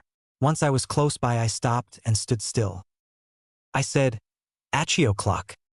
Then out from the mountain of objects, a clock came flying towards me like a frisbee. I caught the circular clock. I turned it over and saw it was almost lunchtime, 7 minutes till 12. I was going to meet up with Daphne and Tracy and take them to eat at the kitchens before taking them back to the room to train them in producing patron uses. I quickly placed the clock back somewhere on the mountain of objects and walked out of the room towards the kitchens. I then shot my silvery stag out from my wand and whispered to it. "Find Daphne. Tell her to meet me at the staircase that leads down to the Hufflepuff common room." The silvery stag then nodded before sprinting off and running through the wall. Daphne and Tracy were incredibly shocked when we down the staircase leading towards the Hufflepuff common room. Their jaws then dropped once I tickled the pair on a painting of a bowl of fruit and it turned into a handle, revealing a door. I then opened the door like a gentleman and let them through first. Daphne POV. The kitchens were amazing. It was such a sight to behold. Harry guided Tracy and me to a small table for 4 in the corner and helped us get seated. We ate for a bit before the 3 of us left for the room of requirement. Once we were inside, I noticed that Harry had created the large room with training dummies in the corner that he used when we found him experimenting with fiendfire. Except there was something that wasn't here the last time. There was a large chest by the edge of the wall. Harry clasped his hands together and smiled at the 2 of us. "All right, guys, we will wait a bit for Hermione before we get started on practicing to produce the Patronus charm. I promised her as well once she learned I was going to teach you guys." I nodded and looked over at Tracy, seeing a determined look in her eyes. "In the meantime, the 2 of you should try think of a happy memory. However, I make sure it fills you up with happiness. The memory should be strong and make your emotions feel happy just at the thought of it. If not, then the memory is not good enough." Tracy and I both nodded. Tracy seemed to be pondering for a while, but mine was already set. I was a bit embarrassed, but the memory that I easily decided on was our first kiss at Hogsmeade. After Harry helped me up from laying in the grass with me, the kiss we shared was eccentric. Just thinking about it got me happy and going back onto cloud 9. Hermione then entered the room. Harry also explained to her what to do, and she immediately sat down next to Tracy and I and started thinking of her memory. A couple of minutes had passed. Harry then spoke up. "All right, have you guys thought of a wonderfully happy memory?" All 3 of us stood up and nodded our heads. "Good. Now close your eyes. Think of the memory. Let it fill you up. Then say very clearly, 'Expecto Patronum.'" Harry walked around us in a circle as we closed our eyes. All 3 of us then repeated Expecto Patronum. Harry clapped his hands together, bringing all 3 of us to open our eyes again. "Great. Now let us start practicing. There is no set wand movement for the Patronus spell, so get into whatever stance you would like and cast it. However, I will warn you, you may not get it on the first try, or the next few. I myself didn't get it until I worked hard for it for about an hour." The 3 of us separated slightly to give each a bit of space before we started to try cast the Patronus charm. At first, nothing happened. The 3 of us tried casting out the Patronus charm, and not even some tiny wisps of mist formed. The 3 of us kept casting for a while. Soon, on my 47th try, I managed to form some mist. The bright silvery light shot out of my wand for a brief moment. It then stopped and the mist had faded after a few seconds. Harry then clapped his hands together. "Well done, Daph. Good job." I beamed at him as he walked over to me. "Now try to form a shield. Remember to keep your focus. You need to fully immerse yourself in your happy memory." I nodded and kept trying. Harry then walked over to Tracy and Hermione. After around 2 more hours, Harry then told us to stop. "All right, guys, that is enough for today. We can come back throughout the week and work on it." I was slightly disappointed, I managed to increase the amount of mist and duration at which I could produce the mist, but still couldn't hang on long enough to form a shield. Tracy and Hermione were even more unluckier than me. In the 2 hours, they didn't even manage to produce any mist at all. I could see the disappointment roll right off their faces. Wanting to change subjects quickly and snap them out of their slouchy faces, I asked Harry a question. "Hey Harry, what is in that chest over there? I don't remember seeing it last time when you were messing around with fire." He perked up and looked at me and hesitated a bit before replying. "Ah, it is a boggart that I found in the room of requirement. It was meant to be used as training for Tracy when she mastered the dash." Tracy then cut Harry off. "I want to try it." Harry and I both wanted to disagree. Tracy hadn't even managed to get any mist out of her wand, and she wanted to try and produce one in the face of a Dementor? Even if it was fake. The last time she was in front of a fake one, she fainted and was in the hospital wing for 2 nights. Harry surprisingly nodded his head. I was about to scream at him for his reckless thought when I saw the sheer determination on Tracy's face. I then recognized that face, the will, the ambition, oh how Slytherin. It was the face I had when I was going into the final tests each year. I knew there was no way to convince her otherwise. Harry must have realized as well. Hermione and I backed off as Harry levitated the chest from the edge of the room right in front of Tracy. He then asked, "Are you ready?" Tracy glared at him and slowly nodded her head. Harry waved his wand and the locks on the chest started to unravel. Then the chest opened and out shot a Dementor. "Expecto Patronum," Tracy yelled as the Dementor approached her. "Expecto Patronum," said Tracy again. Except I noticed she was quieter this time. "Expecto. Expecto." The Dementor was now inches away from her. Before it could reach her, a blinding white silvery stag knocked the Dementor away from her. I looked over and saw Harry with his wand out. He then used his Patronus and forced the Dementor back into the chest before waving his hand. The locks on the chest immediately started twirling and securely locked the chest down. Wait, he just did wandless magic. I didn't get a chance to voice my thoughts as Harry approached Tracy. He then conjured out some chocolate with his wand and handed it to her. This snapped Tracy out of her frozen, dazed look of fear. "It is okay, Tracy. It is difficult when we face what we fear the most. But don't let this get to you.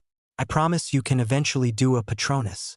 Maybe the memory you used wasn't the best one, but for now, eat the chocolate, it helps." I smiled at him as he comforted Tracy. Oh, how was I so lucky to land such a caring and great boyfriend? Although I knew that Mom and Dad would never sign me off with a marriage contract or something, I was still raised in a pureblood family. I was scared at the slight possibility of being auctioned off to be some idiot's housewife because I knew of the political pressure that Dad faces in the Wisengamot. Being neutral and not being affiliated to the light or dark had its benefits, but it also meant that both sides would approach you and could be equally aggressive. However, according to Dad, the light haven't been pressing for political connections or trying to recruit people to their agenda ever since the fall of the Dark Lord. However, people like Lucius Malfoy have been very aggressive and have pushed for an alliance with a lot of the pureblood families. I pushed my thoughts aside as Tracy beamed at Harry while eating her chocolate. Harry also went over to reassure Hermione before the two of them left and I was alone with Harry. I then sprinted towards him. He turned around as he heard me approaching.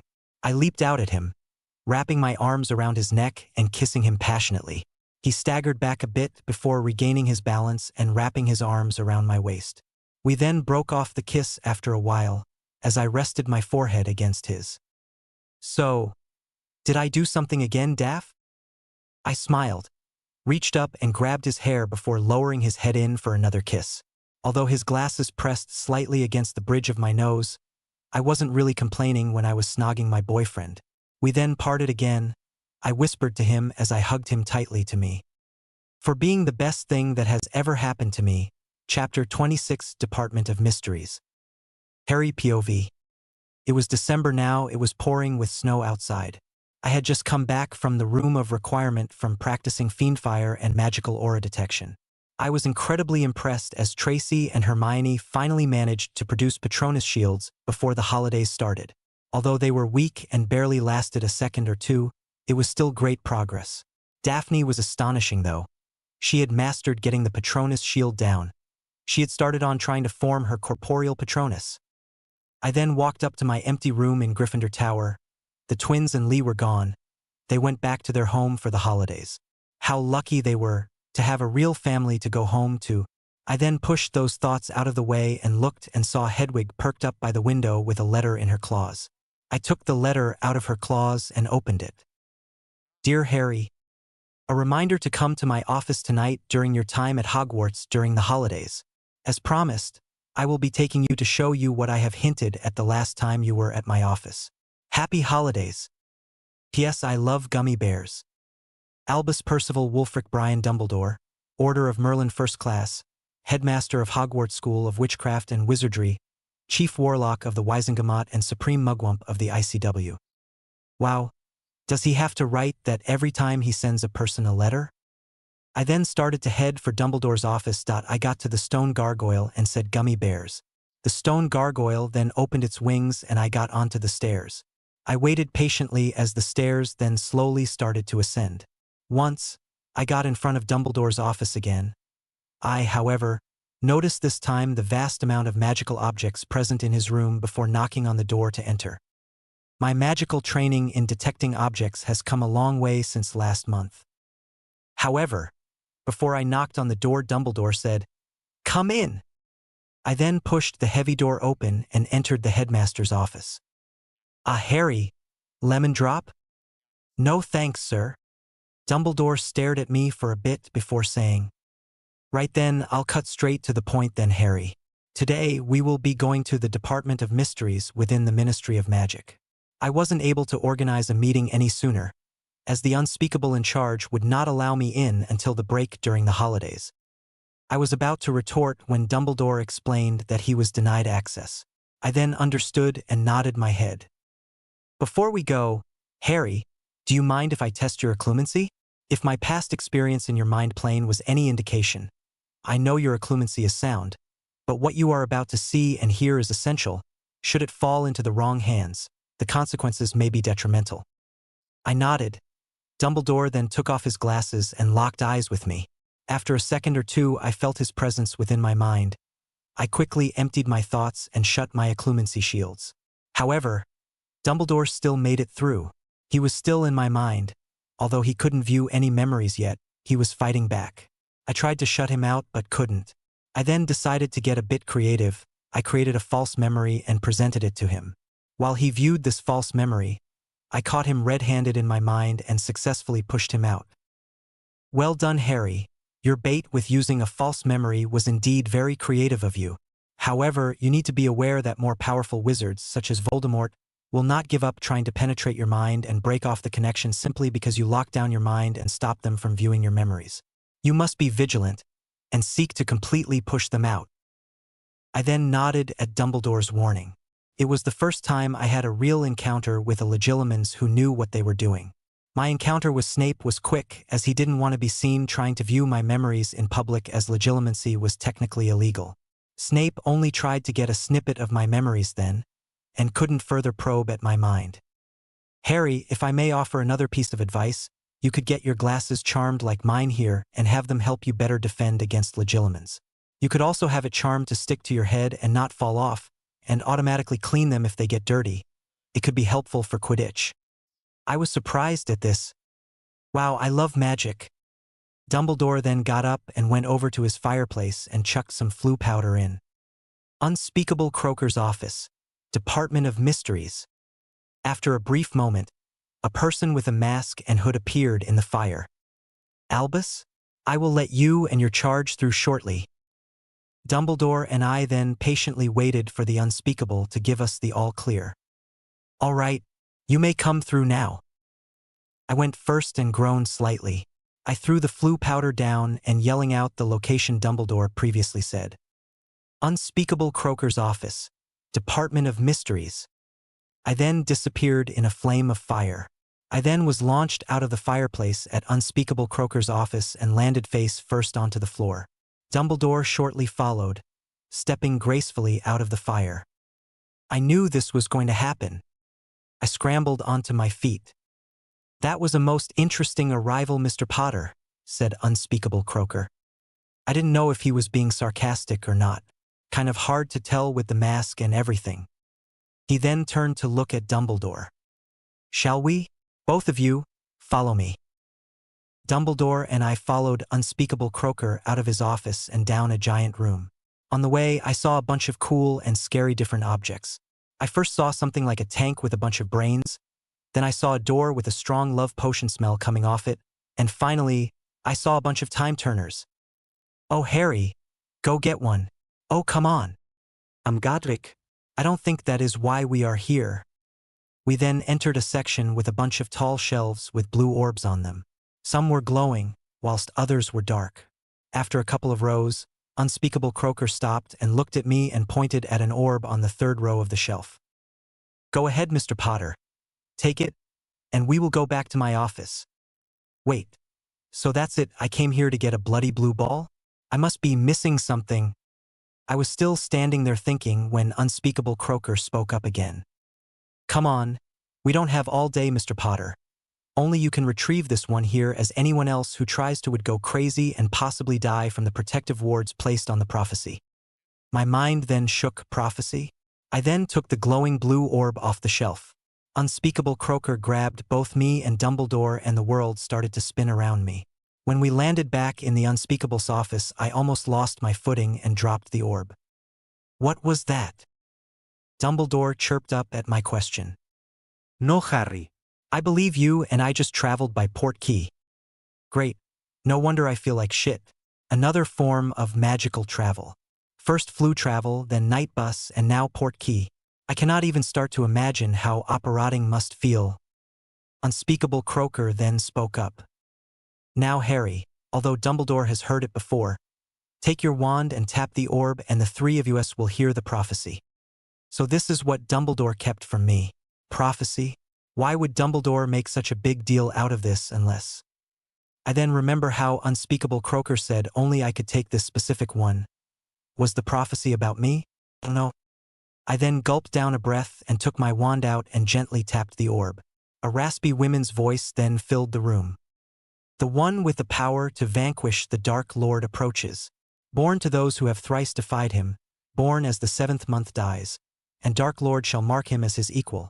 But he will have power the Dark Lord knows not, and either must die at the hand of the other, for neither can live while the other survives. The one with the power to vanquish the Dark Lord will be born as the 7th month dies. The room was eerily quiet. Nobody dared to make a single sound or even breathe. Now it was clear why Dumbledore didn't want to tell me. I mean, who would want to tell a 13-year-old kid? Yeah, hey kid, I know you enjoying school and all, but you gotta kill the greatest Dark Lord we have ever seen later on down the line, yeah? Oh, by the way, said Dark Lord is also immortal still. Got a couple of good OL Horcruxes lying around to stop himself from dying. Good luck. Unspeakable Croaker was the first to break the deathly silence. Well, that was illuminating. I looked up at Dumbledore. So I will have to face him and fight him in a battle to the death? Dumbledore nodded gravely. I noticed that his eyes did not contain his customary twinkle. And what is this power that I have that Voldemort doesn't? Dumbledore then answered without any hesitation. It is love, Harry. Voldemort is incapable of it. Hence it is the power he knows not. I thought it was some sick joke for a second. My power over the greatest and incredibly skillful practitioner of dark magic was an emotion. I then remembered back to my conversation with Death. Remember what Ignatius valued. That was it, family, love. The willingness to sacrifice and defend someone, that was the most powerful thing in the world. Like my mother and father did for me. I believe that will be enough for Harry and I today, Croaker. I trust you will keep this information to yourself, if this information gets out, and especially into the hands of the Dark Lord.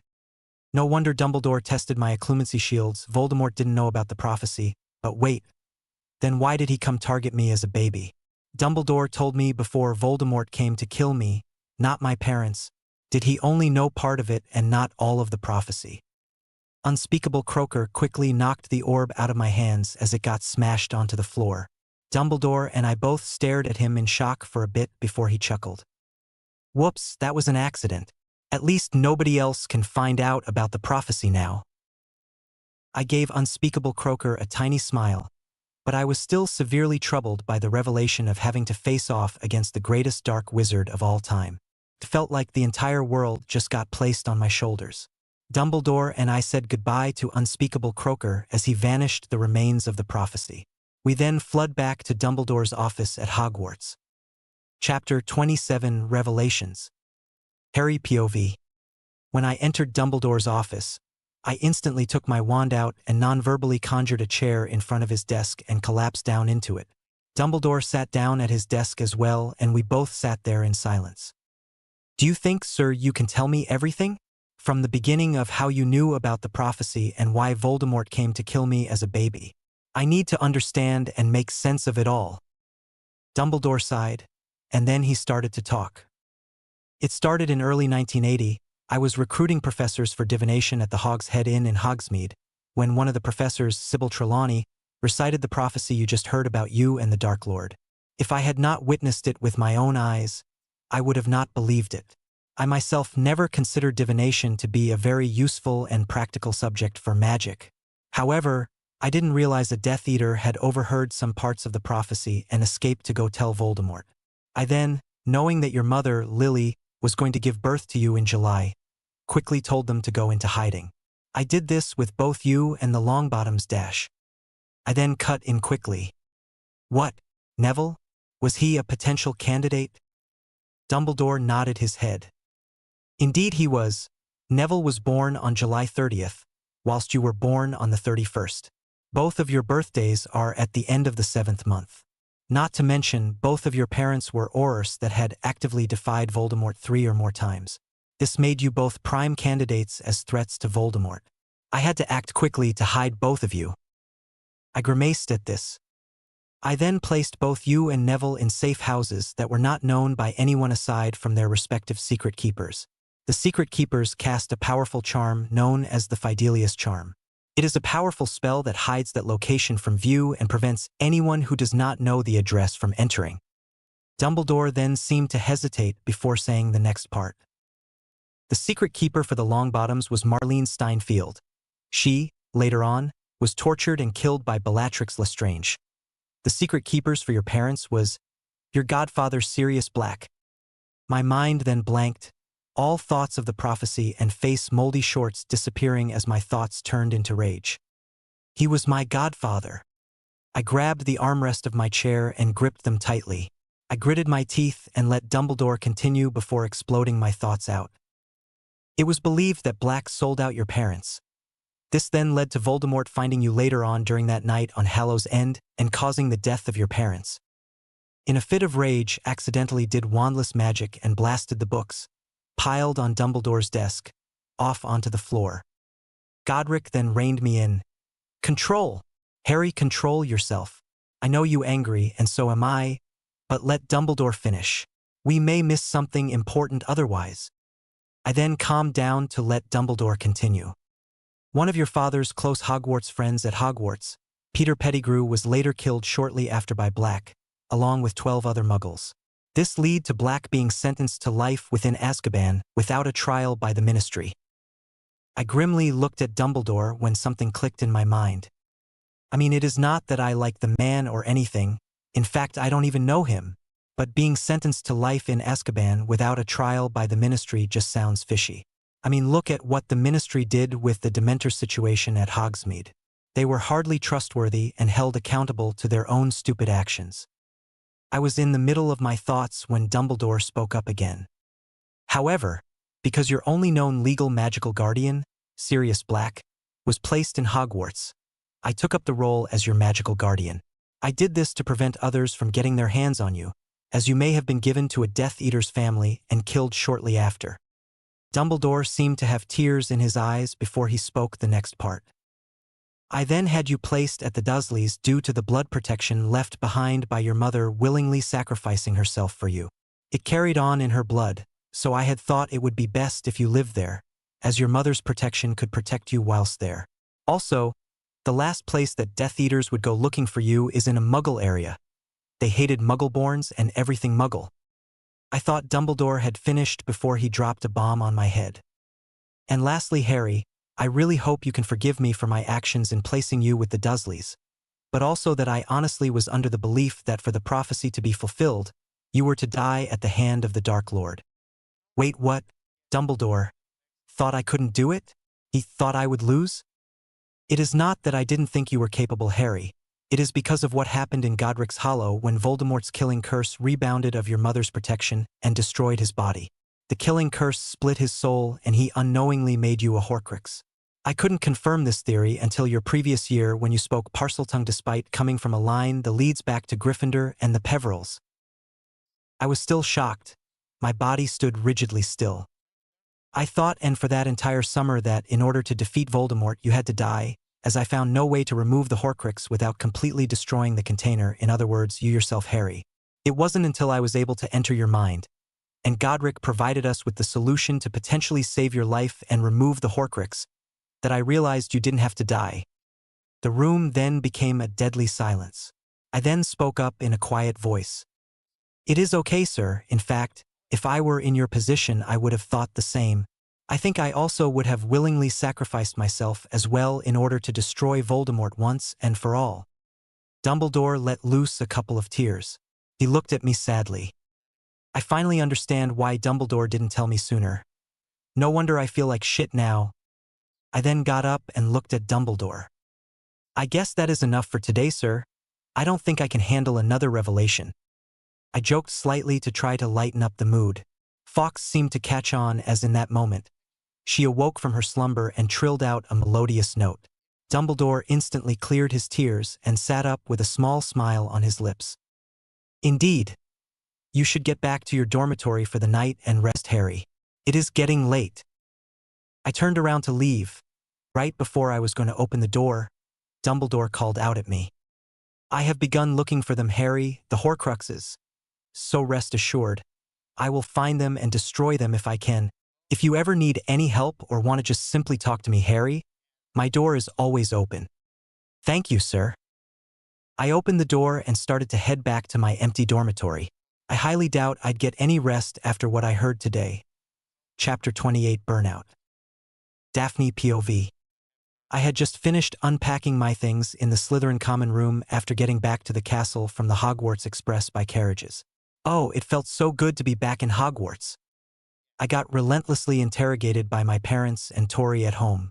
I did, however, eventually cave in and tell Mum about what has happened so far between me and Harry, however, not before making her promise to not tell Dad and Tori. I said bye to Tracy in my room before I raced off to the kitchens to meet Harry. The place had become an area where we would eat almost all the time, as Harry didn't want to go to the Great Hall for some reason. I waited for 5 minutes at the kitchen, then decided to get up and go to the 7th floor. If Harry wasn't here, then he must be doing God knows what in the room of requirement again. If he is messing around with fiendfire without telling me again, I am going to hex the crap out of him. I walked towards the room as the door materialized.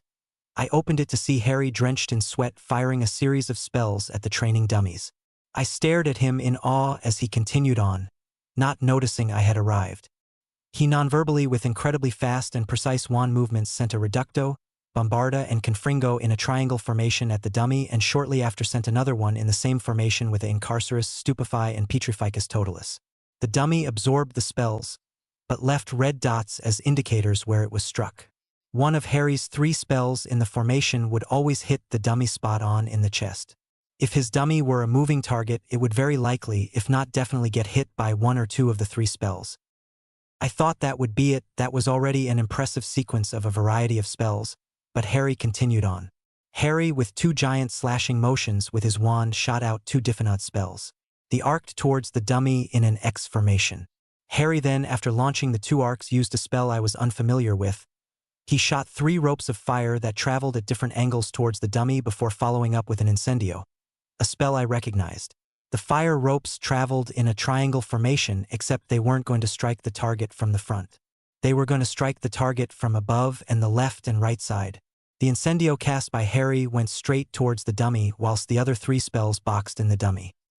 Ingenious. This would force someone to defend from multiple different angles. If they weren't fast enough to react to this fast sequence of spells, they would get hit.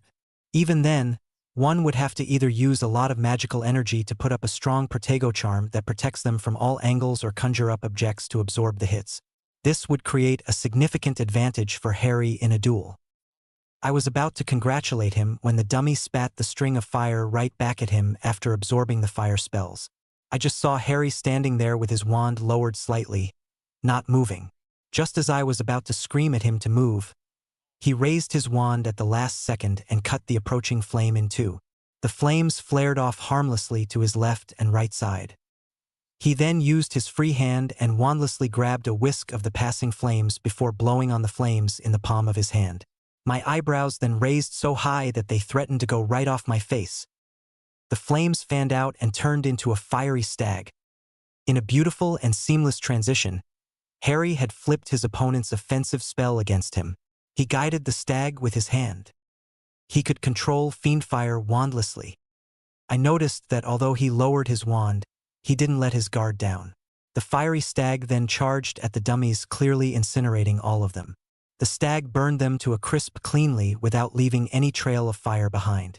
The stag lingered around for a bit longer before Harry brought his wand back up in a circular motion before giving a slight finesse and cut the flames out cleanly. He then was panting heavily, his sweat now soaked through his shirt he was wearing, his shirt sticking to him and showing off some of his muscular upper body. I blushed slightly at the sight. Harry was very well defined. He seemed so. "Stop it, Daphne."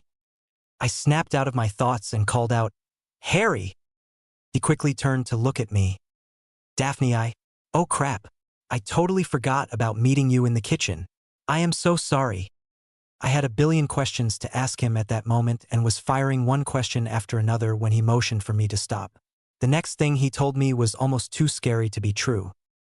After he finished telling me about the prophecy, why Voldemort came after him, Sirius Black being his godfather, and the information he withheld from me before about Horcruxes, my heart almost stopped beating for a second. I think I might faint. "Oh, Harry."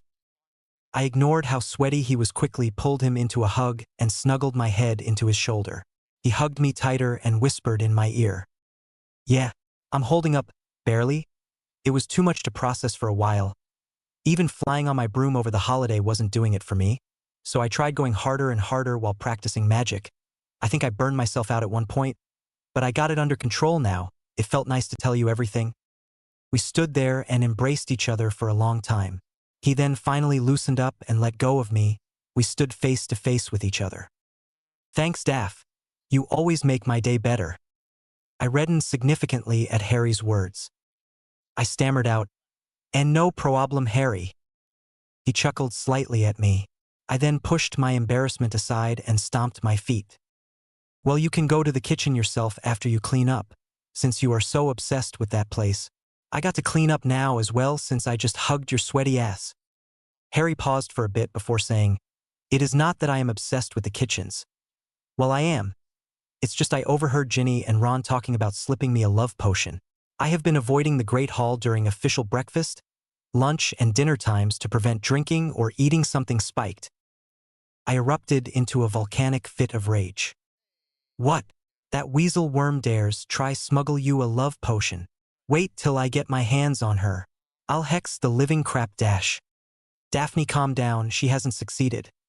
And besides, I have been careful and probed the things that I have been eating and drinking beforehand." I relaxed slightly at how thoughtful Harry had been, but was still mad at the weasel. "Good. I guess I will meet you at the kitchens after I shower and clean up." I then turned around and left for the dungeons before meeting up with Harry at the kitchens and spending the rest of the day with him. Chapter 29. Another one bites the dust. Daphne POV. It had been a month since term had started. Tomorrow was simply going to be the best day ever. At least I hoped it would be. It was going to be Valentine's Day tomorrow. I wonder what Harry is going to do. Hopefully he doesn't forget, although to be fair, he has had a lot on his plate this year. His literal death experience, sharing souls with Voldemort. I still can barely say his name and still flinch at it. How does Harry do it without any hesitation and fear whatsoever? The prophecy and this whole Sirius Black fiasco.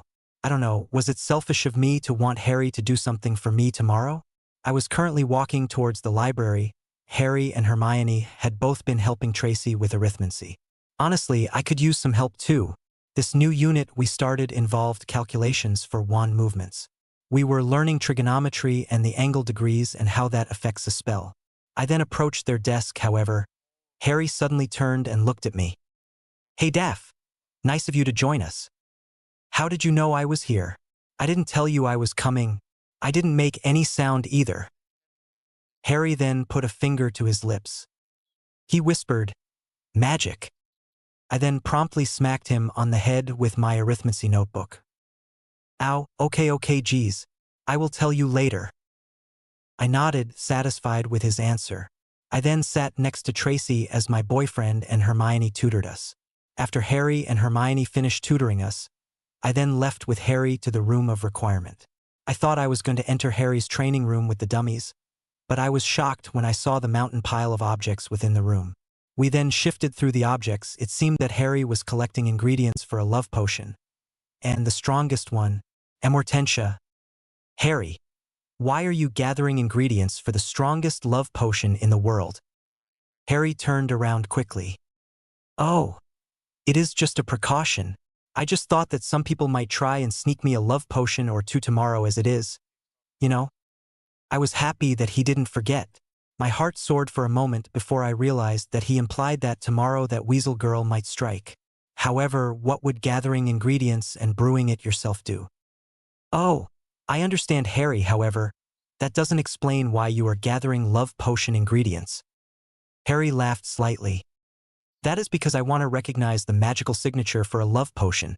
That way I will know what food or drinks will be spiked with it without drinking it and falling under the potion." "What do you by magical signature?" Harry then explained to me the complex magical theory behind magical attunement and reading magical auras. I was quite shocked when I found out Harry had mastered this. I asked him to teach me, but after I tried a few times I couldn't feel anything. He said we would work on it together and see how it goes in the future. After Harry gathered the ingredients and helped him with brewing the potion, he gazed at the potion for a bit. He stood silently, eyeing the potion. He then took his wand out and vanished the potion. "Okay Daph, let's go." "Wait, that's it. That looked so simple." "Well, I could see the object and the magical aura it gave off. I will recognize it next time now that I have seen it. So yeah, not much else to do aside from seeing and remembering. That is pretty much it." "What about using it to detect if an object is dangerous or not? Dark objects definitely will give off a different vibe, right? Problem a nasty feeling or dangerous vibe?" "Yeah, you are probably right, Daph. But it is not like Hogwarts has any dash." Harry fell silent. His face then drained of color. He then sharply turned and looked at whichever mountain pile he was looking at. There were so many piles of goodness knows what in this room. I followed Harry over to the pile he was apparently looking at. Harry POV. "What about using it to detect if an object is dangerous or not?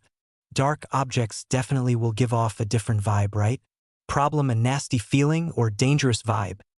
Godric then said in my mind, "Wow, Harry, your girlfriend is so clever.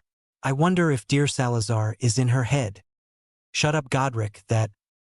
I fell silent as I felt a slight nasty and eerie feeling creep over me. It was faint and hardly noticeable. "Godric, is that..." "Yes, Harry, I recognize it. In fact, I can't believe that we missed it. The bazillion times we have been up here in this room doing detection drills. Harry, this has a similar magical signature to the Horcrux that was in your head." I then walked over to where I was feeling the suppressed and quiet nasty aura. Daphne followed closely behind me. When I arrived in front of the mountain pile of objects, I stopped and stared at it for a bit. Godric, I know finding it is good and all, but how are we going to destroy it? I might need to go down to the chamber and..." "No need, Harry. Take out my sword." "Wait, since when could your sword destroy Horcruxes? I thought only basilisk venom could." "Since you stabbed it in the basilisk's mouth and the sword absorbed the venom's deadly properties." Great. That's convenient." I took my wand out and casted Accio on the Horcrux. Nothing happened. "I think it might have an anti-summoning charm on it, Harry. You will have to dig your way through all those objects. Be careful, though, to not touch the Horcrux. We don't know if any curses have been placed on it." "Okay, Godric." I then looked over at Daphne, who seemed slightly worried. Daph, could you stand back a bit, please? I think I just found a Horcrux. Her eyes bulged out and she started to ask a million questions per minute. It is okay. I am going to be careful. I won't touch it and use my wand to move it around. After all, there might be curses placed on it. But I need you to stand back.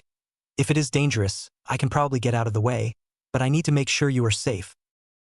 I could tell she wanted to argue, but she bit her lip and reluctantly nodded her head. I raised my hand in the air and mist started to swirl around my hand.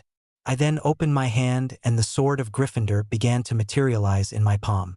I firmly grasped the handle and leveled the sword, the feeling of warmth and a surge of confidence suddenly flowing through me. I waved my wand at objects and pieces on the pile with the Horcrux in it and started tossing them left and right onto other piles of items. After clearing through much of the junk, I finally found it. I levitated an object underneath the box and lifted it all together towards me. I then waved again and formed a rope and hook to unlock it. Then the foul magical signature was let out. Oh, it felt absolutely disgusting. It was nasty in every way imaginable. Merlin's beard. That is Rowena's diadem. How did the bloody fucker find it and dare turn it into a Horcrux? Godric roared in my mind.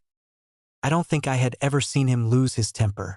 Even when explaining to Dumbledore about me being a Horcrux, he was calm, but had a seriousness behind it. I never heard Godric yell like this. Godric then sadly choked out, "Destroy it, Harry. I can't bear to look at it this way. The very thing it has become defile Rowena's memory." I raised the sword to strike it down, but I started to hear some whispers in my ear, telling me terrible things of Daphne. I ignored them and struck down at the diadem. There was an explosion and dark smoke started to pour out of the diadem. I staggered back a bit from the unexpected explosion. I could no longer detect the foul Horcrux anymore. I then looked down at the broken diadem, tried repairing it, but it did not work. Maybe Dumbledore can repair it using the Elder Wand. I looked over at Daphne, who looked extremely worried. "It's okay now, Daphne. You can come over now. The Horcrux has been destroyed." When she walked over, she gasped. "Isn't that Ravenclaw's long-lost diadem? That was a bloody Horcrux." "Yeah." We both stared at the broken diadem for a while before I picked it up. "Hey, Daph, do you mind if you head on first back to your common room? I am going to take this to Dumbledore." She nodded her head and turned on her heel to leave when I suddenly remembered something. "Wait, Daph," I called after her. She spun around gracefully, like a muggle ballerina. "Yes, Harry?" I then took off my Potter family ring and cancelled the Notice Me Not charm for only Daphne. Her eyes then looked at the ring in surprise. "Here is my family ring. It has enchantments on it to help detect and poisons or potions in whatever you hold in your hand, just in case. You know, for tomorrow." She beamed at me but then shook her head shortly after. "Thank you, Harry. I appreciate your concern, but I have a familial ring that does that as well." She raised her left hand and then cancelled her Notice Me Not charm on her ring for me. "I am after all heiress to a most noble and ancient house." Phew. I smiled at her knowing that she would be safe tomorrow. Once outside the room, we shared a quick kiss before going our separate ways. As I approached Dumbledore's office once again, I realized I didn't know the password. I luckily though saw Professor Lupin standing at the gargoyle about to go up. I then quickened my pace and broke into a run. "Professor Lupin," I yelled. I sprinted as fast as I could to get to him. He turned around to see me bolting down the corridor. He then let me catch my breath. "You need to see the headmaster, Mr. Potter?" I looked and smiled at the professor. "Yes, sir. I have something very important to discuss with him." Professor Lupin looked intrigued. "Oh, and what may this important thing be? Not if you mind disclosing it to me." I bit down on my tongue. "Sorry, Professor, but this is something strictly between me and Dumbledore. Dumbledore told me to not tell anyone else about it." I noticed that Lupin's shoulders sagged a bit. He then turned towards the gargoyle and said, "Airheads." Next, he said something that kind of shocked me as we walked up onto the steps. "Dumbledore told you I am a werewolf, didn't he?" My eyes widened slightly at his open admission. No wonder he was gone once a month during Dada and we got stupid Snape. He had to undergo a transformation into a werewolf and be away from students. Daphne had told me of his reaction to Dean's werewolf boggart while we took Tracy to the hospital wing back then. It made so much sense now. The steps then stopped rotating as we got off onto the solid stone floor leading to the headmaster's office. Lupin, then realizing that Harry didn't know, widened his eyes before looking away in shame. "Oh, he didn't. I am sorry. You must think I'm Dash." I cut the professor off immediately. "Professor, my view of you has not changed. You are still that brilliant Dada professor that has taught us so much this year. In fact, I'd say this makes me admire you even more than before, despite your furry little problem. You still show your love and passion to teach every time you are in class with us. I do not by any means think any less of you, sir." Professor Lupin was about to respond when Dumbledore told us to come in. After entering the office, I saw Dumbledore there talking with Snape.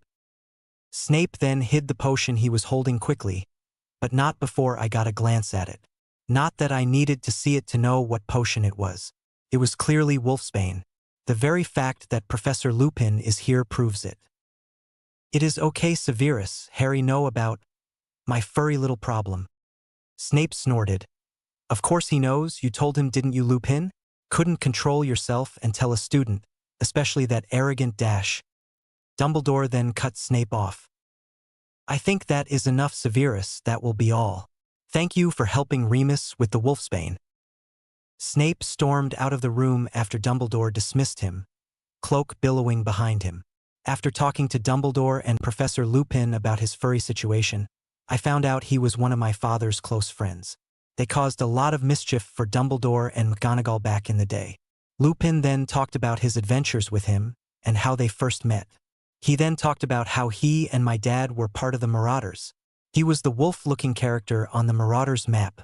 That meant that my dad was an animal and potentially an animagus as well. He could be one of the other three. But wait, my Patronus was a stag. My dad's might have been the same. I then remembered the stag drawing on the map. It was called Prongs. I then broke into a large smile at knowing something more about my dad. I then couldn't help but wonder about my mum as well. "Professor, what about my mother? What was she like?" Professor Lupin looked distant for a while. He then explained how kind and endearing my mother was, but also very strict and fiery at the same time. He told me how she easily accepted that he was a werewolf, just like I did moments ago before entering the headmaster's office. We then got into a long conversation before Professor Lupin left. "Harry, I assume that your visit tonight was not to simply come to see how I was doing. It is getting late. If there is nothing urgent, then you best head off to bed." "Actually, sir, there was something incredibly important I wanted to discuss." I then gave him a knowingly look. Dumbledore then quickly summoned his wand out of his robes and cast several charms over the room. One charm even stopped the paintings from listening in. He then gestured for me to continue. "I found and destroyed a Horcrux, sir, in the school. I took out the broken diadem of Rowena Ravenclaw." He gasped in surprise as I walked over and placed it on his desk. "This was in the school?" Dumbledore looked absolutely floored. I wasn't sure if it was because of knowing that a Horcrux had been right under his nose, or that it was the freaking long-lost diadem of Rowena Ravenclaw.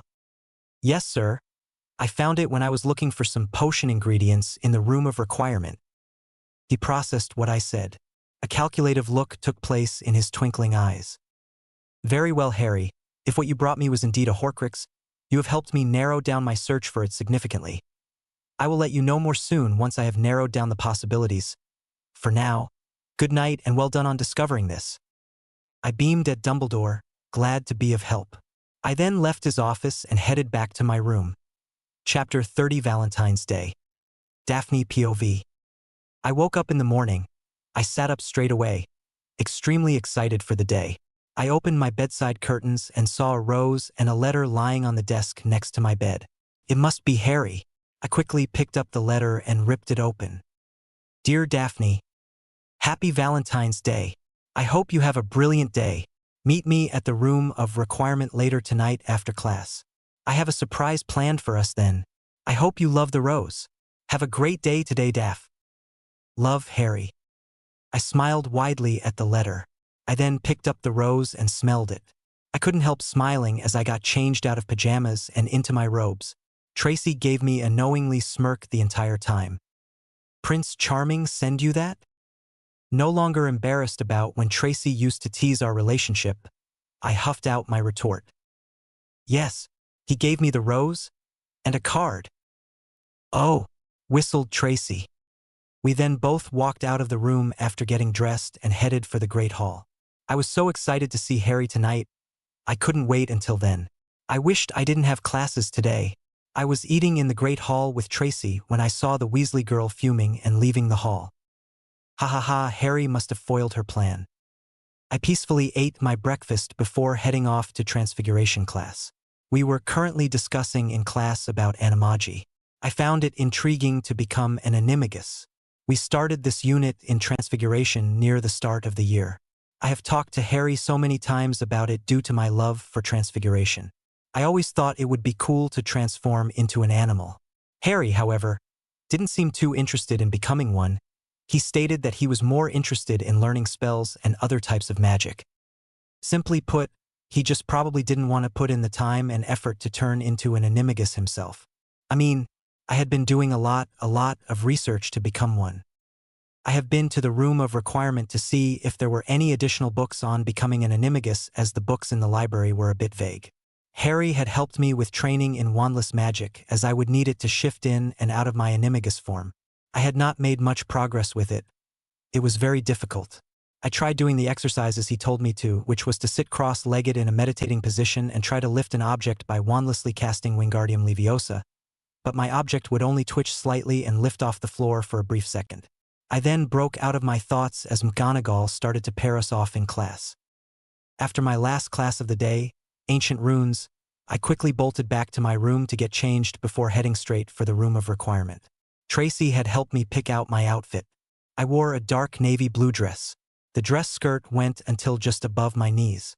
I then wore a light blue cotton jacket on top. As I approached the corridor, I heard two people talking and quickly hid behind a stone pillar that was right around a corner. I then listened for a bit, hearing the Weasel girl talk. All right, Ron, don't screw this up again. We overheard Fred and George. Harry is coming to the 7th floor for some reason, and this is my chance. Don't screw this up. All right, Ginny, knock it off. I stood behind the pillar stunned in silence until I heard a whisper from behind me.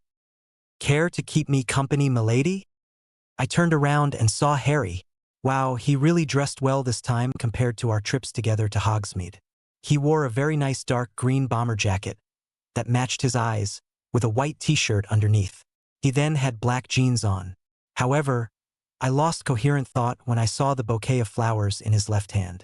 I almost squealed in delight before he made a shoe gesture with his spare hand. Here, take this, whispered Harry. He then handed me his invisibility cloak and told me to put it on. I was confused as to why he didn't come underneath the cloak with me. He then smirked and took out his wand and disappeared. He disillusioned himself. We then walked around the corridor 3 times, trying our best not to laugh when we passed Ron and Ginny waiting in anticipation for Harry. The door then formed behind the corner of where Ron and Ginny were staring at. Therefore, they couldn't see us enter. Once inside, I gasped at the sight and let Harry's invisibility cloak drop onto the floor. The room had become a balcony on the Eiffel Tower overlooking Paris. Harry undid his disillusionment and walked over to me with his bouquet of flowers. I turned around and grabbed him immediately to snog the living daylights out of him. After our incredibly heated kiss, Harry sat me down at the table and an house elf by the name of Dobby appeared. He brought us our dinner. We laughed and joked about many things since the start of this year. We then got into a serious discussion about animagi. Wouldn't it be cool if my animagus form was a magical animal, Harry? Even though this has never happened, what do you think? Oh, what if my corporeal patronus turns out to be my animagus form? I am still working on it. I haven't formed a corporeal patronus yet. But I am almost there. I then cut myself off abruptly as Harry sat there smiling at me, not saying anything. You don't think this is a good idea, do you? His eyes widened and he quickly started waving his hands. No, no, no, no, no, Daff. I think it is brilliant that you are this passionate about becoming an animagus. I just really liked watching you talk about it. And yeah, your corporeal patronus might be the same as you animagus. My dad's patronus was after all the same as his animagus form, so maybe. He then stopped midway and took something tiny out from his jacket pocket. He waved his wand and enlarged the object. I gasped when I saw what it was. Is that a mandrake leaf? How did you get one without pissing off Professor Sprout? Well, I have my ways. I just thought since you really wanted to become an animagus, I would help you get started. I began to look into the process, and since you need a mandrake leaf for the potion I jumped out of my seat and walked around the table to give Harry a kiss. Thank you so much, Harry. This means so much to me. I then sat back down and we continued to talk about animagi. I had to keep the bloody leaf in my mouth for a month and cast a spell daily, but it would be well worth it. The next lightning storm would be next month, 2 days after the Gryffindor versus Hufflepuff Quidditch game in March. Our dinner then eventually came to an end. Harry then took out some sort of parchment and placed it in front of him on the table. Harry then smirked at me. Oh yeah, Daff, I forgot to tell you about this. It just didn't cross my mind over the last couple of months because of how hectic everything has been. He pointed his wand at the parchment. I solemnly swear that I am up to no good. Lines then started to form on the parchment and labels started to appear. After it was fully formed, I recognized some of the locations on it. Gryffindor Tower, the Great Hall, Castle Courtyard. It then hit me. This was a map of Hogwarts. Harry explained to me the concept of the map. It was ingenious. We looked at the 2 labels that were still outside the room, which was interestingly not listed on the map. In the 7th floor corridor stood Ron and Ginny. We both collapsed in hysterical laughter as they still stood there. My stomach started to hurt as I was laughing so hard. The irony. The weasel tried to stop me and Harry having a good time, but it was instead her not having a good time. Oh, how the tables have turned. Harry went to pick up the map when he suddenly stopped laughing. He became pale and deathly still, his face losing all signs of happiness from before. I then followed his line of sight and saw him glaring at a label that was moving on the map. Peter Pettigrew, Chapter 31 Lockdown. Harry POV. Daff, put on my dad's cloak quickly. We are going to get to the bottom of this. Harry, hang on, I don't understand. Didn't you say from before that Sirius Black killed Pettigrew? I mean, I know you told me your theory about not getting a trial. What if the map is Dash? No, Daff, the map never lies. It even showed Dumbledore pacing in his office and leaving the school. I know, I have seen it. If the map says Pettigrew is here, then he is here. Daphne seemed to hesitate before nodding at me and then putting on the cloak. I then disillusioned myself and we walked out of the room to go look for Pettigrew. However, when we went towards the staircase, we saw it was crowded with students. What had happened? There were murmuring and numerous discussion all throughout the stairwells in Hogwarts.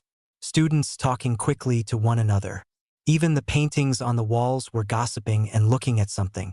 I then followed everyone's gaze and looked around at the stairwell and then saw the Gryffindor portrait door with scratches on it that tore through the tapestry of the painting. The fat lady in the portrait is missing. I saw Dumbledore shuffling through the crowd of students. Percy then barked out at the students whilst pointing at his badge. Make way. Headmaster is here. Come on, you heard me. Move. Once Dumbledore got in front of the portrait, he closed his eyes for a bit while reaching forward and hovered his hand over tapestry. I then suddenly realized it. He was trying to detect the magical signature. Hey Godric, do you think Dumbledore knows what caused it? I am not sure, Harry, although my guess is that Dumbledore has a good idea to whom caused it, and in fact, what caused it. However, someone like Dumbledore wouldn't say anything until he is 100% certain, so maybe we should go over and take a look ourselves later? It might be a while before Dumbledore reveals what it is. If you want an immediate answer, I suggest we go examine it ourselves. I agreed with Godric. As much as I like Dumbledore, he did tend to play his cards quite close to his chest. Dumbledore's voice then echoed around the hall. Mr. Filch, round up the ghosts. Tell them to search every painting in the castle. Find the fat lady. Filch responded straight away while pointing a finger at a painting on the 6th floor corridor. There is no need for ghosts, Professor. The fat lady is there. All the students then gasped. Then chaos ensued once again as everyone shifted on the crowded stairwells to make room for Dumbledore. Students pushed and shoved others as they moved around. Once Dumbledore got in front of the painting, he asked the fat lady a question. "Dear lady, who did this to you?" The fat lady then screeched out, "Ag hi, eyes like the devil he's got, and a soul as dark as his name. It's him, headmaster, the one they all talk about. He is here, somewhere in the castle, Sirius Black. Ag." Dumbledore then turned to Filch, his eyes losing his customary twinkle. "Secure the castle, Mr. Filch. The rest of you, to the Great Hall." Everyone quickly scrambled to the Great Hall. Students started rushing down the staircases towards there. Once the crowd dispersed, I whispered to Daphne, who hopefully was still standing next to me. "Let's head over to the Gryffindor portrait door. I want to examine it before we go the Great Hall." Daphne seemed to still be next to me as she whispered back, "Okay, let's be quick." After I examined the portrait, I managed to identify residue from a Gryffindor cutting curse. It seems that whoever left was in a hurry and launched these spells to force the fat lady out of the portrait to not leave a witness. Evidently, the fat lady managed to escape and reported to the headmaster who she saw. Daphne and I then walked off towards the Great Hall. On the way, we entered Moaning Myrtle's bathroom and I cancelled my disillusionment charm, and she took of my dad's cloak and gave it back to me. We quickly left the bathroom before entering the Great Hall. I was going to tell Dumbledore what I found out before I stopped. I then realized that Pettigrew appearing on the map could mean nothing to him. I mean, nobody has ever seen him. I don't even know what the goddamn person looks like. No. I need more evidence before telling Dumbledore. Telling him now will only put even more worries onto his shoulder. He already had started to hunt Voldemort's Horcruxes and was dealing with the Dementors that were still on the borders of Hogwarts. He has a crap ton of other responsibilities as well. No, it would be better to solve this ourselves before telling him. Daphne and I then separated as we each went to our house tables. The headmaster stated that Gryffindor Tower would be on lockdown and that all Gryffindor students were to stay in the Great Hall until it was safe to return. I looked over at Daphne and saw a worried expression on her face. I gave her a reassuring smile back to signal that I was okay. She then unwillingly left with the rest of the Slytherins as they were dismissed to go back to their rooms. I suddenly realized that not many people were wearing their Hogwarts robes. In fact, nearly everyone wore something casual or nice. Sigh. Something like this just had to spoil the fun on Valentine's Day. I then sneaked out of the Great Hall once everyone but the Gryffindors left. I went searching for Pettigrew, but every time I pinned him down into a room, it was empty. I couldn't find him. After the third try, I gave up. I started to second-guess myself, wondering if the map was actually broken or lying like what Daphne alluded to. No. But the map has never lied. I then gave it one more try. When I didn't find him, I finally gave up looking. I then turned around and started heading back towards the Great Hall. Chapter 32, Gryffindor vs. Hufflepuff. Harry POV. It was the second week of March. Fuck. Although it stopped snowing, it was now fucking raining. Thankfully, Dumbledore gave me the tip about my glasses. Now I don't have to worry about it falling off, or it being bothered by rainwater or snow. In the prep room, Oliver was busy going over tactics with the rest of the team. After he finished briefing the team on the tactics, Oliver then reminded everyone of the current standings. Remember guys, Hufflepuff is just like us. They are 1-0 in the standings and they beat Ravenclaw 220-10. They won very convincingly as they were already in the lead by 60 points before Diggory caught the snitch and Hufflepuff won. If we beat them today, we will jump up in the standings ahead of them and be positioned for the go to the final and win the cup. On that note, the team cheered. We then left and got onto our brooms waiting for the announcer to call us out onto the pitch. Lee, the announcer for the games, started shouting our names out. I watched as he called each of my teammates one by one. They then shot out of the room one by one until it was only me left. And ladies and gentlemen, the youngest seeker that Gryffindor team ever seen. It is Harry Potter. I then shot out on my Nimbus 2000 and circled around the pitch. The crowd roared as I came onto the field. When flying around, I saw Daphne, Tracy, and Hermione standing together at a spot in stands. I saw them waving at me and waved back. I then, after a couple of loops around the pitch, slowed down and stopped in front of Diggory. We gave each other a polite nod before Madame Hooch spoke up with a sonorous charm. "All right, you all know the rules. I want a nice and clean game. From all of you." She paused for a moment, then kicked the chest and it opened up. Lee then yelled, "The bludgers are up," followed by the golden snitch. "Wow, that little golden ball sure is fast today." It zoomed away immediately after being free. I glanced at the snitch before looking back at Madame Hooch. Madame Hooch then picked up the quaffle from the chest. She then extended it out and held it in the palm of her hand. The crowd then roared as the match was about to begin. All the chasers tensed on their brooms, getting ready to fly forwards to snatch the quaffle. 3, 2, 1. She then blew the whistle and tossed the quaffle high into the air. Angelina and Alicia immediately surged forwards whilst Katie cycled around behind the Hufflepuff formation.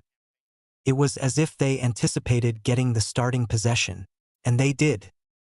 Angelina snatched the quaffle up and quickly and passed it to Alicia as two Hufflepuff chases converged on her after she snatched the opening possession.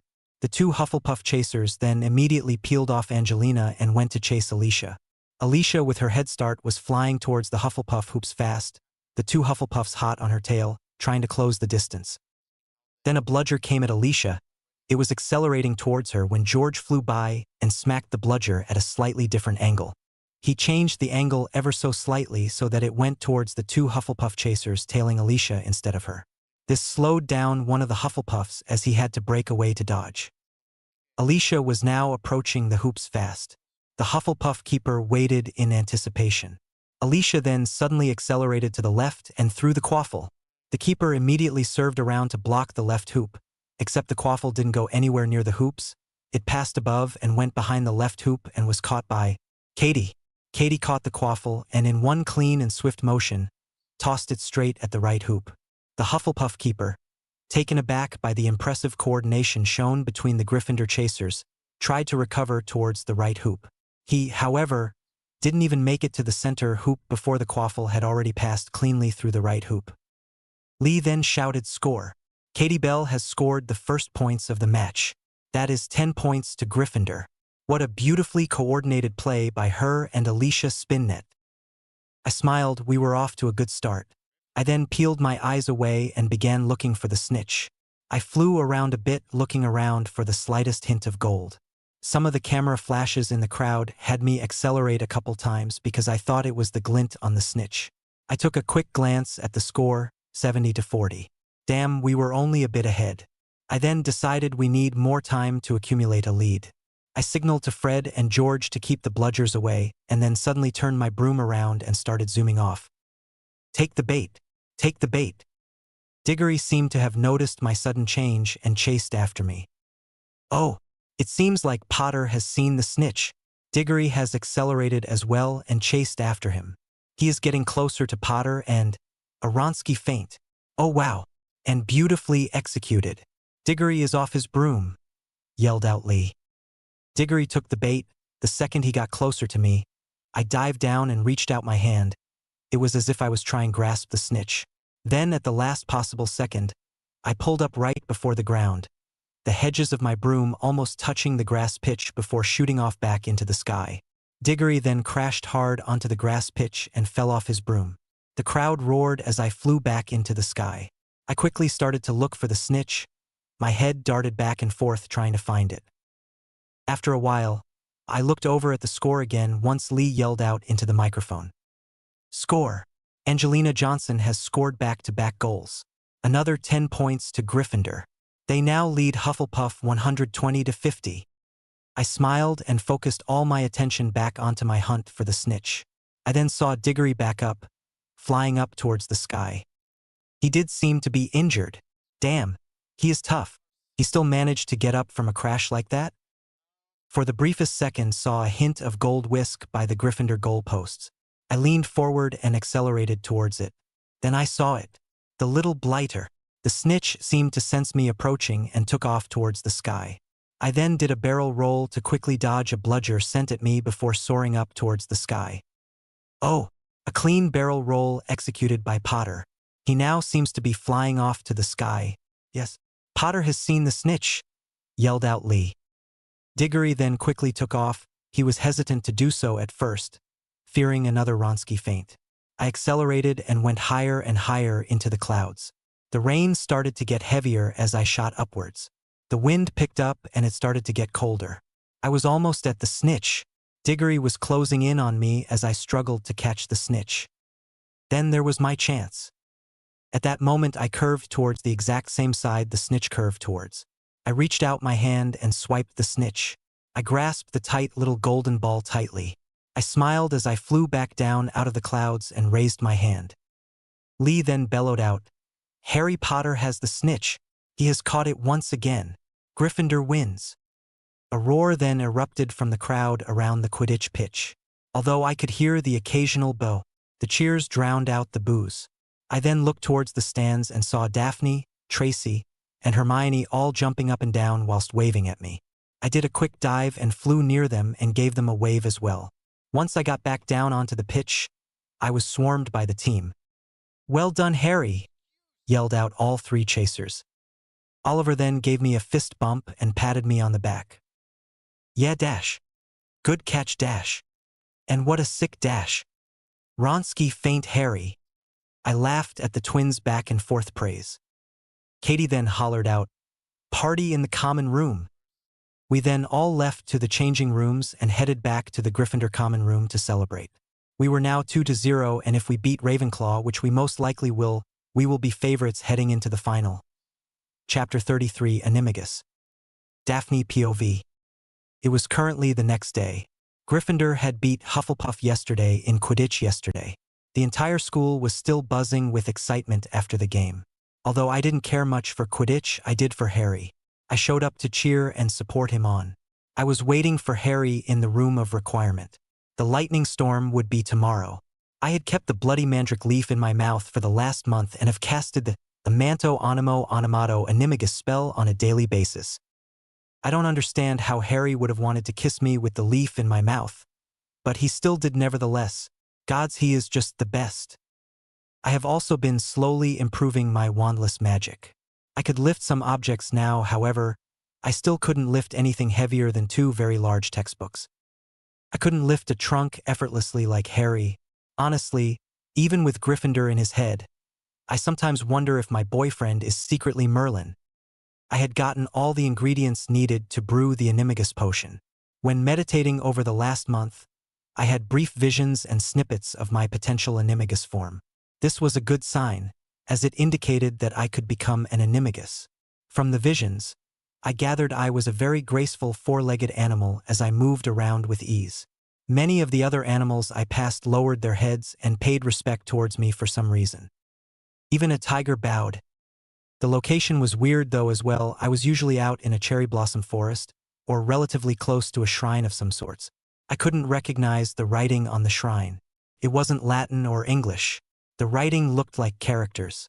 I had looked up in the library for the characters on the wall of the shrine, but it didn't exist.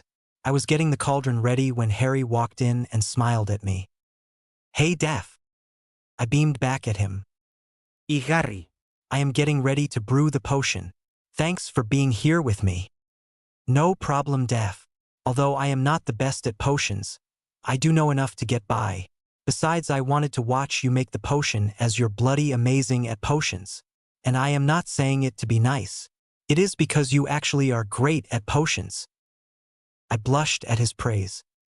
I mean, coming from somebody who has a wealth of knowledge in his head thanks to Gryffindor is saying something. That is only because Snape is extremely biased when it comes to you.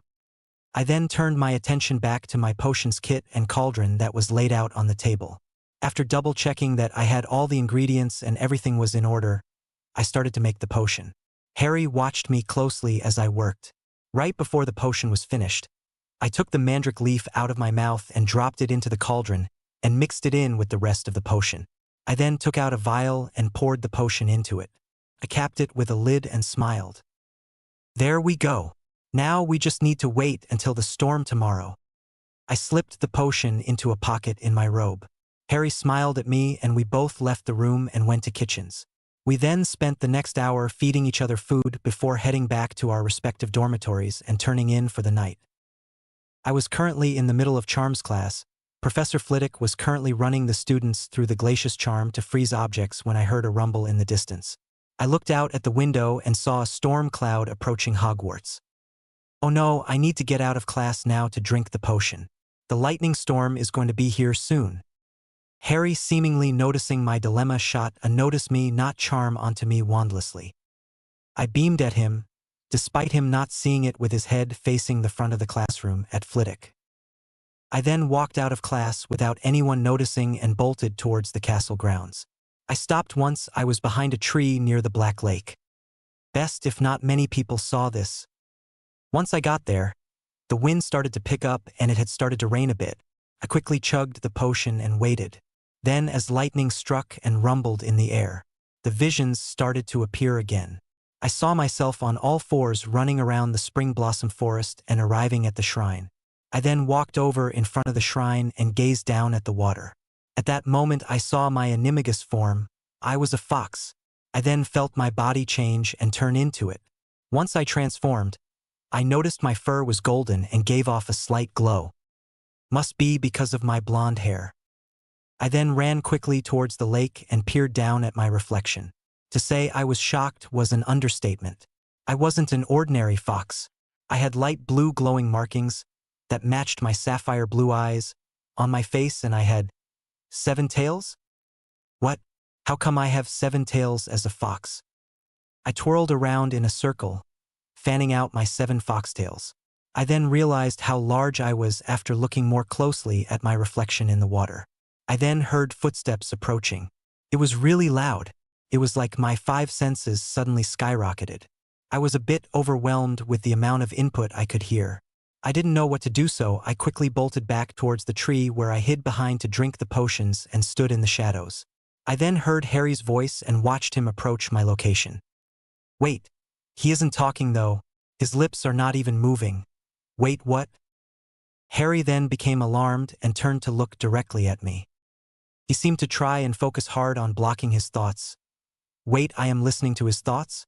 I am doing legilimency on him. What? I didn't know how I was reading his thoughts. I then decided to break eye contact with him, and then I could no longer hear his thoughts. Daff? Is that you? How did you? Never mind. Explain it to me after you transform back. I nodded, not daring to make eye contact with him. I focused hard, but I struggled to transform back. Then, after the 5th try, I finally turned back into a human. I then sprawled out onto the floor. Oh, Harry, I am sorry. I didn't mean to dash. Whoa, Daff. It is okay. In fact, it is amazing. You seem to be some sort of magical animal. Congratulations. I think you are the first person in all of wizarding history to have a magical animal as their animagus. I was shocked by his statement. No way that I am. But I could hear his thoughts just now. And what were those glowing blue markings on my face? I am definitely a magical animal. Yeah. But I don't know what I am still. Harry's jaw then dropped open and hung there. Really, Daff? You had the ability to read thoughts just now and you have 7 tails. Surely you know what you are. I smacked him on the shoulder. Ow, okay. Okay. You're a kitsune. I stared at him and was about to smack him again when he realized I didn't know what on bloody earth a kitsune was. A kitsune is a type of magical fox found in Japan, Korea, and the northern regions of China. The kitsune are highly intelligent creatures that delve into dreams and have a renowned mastery over the mind. They are very adaptive and graceful creatures. However, they are also incredibly fierce and cunning. If someone were to disrespect or try to cheat them, they wouldn't see their retaliation coming. They are fast and quick on their feet, delivering killing blows without the opponent even realizing. It is a type of fox that lives a very long life and has many tails. Can have up to 3 to 9 tails. The more tails you have, the wiser and more powerful you are. And since you have 7 tails, and 7 being an incredibly powerful magical number, I then understood what Harry was implying. My powers as a kitsune were incredibly strong.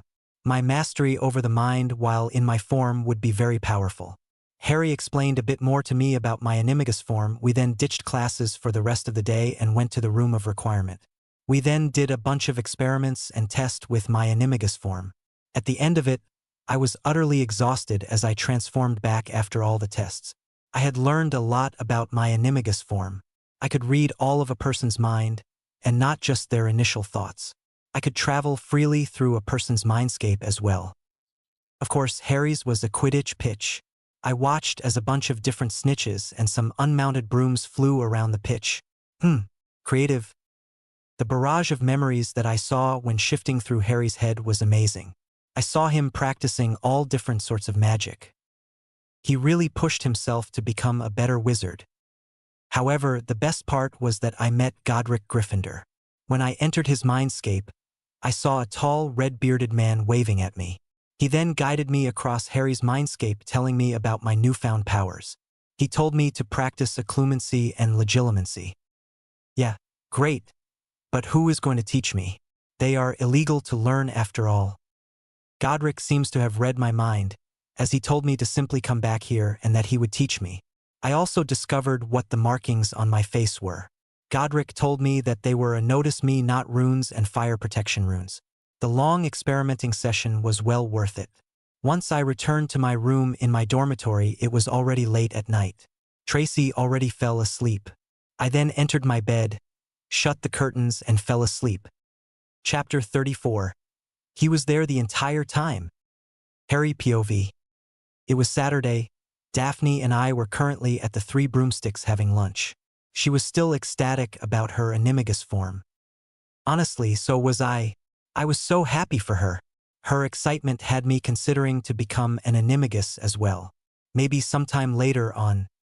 I guess you can't hide anything from me now, Harry.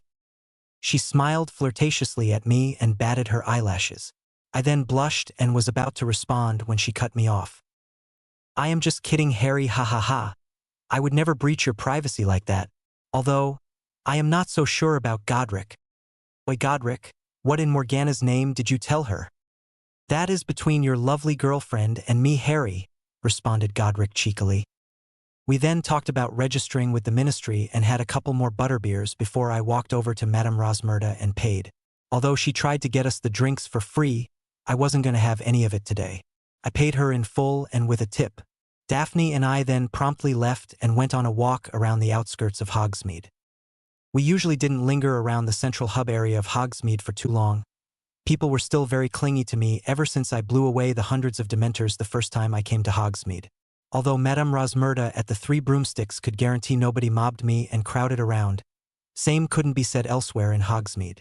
Daphne, clutching on my arm tightly and snuggling her head in my chest, and I approached the ledge where I oversaw all of Hogsmeade. It was the spot where I casted my full-body Patronus. It was nostalgic in some sense. This was also where we first kissed and started our relationship. It was where it all began. I then turned around when I heard movement from behind us. My eyes darted all over the seemingly empty area behind us. I looked closely at the trees and bushes. I reached out magically and sensed an animal hiding in behind a tree, in the shadows. Come on out. It is okay. We won't hurt you. Then a dog walked out from behind the tree. It looked familiar. It was the big black dog that barked at me to warn me of the Dementors. However, I noticed that it had gotten thinner since the last time I had seen it. It has been almost 6 months since when I first came to Hogsmeade. Daphne seemed equally as shocked to see the dog. She then seemed to have read my mind as she took out some of the food we had left over from the Three Broomsticks and put it on the floor for the dog. The dog quickly jumped at the food, gobbling it up instantly. I knelt down and patted the dog. You okay, boy? You seemed really hungry. I should have tried to find you after you saved our lives. The dog then barked at my statement. Daphne then also knelt down next to me to pat the dog. I then turned to Daphne and gave a cheeky smile. Want to keep the dog some company? She laughed at me for a while before she shook her head. You just want to see me run around, don't you? I gave her a wide splitting grin. Yeah, I do. It is also great exercise. You can't sit and study all. says the person who locks himself in a room to practice magic all day. Hey, I still play Quidditch. I do exercise weekly. Then the dog interrupted us with a loud bark. We both turned to look at the dog, which had a stupid smile on its face. Not the dog as well. Tracy was bad enough usually. Now the bloody dog too? It was a smart little bugger. We then said goodbye to the dog. Daphne promised the dog that she would run around and play with him next time. The dog barked loudly at this. I don't think it realizes that Daphne will literally run around and chase after it in her animagus form. After that, Daphne and I headed back to the carriages to go back to the castle. Oliver had called off practice today as he had an emergency with one of his family members and had to go to visit them, so that meant I was free for the afternoon. We were going to meet Hermione and Tracy. They both had told me of their improvement with the Patronus. Tracy was restless about trying it against her boggart. Daphne was excited as well as she almost grasped her corporeal Patronus. Knowing her animagus form seemed to have helped her take the next step in forming her corporeal Patronus. The couple of times I had watched her, I had seen the foxtails starting to form before it broke away back into the mist. When we finally reached the 7th floor, we bumped into Hermione and Tracy. I then looked past them and realized why. I saw Ginny and Ron standing there. God damn it, why won't these two just quit it already? I then, having no patience for them whatsoever, I stormed over and said in a deadly calm voice, Ron, Ginny, leave now. I don't know why you felt the need to give Hermione and Tracy here a hard time. Get lost or I will make you. Ron, taking up to my challenge, drew his wand out to fire a spell at me. Sloppy. He drew his wand so slowly, I could have launched 2 spells in the time he took to draw his wand. However, I let Ron take his wand out before lifting my hand up to block his spell. Not even seeing a need to pull my wand out, I then launched an Expelliarmus spell out of my fingertips and struck Ron's wand out of his hand. I caught it cleanly as it flew towards me in the air. Ron paled at my demonstration of wandless magic. Ginny was about to say something before I cut her off. This farce has gone on long enough now, Ginny. Give up on trying to get me under a love potion or I will report this to Dumbledore and the fact that Ron openly attacked me without my wand drawed. I already given you guys a chance to drop this previously. I am in a relationship with Daphne. Drop it or next time I won't be so kind. Ginny and Ron backed away. I then tossed Ron's wand onto the stone-cold floor before Daphne, Hermione, Tracy and I walked away and turned at a corner in the corridor. The second we were out of sight, I quickly summoned my wand out of my robes and told all 3 of them to be quiet and not move. I then casted disillusionment charms on all 3 of them before taking out my dad's cloak and putting it on myself. TSK, TSK, I knew they would come running. I guess Ron really wasn't my friend. He only was friends with the boy who lived and not actually Harry Potter. Ron and Ginny both turned the corner. I took off my cloak once Ron and Ginny had passed the 4 of us and I appeared behind them. I whistled loudly and both of them spun around. Faster than before Ron could even think about eating treacle tarts at dinner, I launched 2 stunners at both Ron and Ginny. They didn't even have time to think about drawing their wands before they both got hit and slumped to the ground. After Ron and Ginny were out of the way, we then entered the room. The 2 fuckers.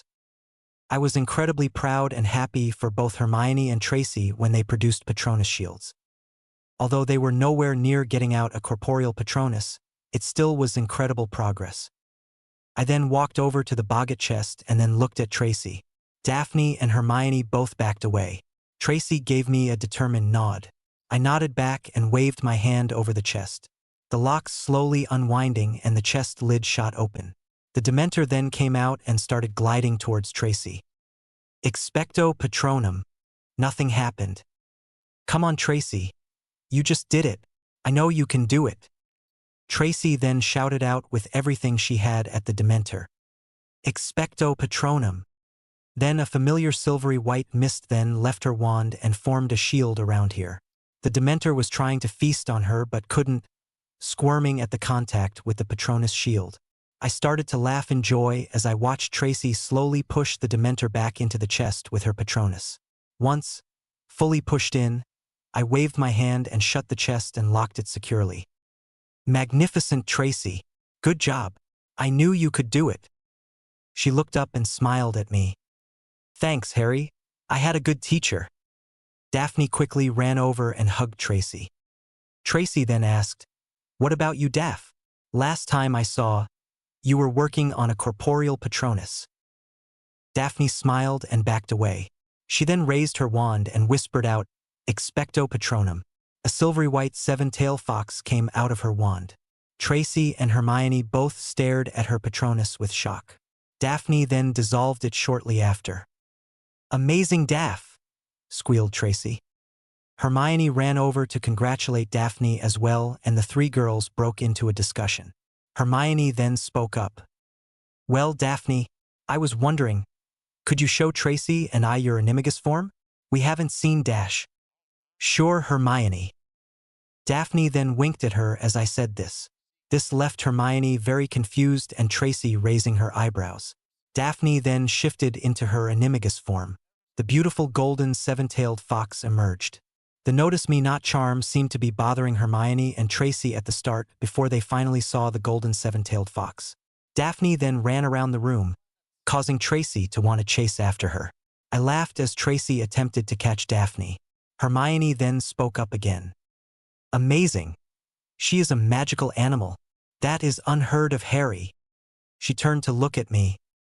"I know, Hermione." Hermione turned back to look at Tracy trying to chase Daphne. "She even has magical powers when she shifts. Imagine that. Being an animagus already allows you to hide in plain sight and in places that nobody will ever think to look. Having magical abilities on top of that is absolutely amazing." Then a thought came into my mind. No. Can't be that easy. That can't possibly be it.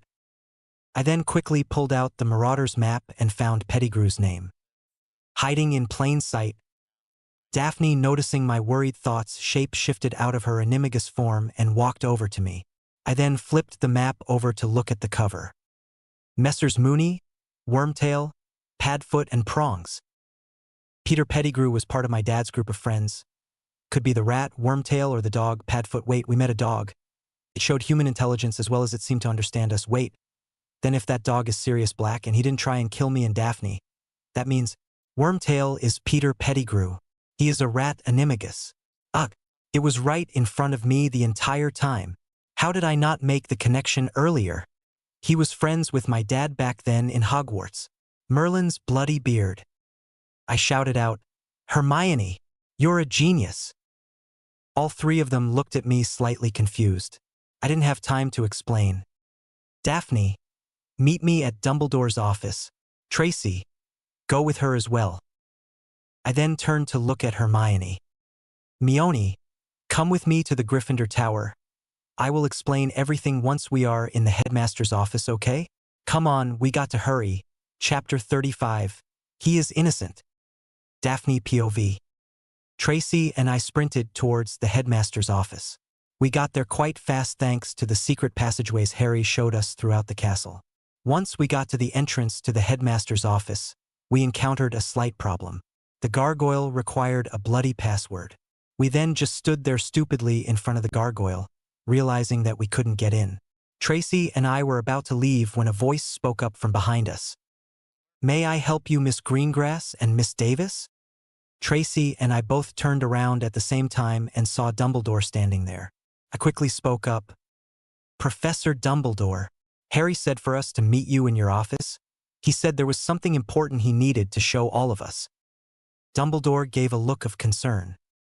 "Did Harry say what this important thing was?" I then shook my head. "No, sir. He said he didn't have time to explain it. He would explain its importance once he brought whatever he went to find to your office." Dumbledore nodded. He then walked up to the gargoyle. "Fruit tips," said Dumbledore. The gargoyle then opens up its wings and Dumbledore gestured for me and Tracy to following up. Once inside his office, Tracy and I both gasped. It was beautiful, the dozens of portraits on the wall, the telescope and other magical objects in the room. Then I noticed a familiar bird perched on his desk. It was Dumbledore's phoenix. Fox. She took me and Harry out from the chamber the first time I went down there with him. Fox trilled a melodious note as it looked at me. At that moment, as she looked at me, she disappeared in a ball of fire. A split second later, Hermione and Harry appeared behind us in a ball of flame. I noticed Harry carrying a small cage of some sorts. Ah, Harry, I see you have not come alone this time. What might I do for you? Harry then smiled back and placed the small cage on his desk. Sir, I believe I just caught Peter Pettigrew. Dumbledore looked completely shocked. Harry, this is most unexpected. Are you absolutely certain? Harry nodded. He waved his hand and unlocked the small cage. The rat scurried out and made a run for it. Dumbledore fastly pulled his wand out and shot a stupefy that precisely stunned the rat. Harry then pulled his wand out and pointed it at the rat. Slowly the rat changed and out came a person. Dumbledore's eyes widened. He then quickly casted out his Patronus. Find Professor Lupin and tell him to come to my office immediately. Also find Professor Snape and tell him to come with Veritaserum. The silvery phoenix then flew through the headmaster's office walls and disappeared. Dumbledore turned his attention back on the man lying on the floor. With an effortless flick of his wand, he bound him in ropes and then waved his hand to have him seated in a chair.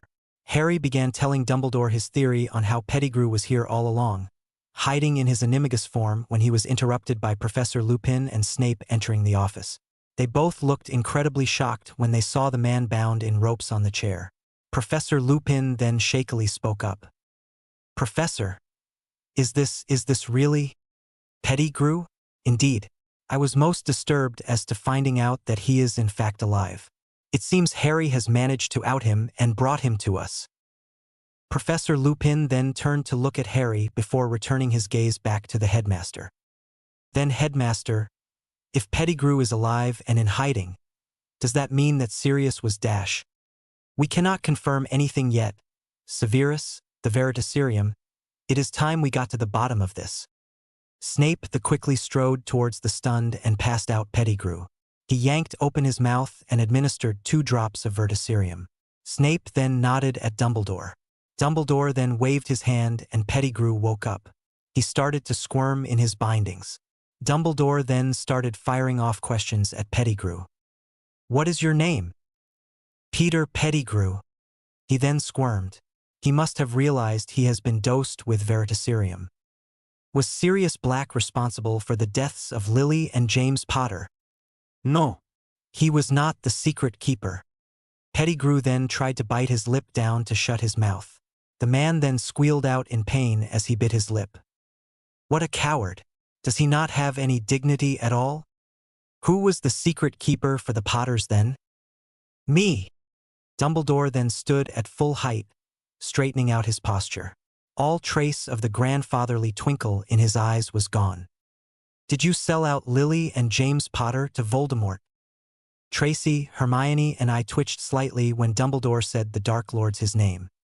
Pettigrew then reluctantly said, yes. Professor Lupin looked livid.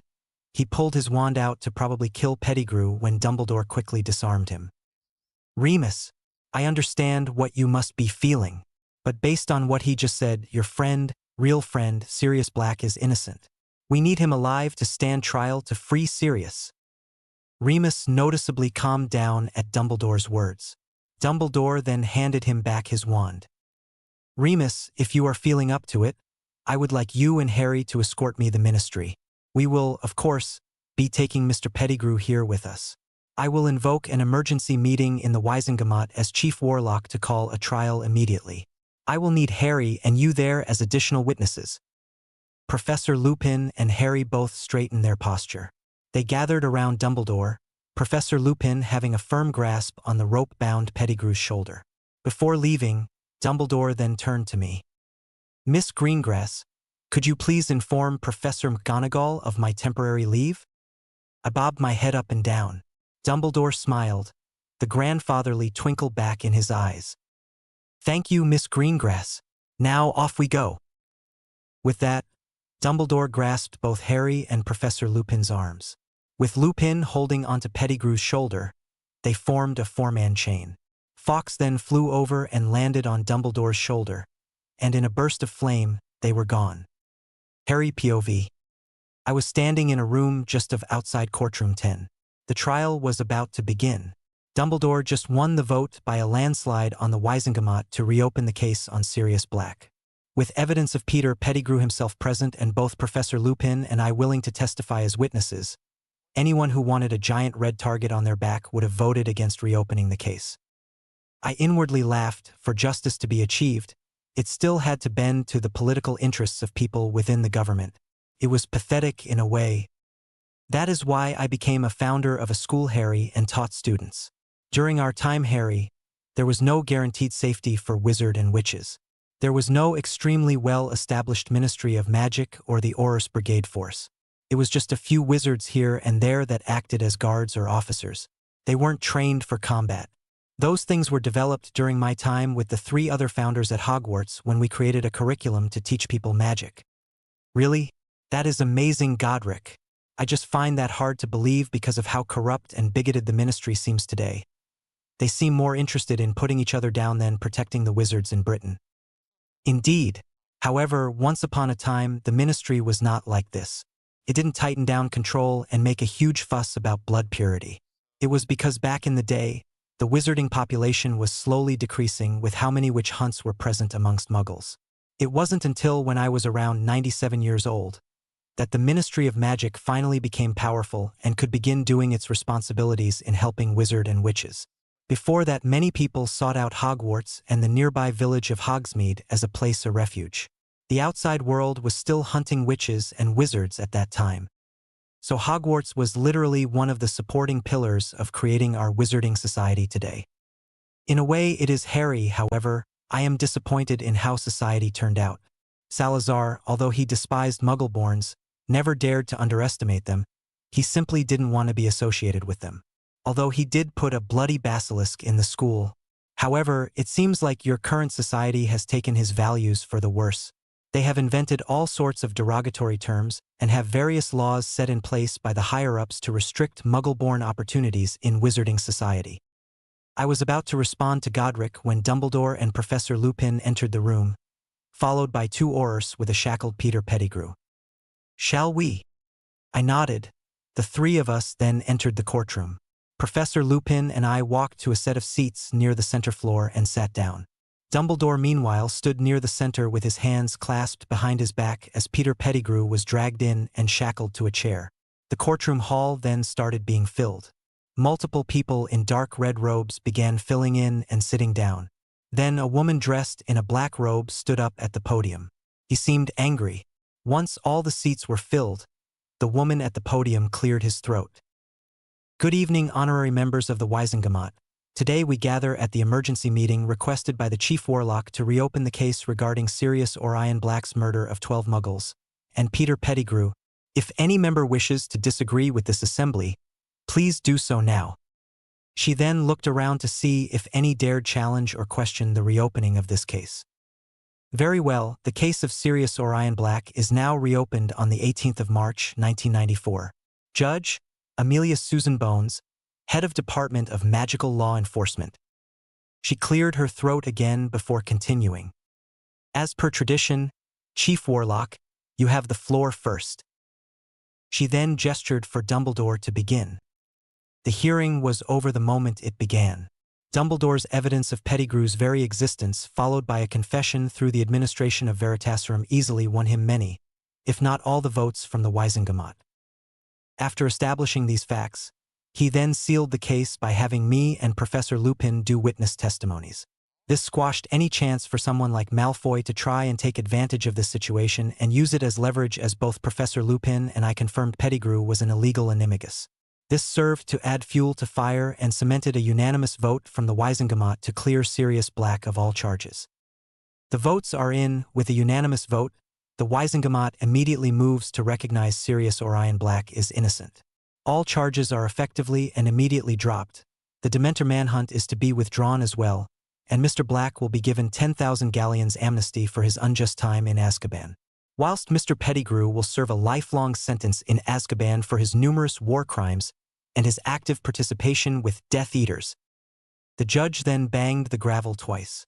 Right after, the hall erupted with discussion as Pettigrew was escorted out by the Aurors.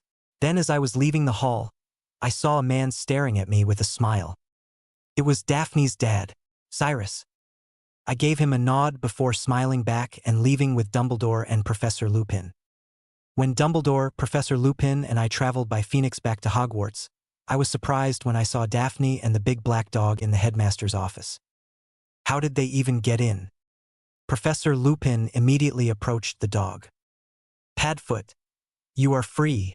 We got him. We got the filthy rat. I am so sorry. I dash. The big black dog then changed and out came a man that was so thin that you could see the outline on his bones. His face was paler than snow and his eyes bloodshot.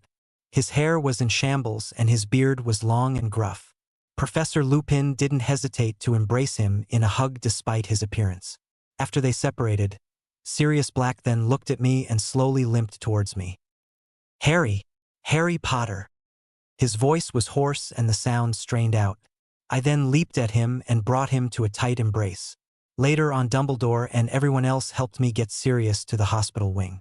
Poppy looked shocked when she saw Sirius Black and drew her wand immediately.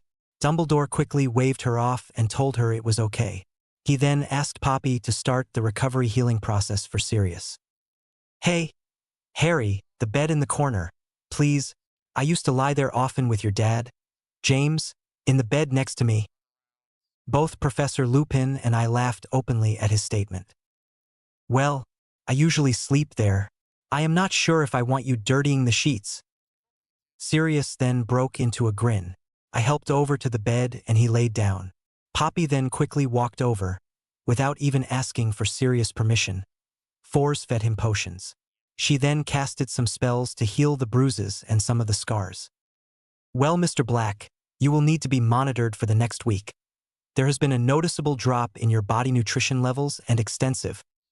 Poppy seemed to hesitate for a bit. Mental backlash that was caused by the Dementors.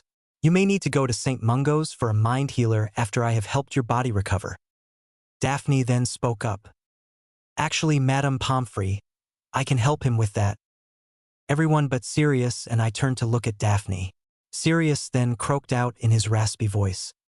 Indeed, I believe Daphne here. I can call you Daphne, right?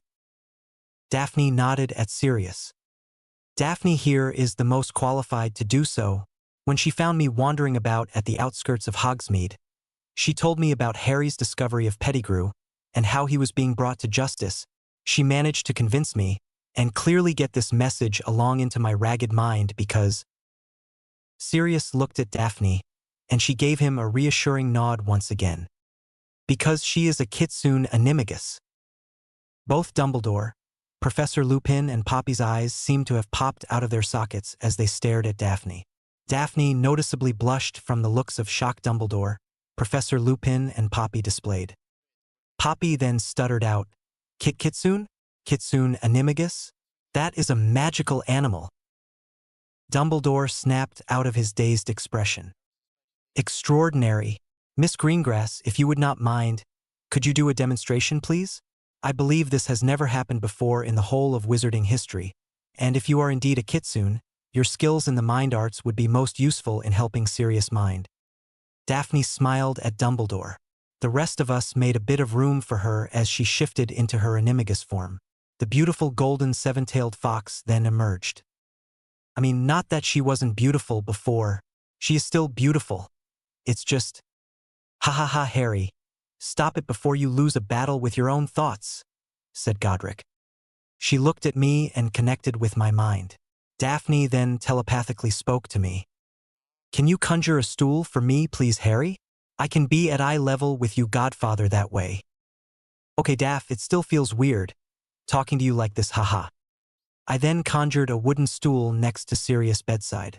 Daphne Graceful leaped onto the stool and balanced herself perfectly on it. She sat on the stool and let her 7 foxtails trickle down onto the floor. She then turned her eyes away from me to lock eyes with Sirius. I felt the connection between our minds break. Then, the blue markings on Daphne's face glowed. So did her eyes. A similar blue glow appeared on Sirius' forehead. The rest of us then stared in awe as Daphne worked her magic. After a while, Sirius passed out and started to snore. Professor Lupin and I both chuckled at the sight of his blissful snoring. Daphne then shapeshifted back into her human form. His mind mostly has been mostly healed, Madame Pomfrey, although some of the horrors that he was exposed to in Azkaban and during the war with the Dark Lord will remain. I couldn't get him to move on and push through those dark memories. I am sorry that dash. Poppy quickly waved her off. I did not know when you caught Mr. Potter's humble mumble shenanigans, diseased Miss Greengrass. But you have done extraordinarily well. I may even ask you to come by to help out in the hospital wing, every now and then with first years who have nightmares. Daphne blushed at being compared to me and the praise received. Quickly after Poppy's praise, she then kicked everyone, including Dumbledore and Professor Lupin, out of the hospital wing to give Sirius space. We all stood outside and chuckled a bit at Poppy's strict demeanor before returning to the headmaster's office.